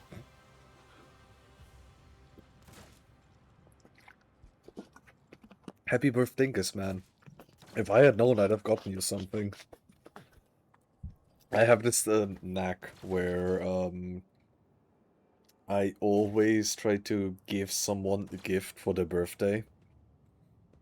Because I think I talked about this before, but when I was 16, I actually didn't have friends.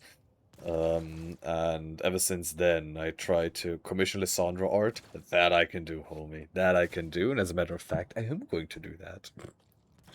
I woke up to say happy birthday to you. Hell yeah, based.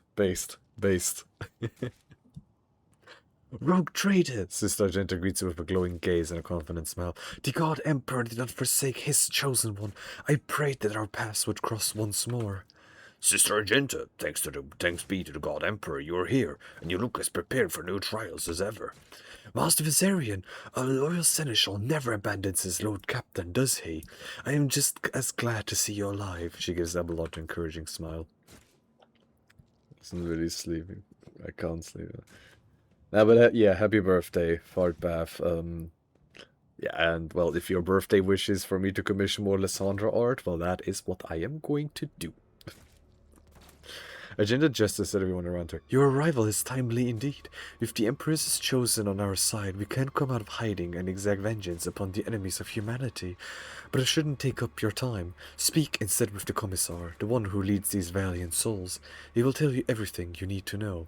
What happened to you after we ran into that trap? My memory betrays me. I lost consciousness soon after they dragged us into the shadows. I came to in a filthy arena. They had set some clawed beast against me. When I slew it, they sent another. I killed them all, one after another, and the unseen spectators demanded more and more. The world needs more gargantuan art of gigantic tatas. Yeah. My birth in New Year. Oh, you have your birthday at the beginning of the next year? Oh. Okay, I'll try to remember that. Well, that I can do, Fortbath. That I can do. At last, I had an opportunity. One of the beasts I fought damaged the enclosure, and I managed to escape the arena.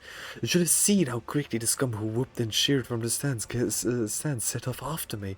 I forged the path with sword and bolter, and wandered for a long time in darkness.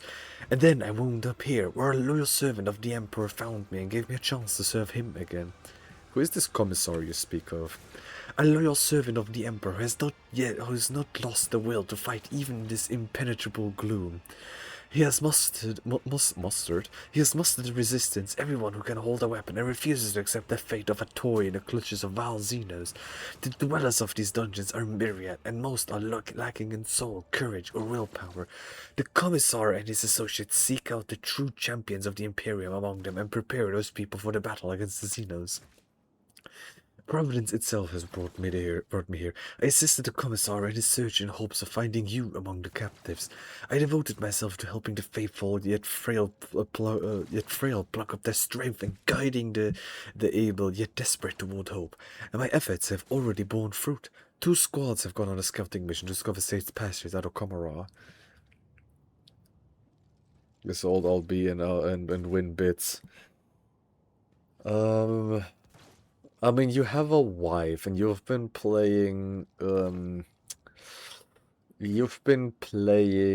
fighting games for quite a while, so it definitely cannot be around 20 or 21, as, Nikon here figured out, but also wouldn't have guessed that. You have had a job, and you are traveling a lot, so I would assume either the second half of your 20s or early 30s. I mean, I could also assume mid-30s. So if I had to put a guess of a range, I would say anything between 25 and 35. If you were to force a number out of me... 32. That would be my guess, 32. Like, somewhere in that range. 38, I'm turning 38. Oh, I was very far off. Oh, damn. I was very fucking off. Damn. Oi, oi, oi. Oh, yeah, I was very far off. Okay.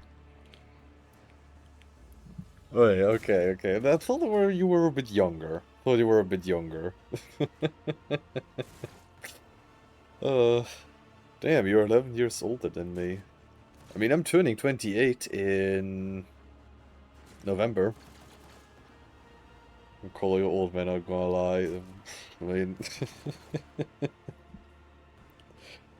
I mean, at the end of the day, the thing with me is I don't really care about someone's this age. What I care about is if I get along with them. Wait, I've heard it. Unk. Morepierogivanya. And it should... You know what, I should make Morepierogivanya. No,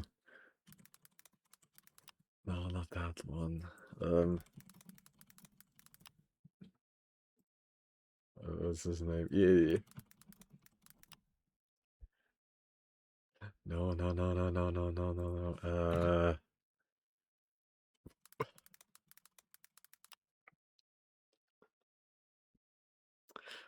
What's it called?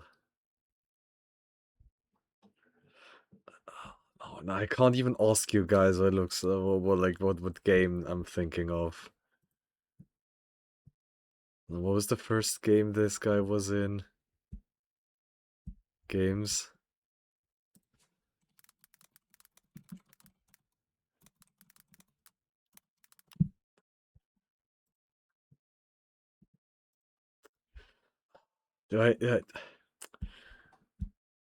Hold on. I'm gonna mute the stream so you guys don't figure out what the joke is going to be. Hold on. Uh,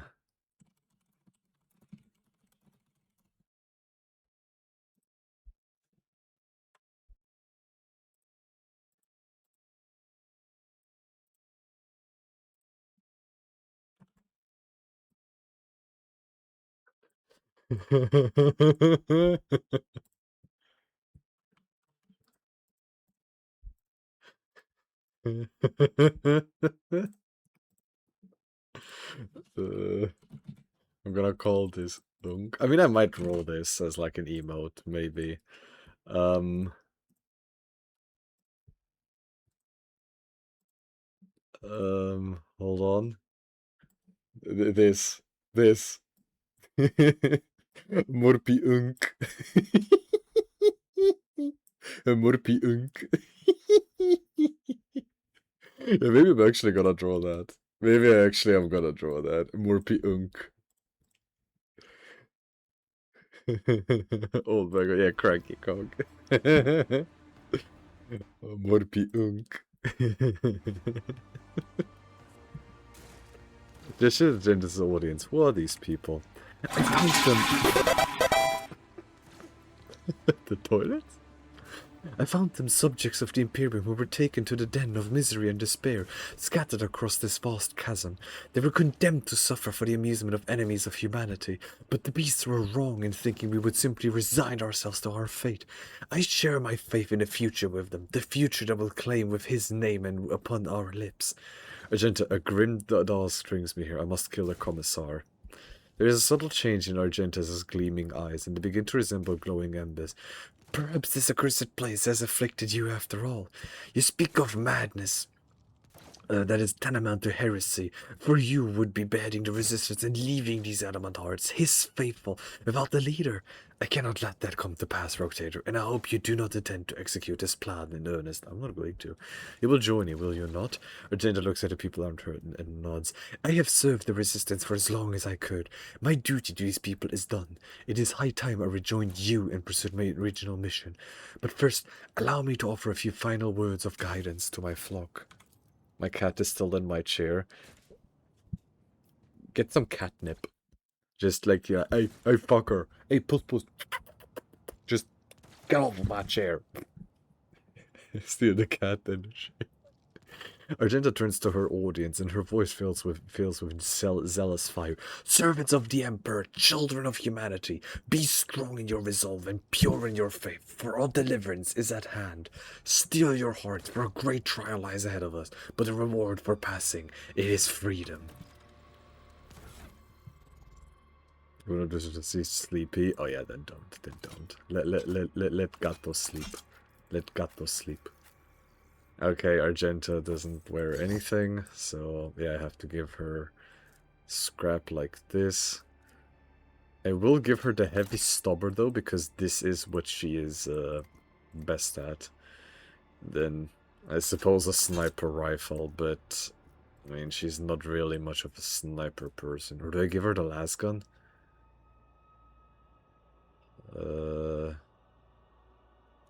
Yeah, sure, I'll give her the las gun, but I don't think she's gonna be using anything but the heavy stubber, so...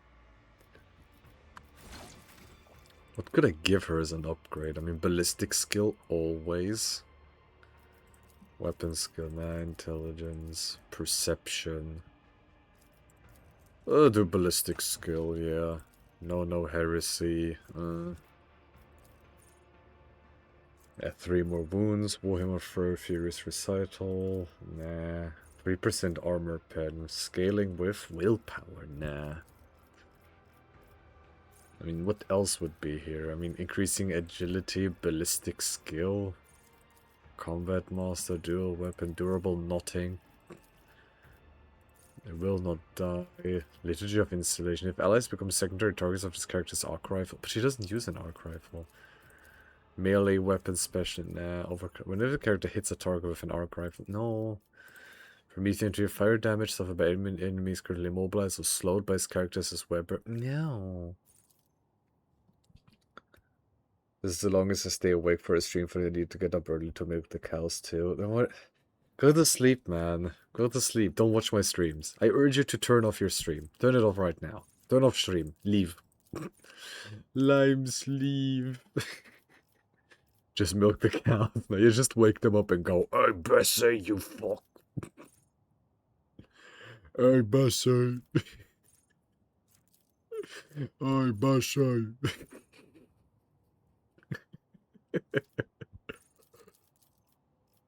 Hey, Bessie.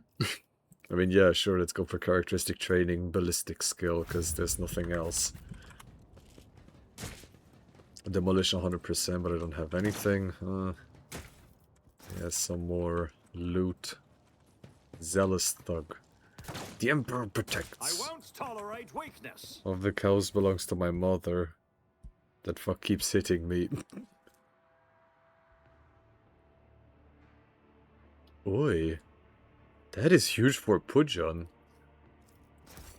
What's the catch? Oh, that's power armor.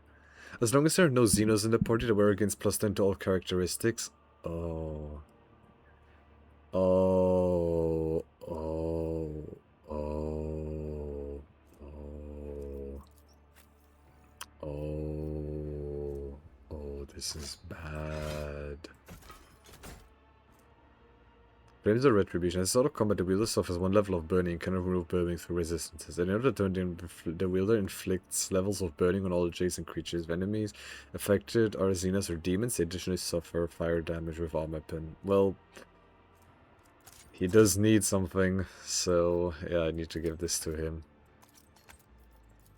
And then 2 grenades for Argenta here. Only she can milk that cow. I'm not gonna have another broken arm. Another one? Ugh. Ugh. Yeah, be careful, man. Be careful. This power armor is good, but I mean, it gives 20 strength. For that alone, I think I'm gonna just use it. Because just free 20 strength for Pujon? I mean, that's huge. That's something. 20 strength from Pujon? I mean, fuck. Wait, now that I have a flak vest ready, I can actually give that to Argenta. I broke my armor for kicks. Oi, my condolences. Oi. The greatest will with makeshift lasgun batteries and crudely made autogun weapons. Come on, Argenta. The Emperor favors me today. Ah, yes, searing pain. Yes, yes, yes. What is this? Whenever the wearer blocks, dodges, parries, and attack, momentum is increased by 10. Oh. If the wearer is an assassin and successfully dodge, okay. The wearer gains +12 parry when using swords. Whenever the wearer parries with a sword, they immediately counterattack, causing that to become staggered. If the enemy is staggered, the wearer's parry is increased to 30. Yeah, this is perfect for Mr. Lardman. I mean, he needs to use a sword, which he does. And using swords, yup. The wearer's an assassin, isn't. Yeah, whenever her blocks, dodges, parries, and attack momentum is increased by 10. Yep. Hydration, thank you.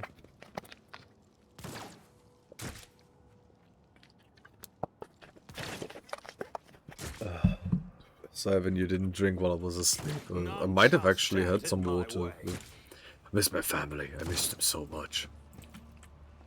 The makeshift Aquila looks somewhat pitiful, but the evident diligence and passion that went into its creation speaks of the piety of the people. I'm drinking Pepsi. I'm also drinking Pepsi. I'm not actually drinking water. Well, he is a commissar. The stately man in a commissar's coat and a tall service cap greets you with the sign of the Aquila and a solemn announcement.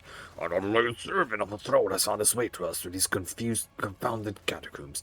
Fear not, approach. If you have faith in the Emperor, then you'll find allies here. Make the killer. The Emperor protects. Indeed, the Emperor protects. The Commissar's imperious booming voice repeats her call, and the rest follow suit. Look at the Commissar. One might think that the archetypical Commissars for Imperial God propaganda posters are all life drawings of this man. He has a large and powerful jaw, his eyes are hard and fearless, and a small scar over his brow adds a certain rugged charm to his features.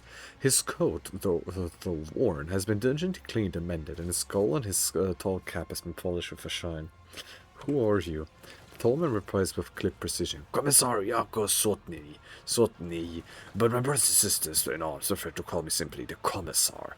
I was assigned to a regiment of the Vicentian Zouaves, and I fought in a battle for the world of Kemal Secundus, where I was wounded and taken prisoner while unconscious.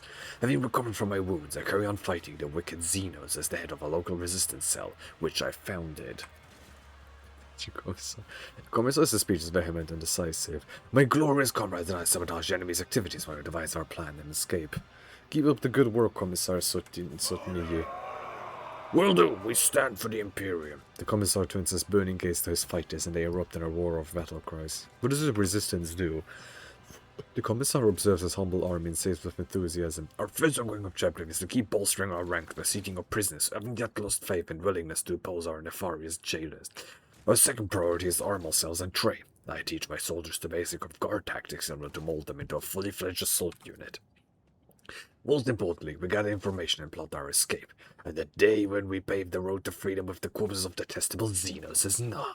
The Commissar's rallying shout makes his people square their shoulders, proudly straighten their backs, and respond with a fierce war cry. What were the circumstances of your capture? We engaged the enemy on the world of the Camelus Secundus in the Marcarin marches of the Calixis sector. The loathsome force of humanity were known to launch raids in the area, so we received orders to defend the good subjects of the Imperium. When the profaners descended upon us, we gave them no quarter. The enemy was routed, and my unit drove them back to their ships. Our counterattack drove a wedge into their advancing horde and thwarted the invasion, but this also meant that we were cut off on both flanks and surrounded.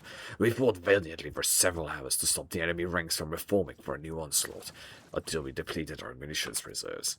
By that time, our superior officers had already fallen, so I led my people in a bayonet charge. We taught the Xenos a lesson in blood, and then I have no memory of how the battle ended. I came to consciousness in this foul place, disarmed and on the verge of death. I thought I'd die, but it was not yet time for the Emperor to release me from his service. I require medical assistance. The Commissar examines you critically. You do not look too badly injured, and we are suffering from severe shortages of medical supplies, but it is the same what we have for critical situations. Malice sent me here for your head, however I have no desire to cause you harm. The Commissar lets out a contemptuous laugh and nods approvingly at you. That scaled miscreant has long since wanted me dead. He craves my soldiers. He forced us from our base to this perilous place, but he will pay for his scheme soon, once my plan is set in motion. It is a disgrace to serve one such as he. You ought to join our ranks instead. Together we will break out of this accursed city. What is your escape plan? The Commissar's speech is brisk and energetic. Some of our own have captured a small Xeno ship that was moored for repairs at a remote, unused dock. They eliminated the crew quietly, but left the pilot to sail. Or I'm closing my laptop and try to sleep. I have a good one, man, Nikon. You go to sleep and sleep well. Talk to you whenever. Gotcha, Commissar. Commissar. They eliminated the crew quietly, but left the pilot alive to sail the ship back to real space. We can get to the dock through a dimensional portal located at our old base. Was it Sergeant Vijustice's squad that was tasked with capturing the ship? Did he survive? The Emperor protected him, and he did not fail the Emperor. Vijustice is in good health and waiting for us to arrive. Regrettably, Malice and his Shriekers drove us out and took over the base, so the first order of business will be to confront him there. I propose that you take him by surprise and deliver the first strike. He will support the attack from the outside. Every step in the Commissar's plan, when taken separately, seems viable enough. When combined together, however, the chances of success become so ludicrously slim that only a complete madman would agree to this strategy.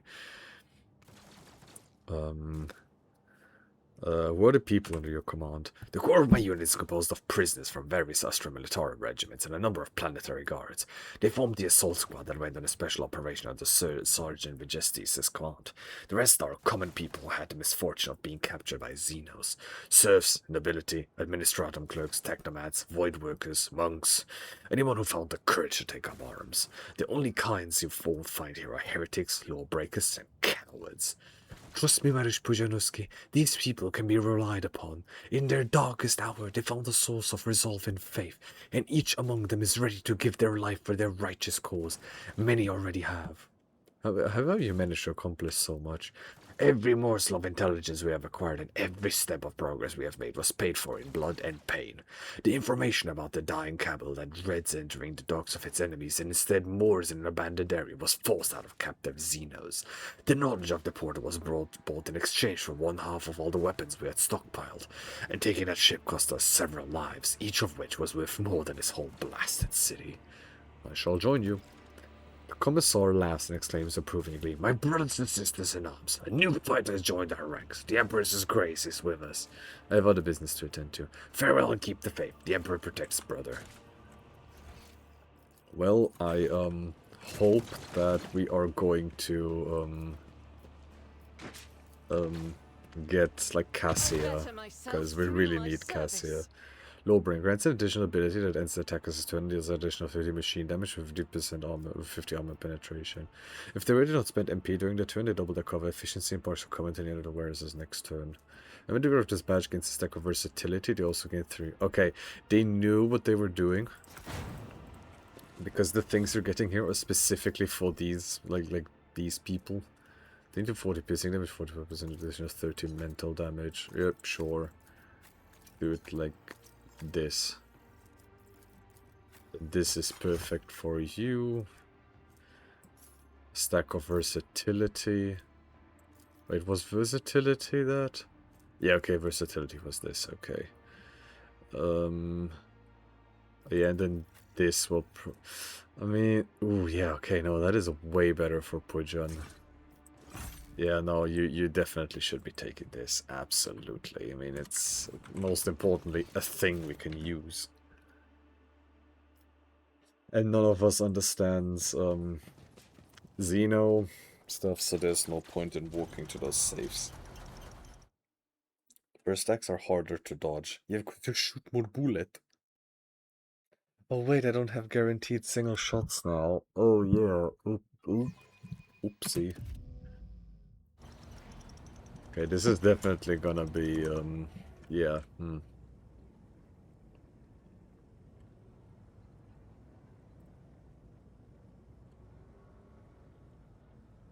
Okay. Argenta, you should probably be in the back. Examine the fresh corpse. Compared to naval service, that was barely a challenge. The victim was killed in a series of precise cuts in vulnerable spots. The throat, the eyes, and the tendons. The killer must have been aiming to swing the outcome of the fire with the first few blows. Oh, the ugly beggar again. The hideous mutant does not look as cocky as the last time you met. Armed and not bleeding from 100 wounds, you must be a more formidable sight. Haven't bought yourself a pair of shoes? The beggar shows off his filthy legs and surprisingly decent boots. Your boots? Where did you get those boots? They're a gift. They're from a stiff that was lying in a corpse dump. A friend of mine pinched them and gave them to me. I didn't steal nothing, I swear. It paid me to behold how your faith has withered, son of the Imperium. Tell me, when you renounced his light, turned to light and treachery in doing so, became a Xenos and heretics. Was it worth it? The beggar's eyes glaze over and his lower lip trembles. His mind is no longer here. His thoughts have turned inward. I really did believe once, before I ended here, and more now. I steal boots from corpses. I beg Xenos and the scum for scraps. Throw them at what has become of me. As if released from a feverish haze that clouded his eyes for years, he looks around in disgust. Full of determination, he takes off the boots and hands them to you. Take them. I have a job to do. For too long have I suffered the mockery of those pale-faced beasts, and it's time I paid them back for snuffing on my humanity. So long. With an expression of grim resolve on his face, the beggar limps away from you. You return to the boots in chapter 3. So, are these like my actual, like, boots? Oh yes, these are absolutely my boots. When using sword and 2% dodge against attacks of opportunity.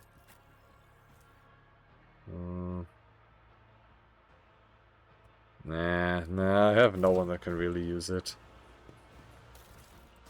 Okay, more goods. Victory awaits. It was a good fight, loyal, strong, but they cast me out. How am I supposed to live now? I don't know, like you don't.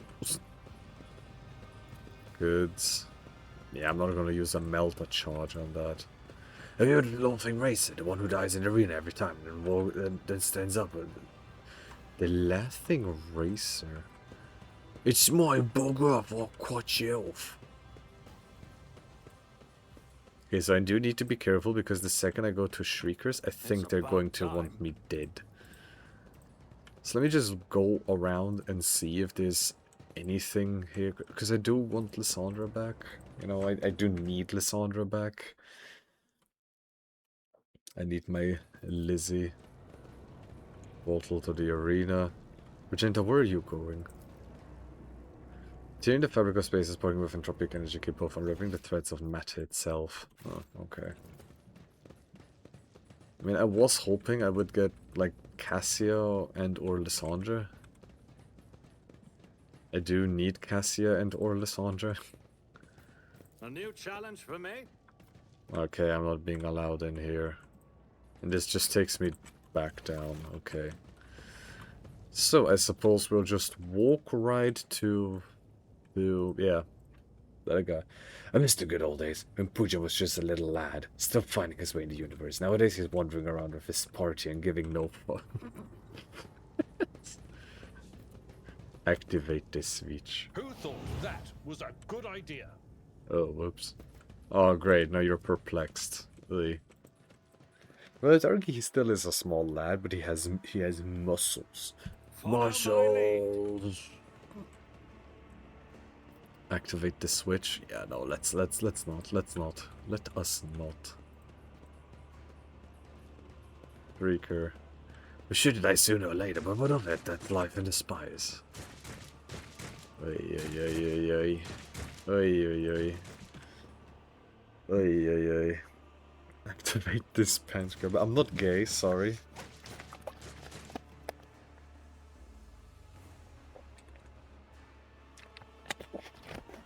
I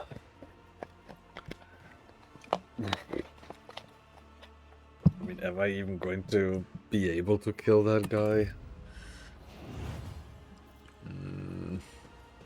I'm not sure I'm going to be able to kill Malice. Hey, Malice. Hey, buddy, bitch boy. Fuck you. Humanling, relax with us. Take a stimulant and enjoy himself. If I'm to kill the Commissar, I need decent equipment. If I gave you that, it would all be too easy for you. When you leave, I'll enjoy wondering if next time I see you, it'll be in one piece or several. I have some questions. Ask away, humanling, but try not to bore me with your chatter. Tell me about your kind. This Slith? My kind were a greedy people. We always wanted more, and that's why we were rapacious and indomitable. Nothing could sate our growing appetite. You could have conquered half the universe, if we'd needed to. The bonds that held us together fell away, replaced by more beneficial and attractive alliances. And my kind scattered. Some call it the fall of our civilization, but they did not understand the realization we had come to, that no one needs other people. All you need is yourself. Why are you called Malice? The name is an accurate reflection of my nature, more or less. It was given to me by Gipariel, Oracle of the Cabal of the Sheer Tongue. He was a competent master and he knew his servants well, which is why he didn't trust any of them and gave me the honor of guarding him. The Orcon liked to watch me savage the assassins sent to kill him, and he named me Malice. I fended off 100 attempts on Giprael's life, and only once was I too slow, but that was enough to lose my employer. And now I'm here. Blood Shriekers, a gang of criminals. Criminal. Comrade, that word sounds like a joke. The Shriekers are a gang of the doomed. They live in expectation of the inevitable death in the arena, and that death makes a lot more sense than all the other deaths on offer in the Dark City. We are gladiators. We go into the arena and to rip helpless meat to shreds. Then we become the helpless meat ourselves. When the end is predetermined, and in the Spires it is always predetermined, you start to see death in more simple terms. Stop being afraid of it and you learn to enjoy life. We're a gang of people who enjoy life. There's actually something dignified about the grim readiness that I wrap it up in low-fee drivel if you like, but in the end your aminos for blood sport. So you have simply redesigned yourself, or rather, there's actually something dignified. So you simply resigned yourselves, a rather craven choice. The snake laughs and leans towards you. But you're not going to resign yourself, is that it? You're not asking for my help, but you're not going to work for me. You're not going to kill in exchange for security and comfort. Right. They pull on meat so hard it rips. I want to know more about the arena. The arena is the giver of life and Kamara. Without the psychic sustenance created by pain and suffering, the monsters of Dark City would die off. It's just how they are made. The hungry come to the arena to gorge themselves, and the winch cults that rule the arenas ply their guests with bloody spectacles and heinous torture.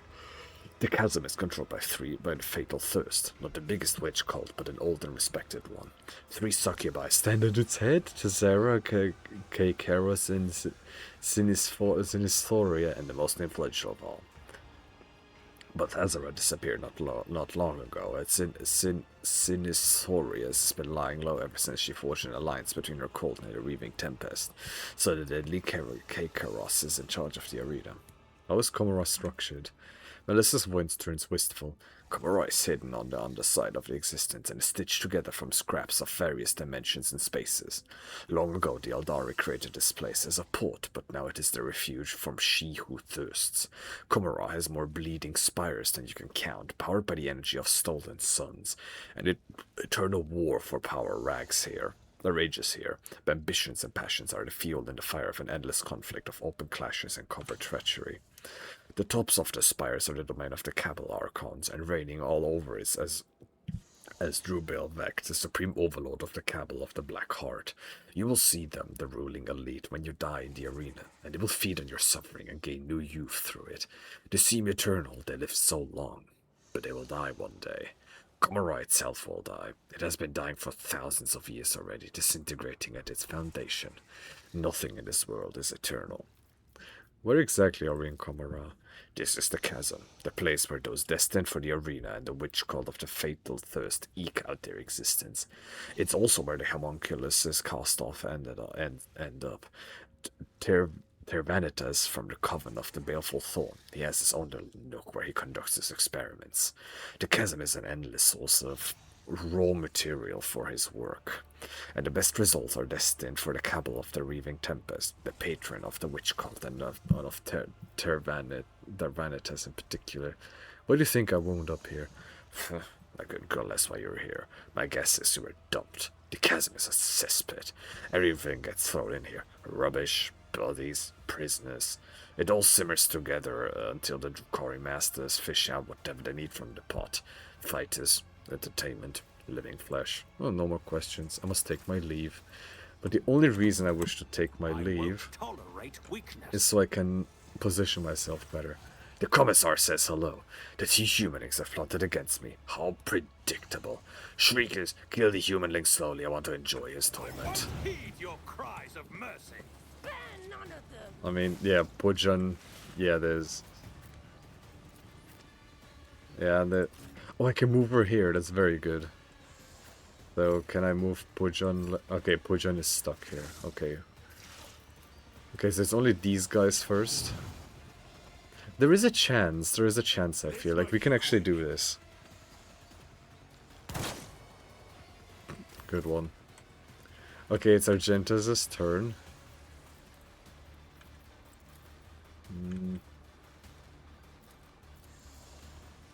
I mean, I feel like I kind of need to shoot these enemies here first. But I'm also in a very bad position here in general. Like, yeah, this is not a good position. Ooh, Malice is super tanky. Oy, oy, oy. Yeah, natural armor. Oy. Toxic damage. I mean, yeah, I could throw grenades. This is a lot of mental damage. Oh. I'm like 3 stacks of melting. What does melting do? Reduces deflection and armor respectively. Yeah, I'm gonna need that. I'll do it. Okay, I mean, I could move Argenta over here. Deeds is worthless. Because of visibility, but I want to give a full stacks of...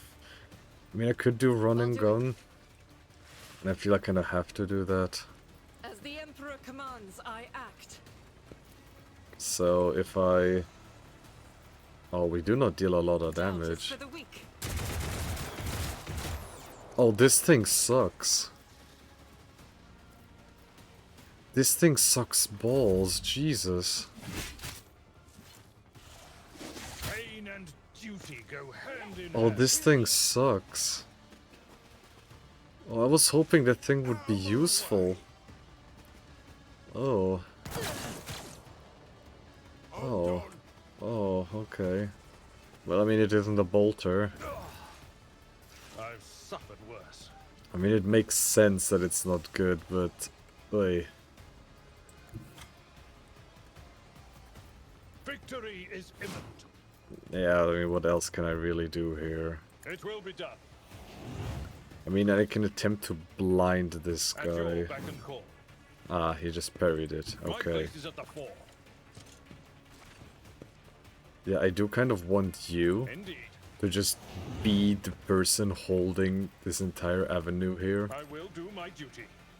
Just get a notification that burnt peanut was live and I got sent here. Is this meant to be an insult, or... I feel like this is an insult. Burnt peanut. Isn't that guy a shit show in himself? Like, one big problem, or... Like, I just remember that guy was... yeah, there were just so many controversies surrounding him that...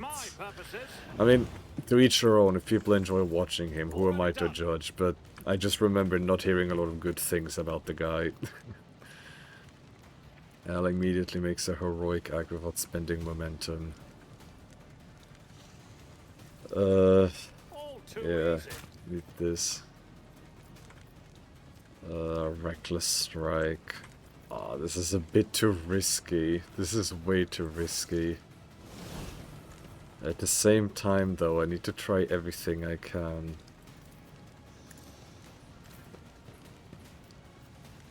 Until the next one, the Vanguard attempts to attack each enemy that attacks the Vanguard or the allies in a 3-star radius around the Vanguard. We'll rule the stars themselves. Oh, you can hit someone. Indeed. Bonk. Ah, dodged it. I know he won best streamer again at the and I haven't seen anything about it other than just follow him to get notifications so I can check out one of his streams. Ah, okay. Well, all I know about the guy is that supposedly he's a bit of a problematic person, and yeah, that's all I know about him. That's all I know. Liquid fire grenade. Yeah, I wish I could throw another grenade. Pain resonance. Yeah, sure. Yeah, just attack Malice and pray it hits. Not a problem for me. And he dodged it. Lovely. Lovely, he just dodged it.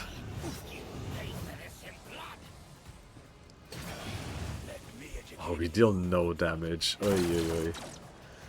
Pain cleanses the body. Dodge, dodge, dodge, dodge, dodge. I mean, this is perfect for grenades. And this here is perfect for grenades.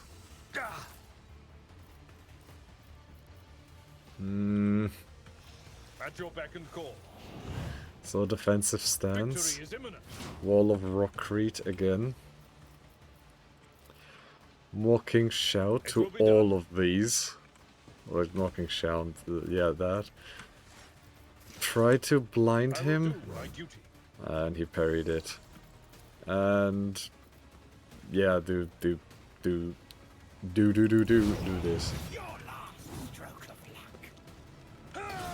I mean, they're all burning. This is good for Pujan. All too easy.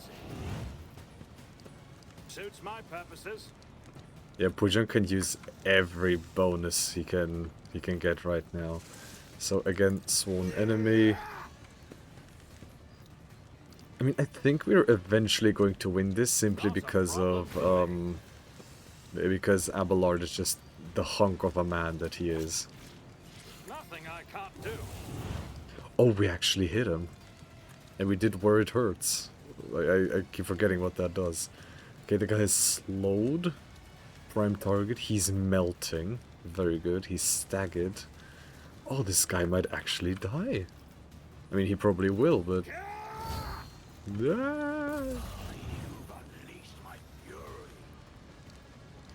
Round. To battle my comrades in arms. Yeah, sure, whatever you guys think is gonna work. I can do this. I can hold out in here.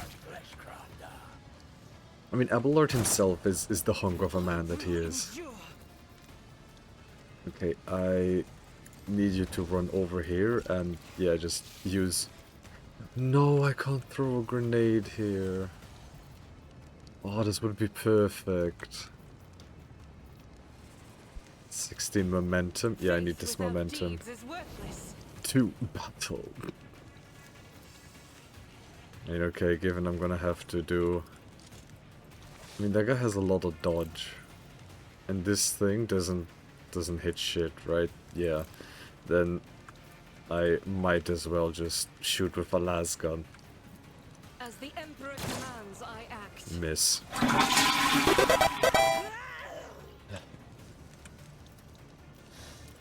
So, shoot again. I'll do it. Yay. Doubt is for the weak. And now we shoot again. Faith without deeds is worthless. Wow, we do so much damage. Oh. Oh. Show me what you've got. So this is kind of obnoxious as fuck. Yeah, that's the general gist that I've heard as well. Let's get to it. They really are all focused on Abelard. Scared yet? I can't say I'm scared. If anything, I would be worried for you because all of you are just clumping up here on this bridge. With Abby just like having the easiest time of his life. It will be done. Okay, viewers in like 5 minutes. Yeah, the guy is very popular. Indeed. Indeed. Target well. Holy shit, we hit. He could be blinded now?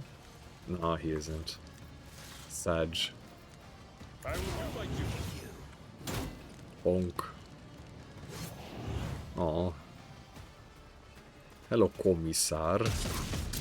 He has a bolt pistol. Yo, share. Suits my purposes. Pain resonance.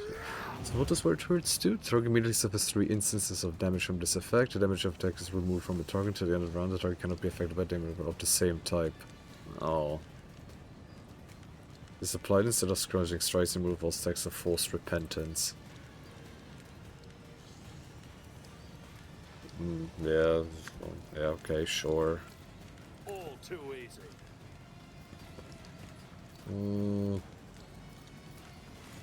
Yeah, hit him. And we don't stop here. So, bonk. And bonk. I mean, I could shoot, but why should I? I shall not fear. I shall not fear, I only film. Bonk. And we do bonk. was your biggest mistake. I mean, Pujan, this hunk of a man, you think he gives a shit? I mean, honestly, if it wasn't for Abelard, we would be dead. Like, if it wasn't for Abelard, yeah, we would be done already. Bonk.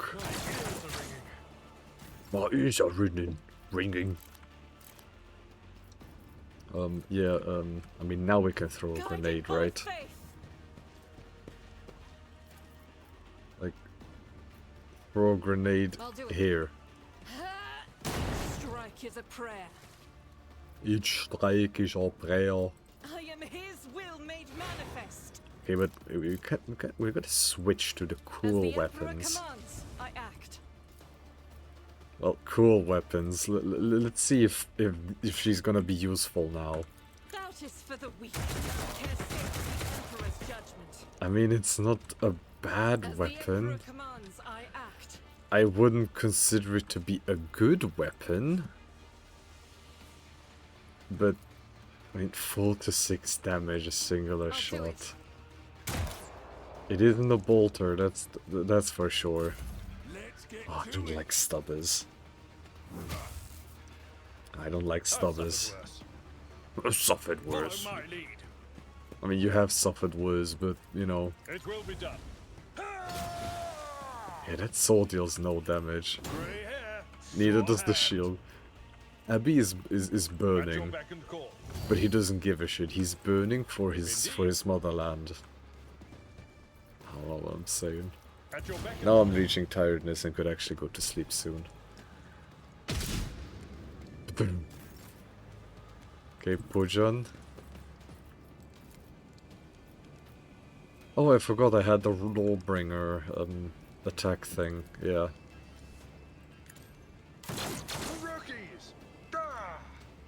Rookies! I think I just called Pujan a rookie. Okay, we took care of Malice. That was surprisingly easy.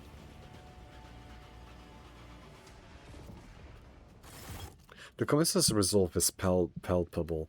Victory, comrades! Duty beckons! Our allies are waiting on the other side of the strange rift, so let us not waste time. He's holding a strange Xeno device. The Commissar points it at the rift, presses a few buttons, and the rolling entropic energies die down, forming a stable portal. What exactly awaits us on the other side? Loyal comrades and a stolen escort ship with a pilot taken hostage. It will take us back to real space, where Emperor willing, we will send out the distress call and be saved. By his grace may this turn out to be true. Abelard's voice is dull and lifeless. Are you coming with us? I will bring up the rear and make sure no one falls behind. You will lead the charge. Act as a shining example of duty and valor. Well, onward. The Commissar raises his voice and shouts triumphantly. The Emperor is watching. Let us not falter under his gaze. Yeah, so how much we betting it's like that isn't actually gonna happen? Fine edge Hekatari blade. Heavy greatsword. Heavy leather armor. I mean, the leather armor is probably gonna be good. Malice's arsenal. Chime's combat infuser.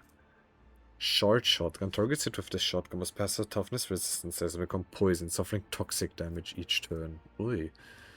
Splinter cannon. Las blaster. Okay, those are a few good weapons actually. I mean, Pujan doesn't really. I mean, Argenta could actually use it because this heavy stubber sucks ass. So might as well give her like a good proper weapon. Yeah, Lord, man, you need an actual thing. Grants 5 agility. What other weapons were there? I mean, heavy great swords. Definitely not these auto guns. Ugh, the auto guns suck ass. Yeah, there's this thing here. Yeah, someone else to loot from. Old injury. Perfect. Lots of debuff. What is this weapon I just picked up? Trophy lasgun. Yeah, sure, it's better. Lads, I just killed your boss. I just killed the Shrieker boss. Like, you guys are free. You guys are free. You guys don't need to worry. You guys are free. So enter the portal. But where's Cassia? The arena. Yeah, it was a trap, wasn't it? It was a trap, wasn't it? It was a trap, wasn't it? The Bernage of violence is dull. I crave subtlety. When it's truly free, our shekels are bound in blood. Die gracefully, die passionately, sense tantalizing hints of despair.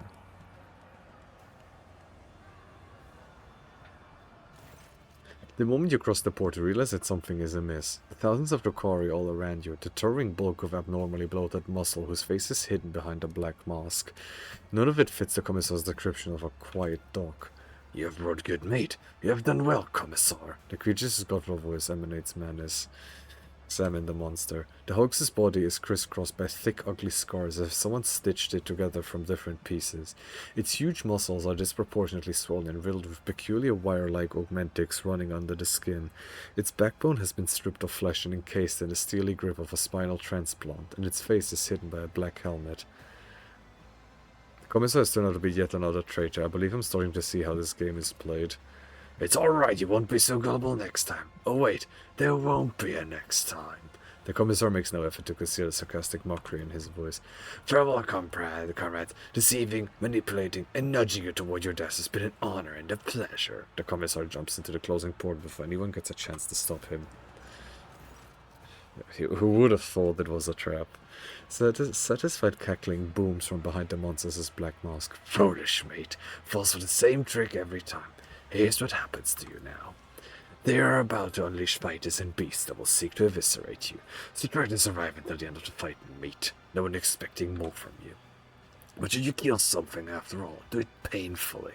Unless the monster's craving for death agony is sated, they will release me into the arena, and you will regret that. Got it? Address the monster. I would like to deal. We have no desire. Nah, that's not gonna work out. What is this place? The gladiatorial arena of the cult of the fatal thirst. This is where masters come for a new youth and where pathetic meat from the chasm is brought to die. What will I receive should I emerge victorious? The creature leans down to get a better look at you, then says acerbically, your life. But do not concern yourself, you will not win. The cat finally left the seat. Oh, hell yeah. Hell yeah, you can finally sit down after, I think, an hour. You're the monster vision. Are you offering me a chance to skin a few of your friends? I can hardly wait. You're amusing. Overconfident fools like you always die first. Off with you, mate.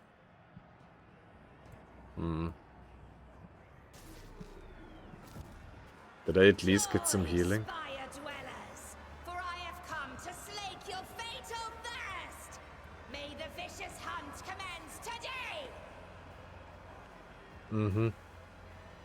My wild hounds will enter the arena to taste the blood of its wretched challengers.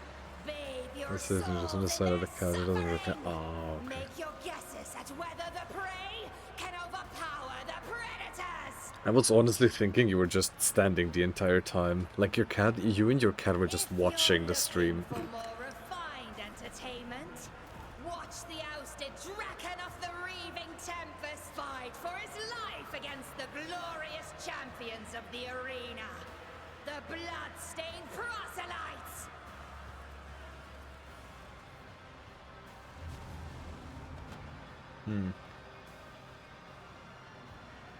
If your soul is so hardened that only the triumph of violence can soften its scars, enjoy the massacre of the fearsome flesh gorger. Today, we will try to kill him again.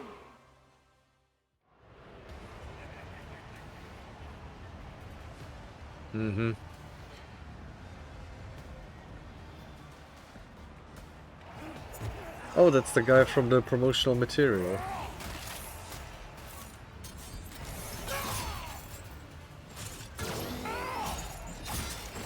Is it maybe a Necron thing?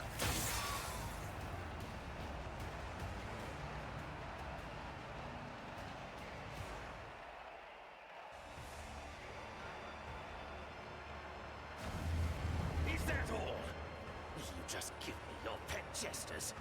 Don't be offended if I break your playthings, Kikeros. Oh, Marazai, I kind of want to fight you. Ooh.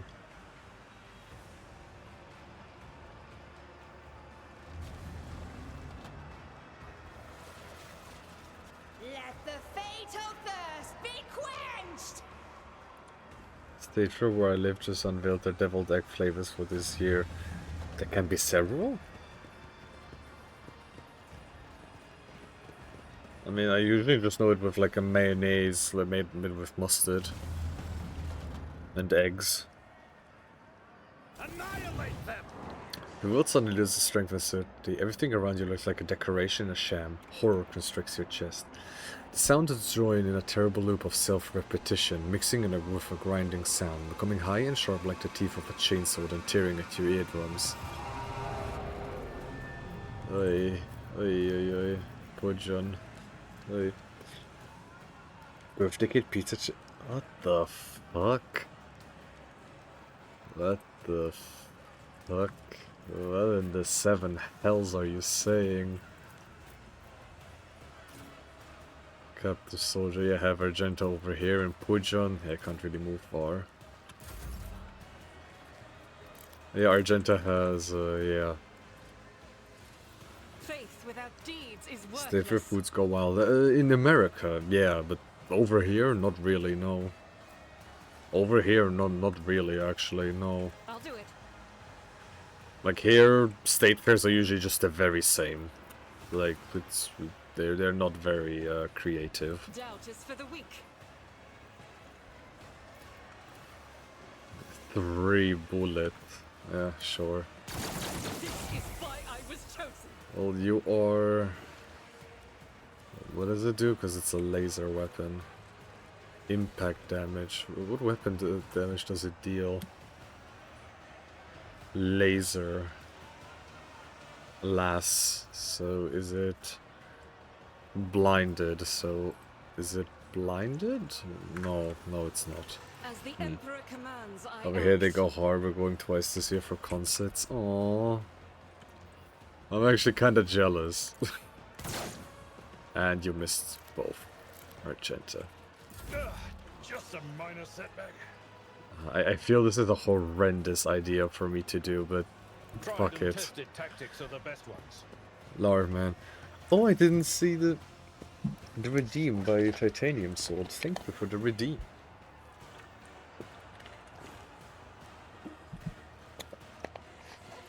Ah, thank you. Me eating fried cheese and a whole lot of turkey.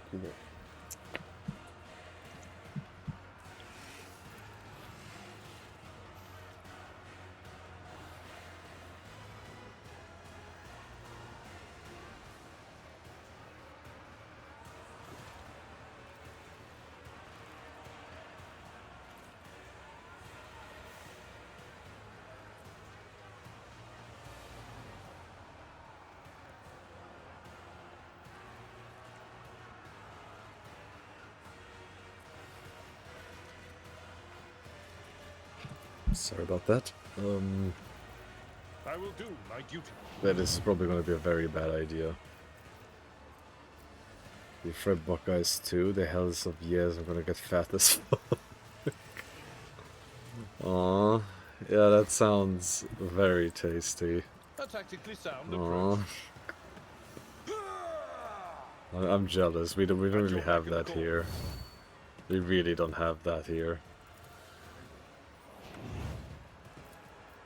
6 damage or 6 to 8 damage? Yeah, I might as well just try to hit with the shield. Yeah, don't know what I was expecting. Where Buckeye's Desert is. I think I've heard of it before. I think it was a... Is it a steak? Probably isn't a steak. Buckeye's Desert.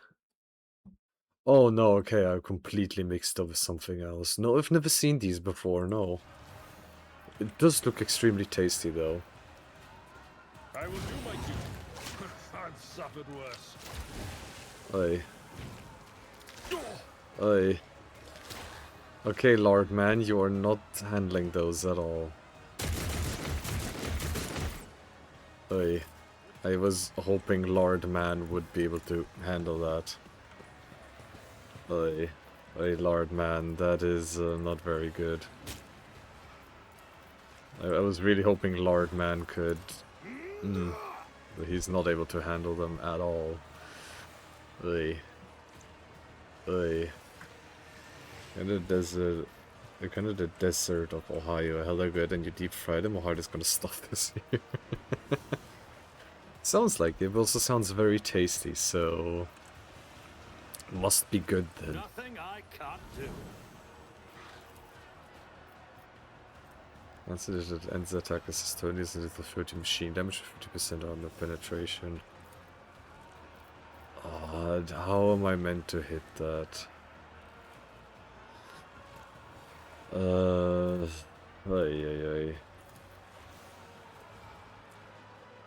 I mean...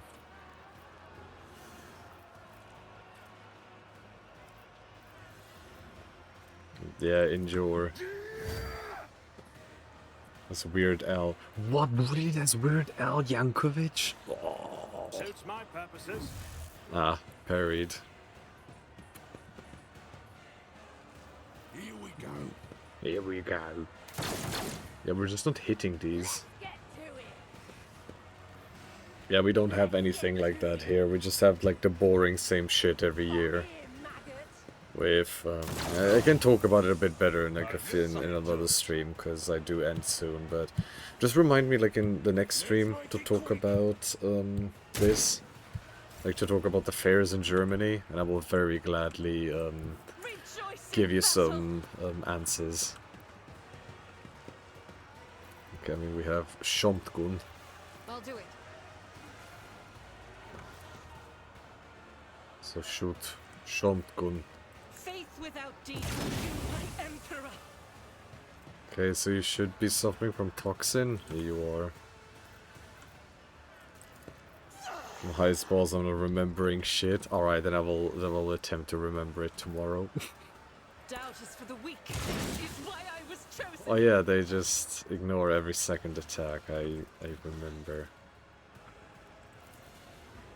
I remember they just dodge every second attack. Yeah. Do I need the momentum? I will need the momentum. I'll do it. So Lord Man, how do we get out of this predicament? At your beck and call. How do we get out of this predicament, Lord Man? Indeed. It will be done. Lord Man, we need to somehow survive this. All affected targets have 50% from the next attack. At your beck and call. Yep, Lord Man, pray.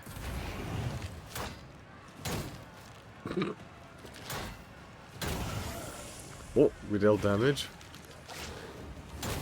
Bonk, okay. Yeah, okay, but... Holy shit, Lord Man. Holy shit, Lord Man. Like Lord Man. No, he ain't LARPing. He ain't LARPing. Okay, they are suffering from lots of damage over time stuff, so... Not a problem for me. Give me that buff. Dealt a bit more damage, yeah, sure. Nothing I can't do. This guy be the main thing. 97% to hit. Yep. Okay, yeah, we're dealing damage. Where are you suiciding? God, if Lord Man dies, we're boned. We're really boned if Lord Man dies. Why are you guys moving like this? No. At least there's a lot of damage over time on them.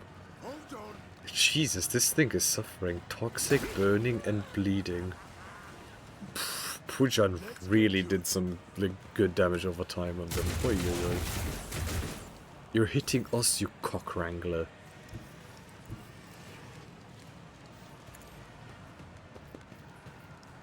Yeah, shoot one more time. Yeah, I absolutely need this. Impact damage. I think the shotgun counts as impact damage. As the Emperor commands, I act.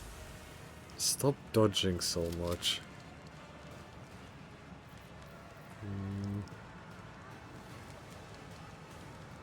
Yeah, I do technically need to switch weapons.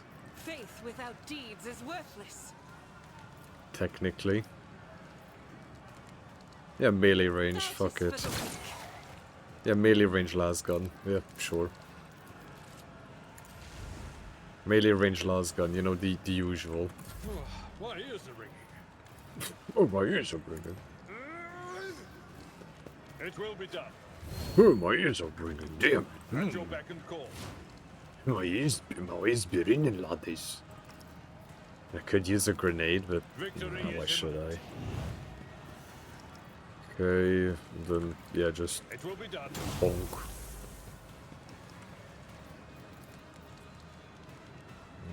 Yeah, only this guy. Bonk. No one dealing damage to anyone. Target well struck. Ooh. Ooh. Bonk. Well, the next attack deals no damage. Bonk. What does his shield do again? Stolen time? The anomalies of the manga sector have stolen Avalar's health and vigor, aging him several decades. Wait.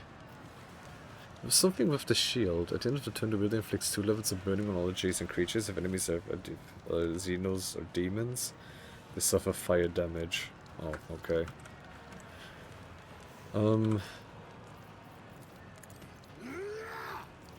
Suits my purpose. Oi. Pain and duty go hand in hand. Oi. Okay, maybe not the best of ideas, because now I don't have, Nothing I can't do. now I don't have, sole enemy against this guy. Immediately suffers, removed.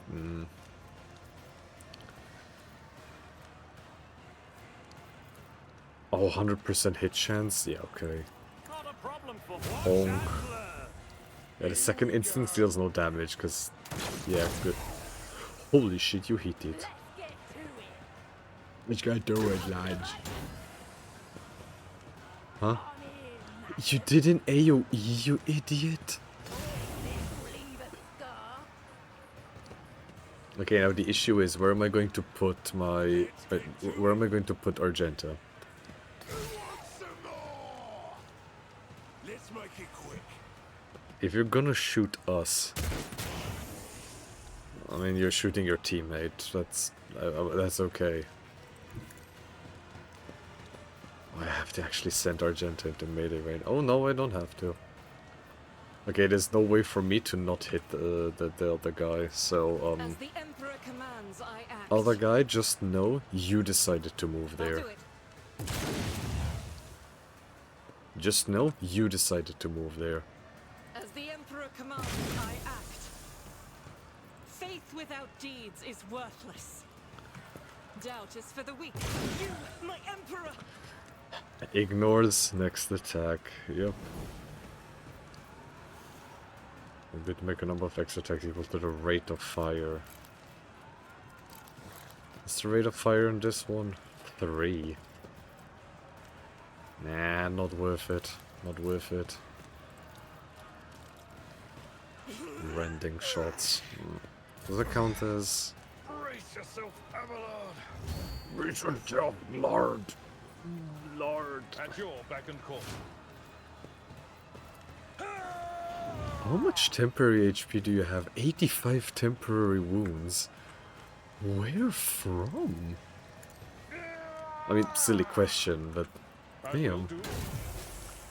40 damage, damn Lord, man. It will be done. Wow, 0 damage. Wow, 0 damage. Okay, Pujan, you should be able to easily kill this, right? 7% chance. Suits my purposes. The 7 fucking % chance. Already done. Oh, we did it. We killed the hounds. I wish I'd know what they're saying, but they ran off to the side.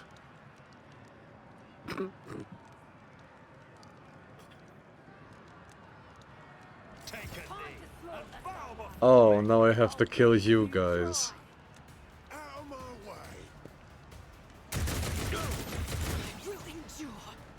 But I should have just killed these guys.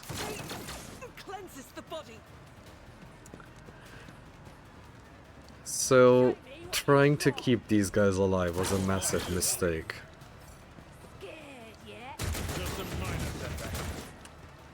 Okay. Okay. Okay. Okay. Okay, I see how it is.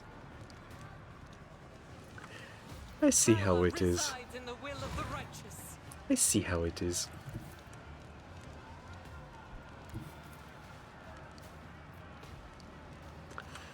I see how it is. Okay. Okay. Yeah, that's okay. I'm not disappointed. I am disappointed, but I was hoping it would be better, you know? Instead of having to waste my precious ammo on bullshit like this. I understand. I understand. I very much understand. I very much do understand, yes. As the Emperor commands, I act. Oh, 11% hit chance. Okay, then I actually have to do... I'll do it. Faith Oh, without whoops. faith is worthless. Whoops. I'll do it. Bad aim. As the Emperor, you, my Emperor. Okay, can I do another shot? No? Okay. Oh, that's not enough momentum. Yeah, I don't know what I was hoping for with 17%. Hey, hey, hey, hey, hey, hey, hey, hey, hey. Hey, hey, hey, hey, hey. What do you think you guys are doing, hmm? Nothing of value has been lost. I mean, you already pissed me the fuck off by Nothing I can't do. deciding that, you know, attacking me was a good idea, yeah, so, All too easy. you, how did the youngster goes? You fucked up? Yeah, you My fucked up. place is at the fore. I'm the beast with lane, so let's do our thing. Indeed. One view at a time. It will be done. Oh, Lord, man, you could really do... You need some healing. Yeah, now what? Damn, you almost dealt damage to Pujan. I'm not injured. I'm enraged. I'm not injured, I'm That is not the Emperor's will. Jesus, last guns are mediocre. Doubt is for the weak. Where are you Faith bleeding, without girl? deeds is Oh, was worthless. it a knife? As the Emperor commands, I act. Damn, you're not hitting shit with this, Argenta. Nothing I can't do. Opposing me was your biggest mistake. Have you enjoyed it? Are you surprised? The fallen dragon has defeated the best warriors of the arena. The court appreciates it. Marisai Azeresh has been granted the right to join the bloodstained Proselytes, or Circle of Champions. Is that good for me?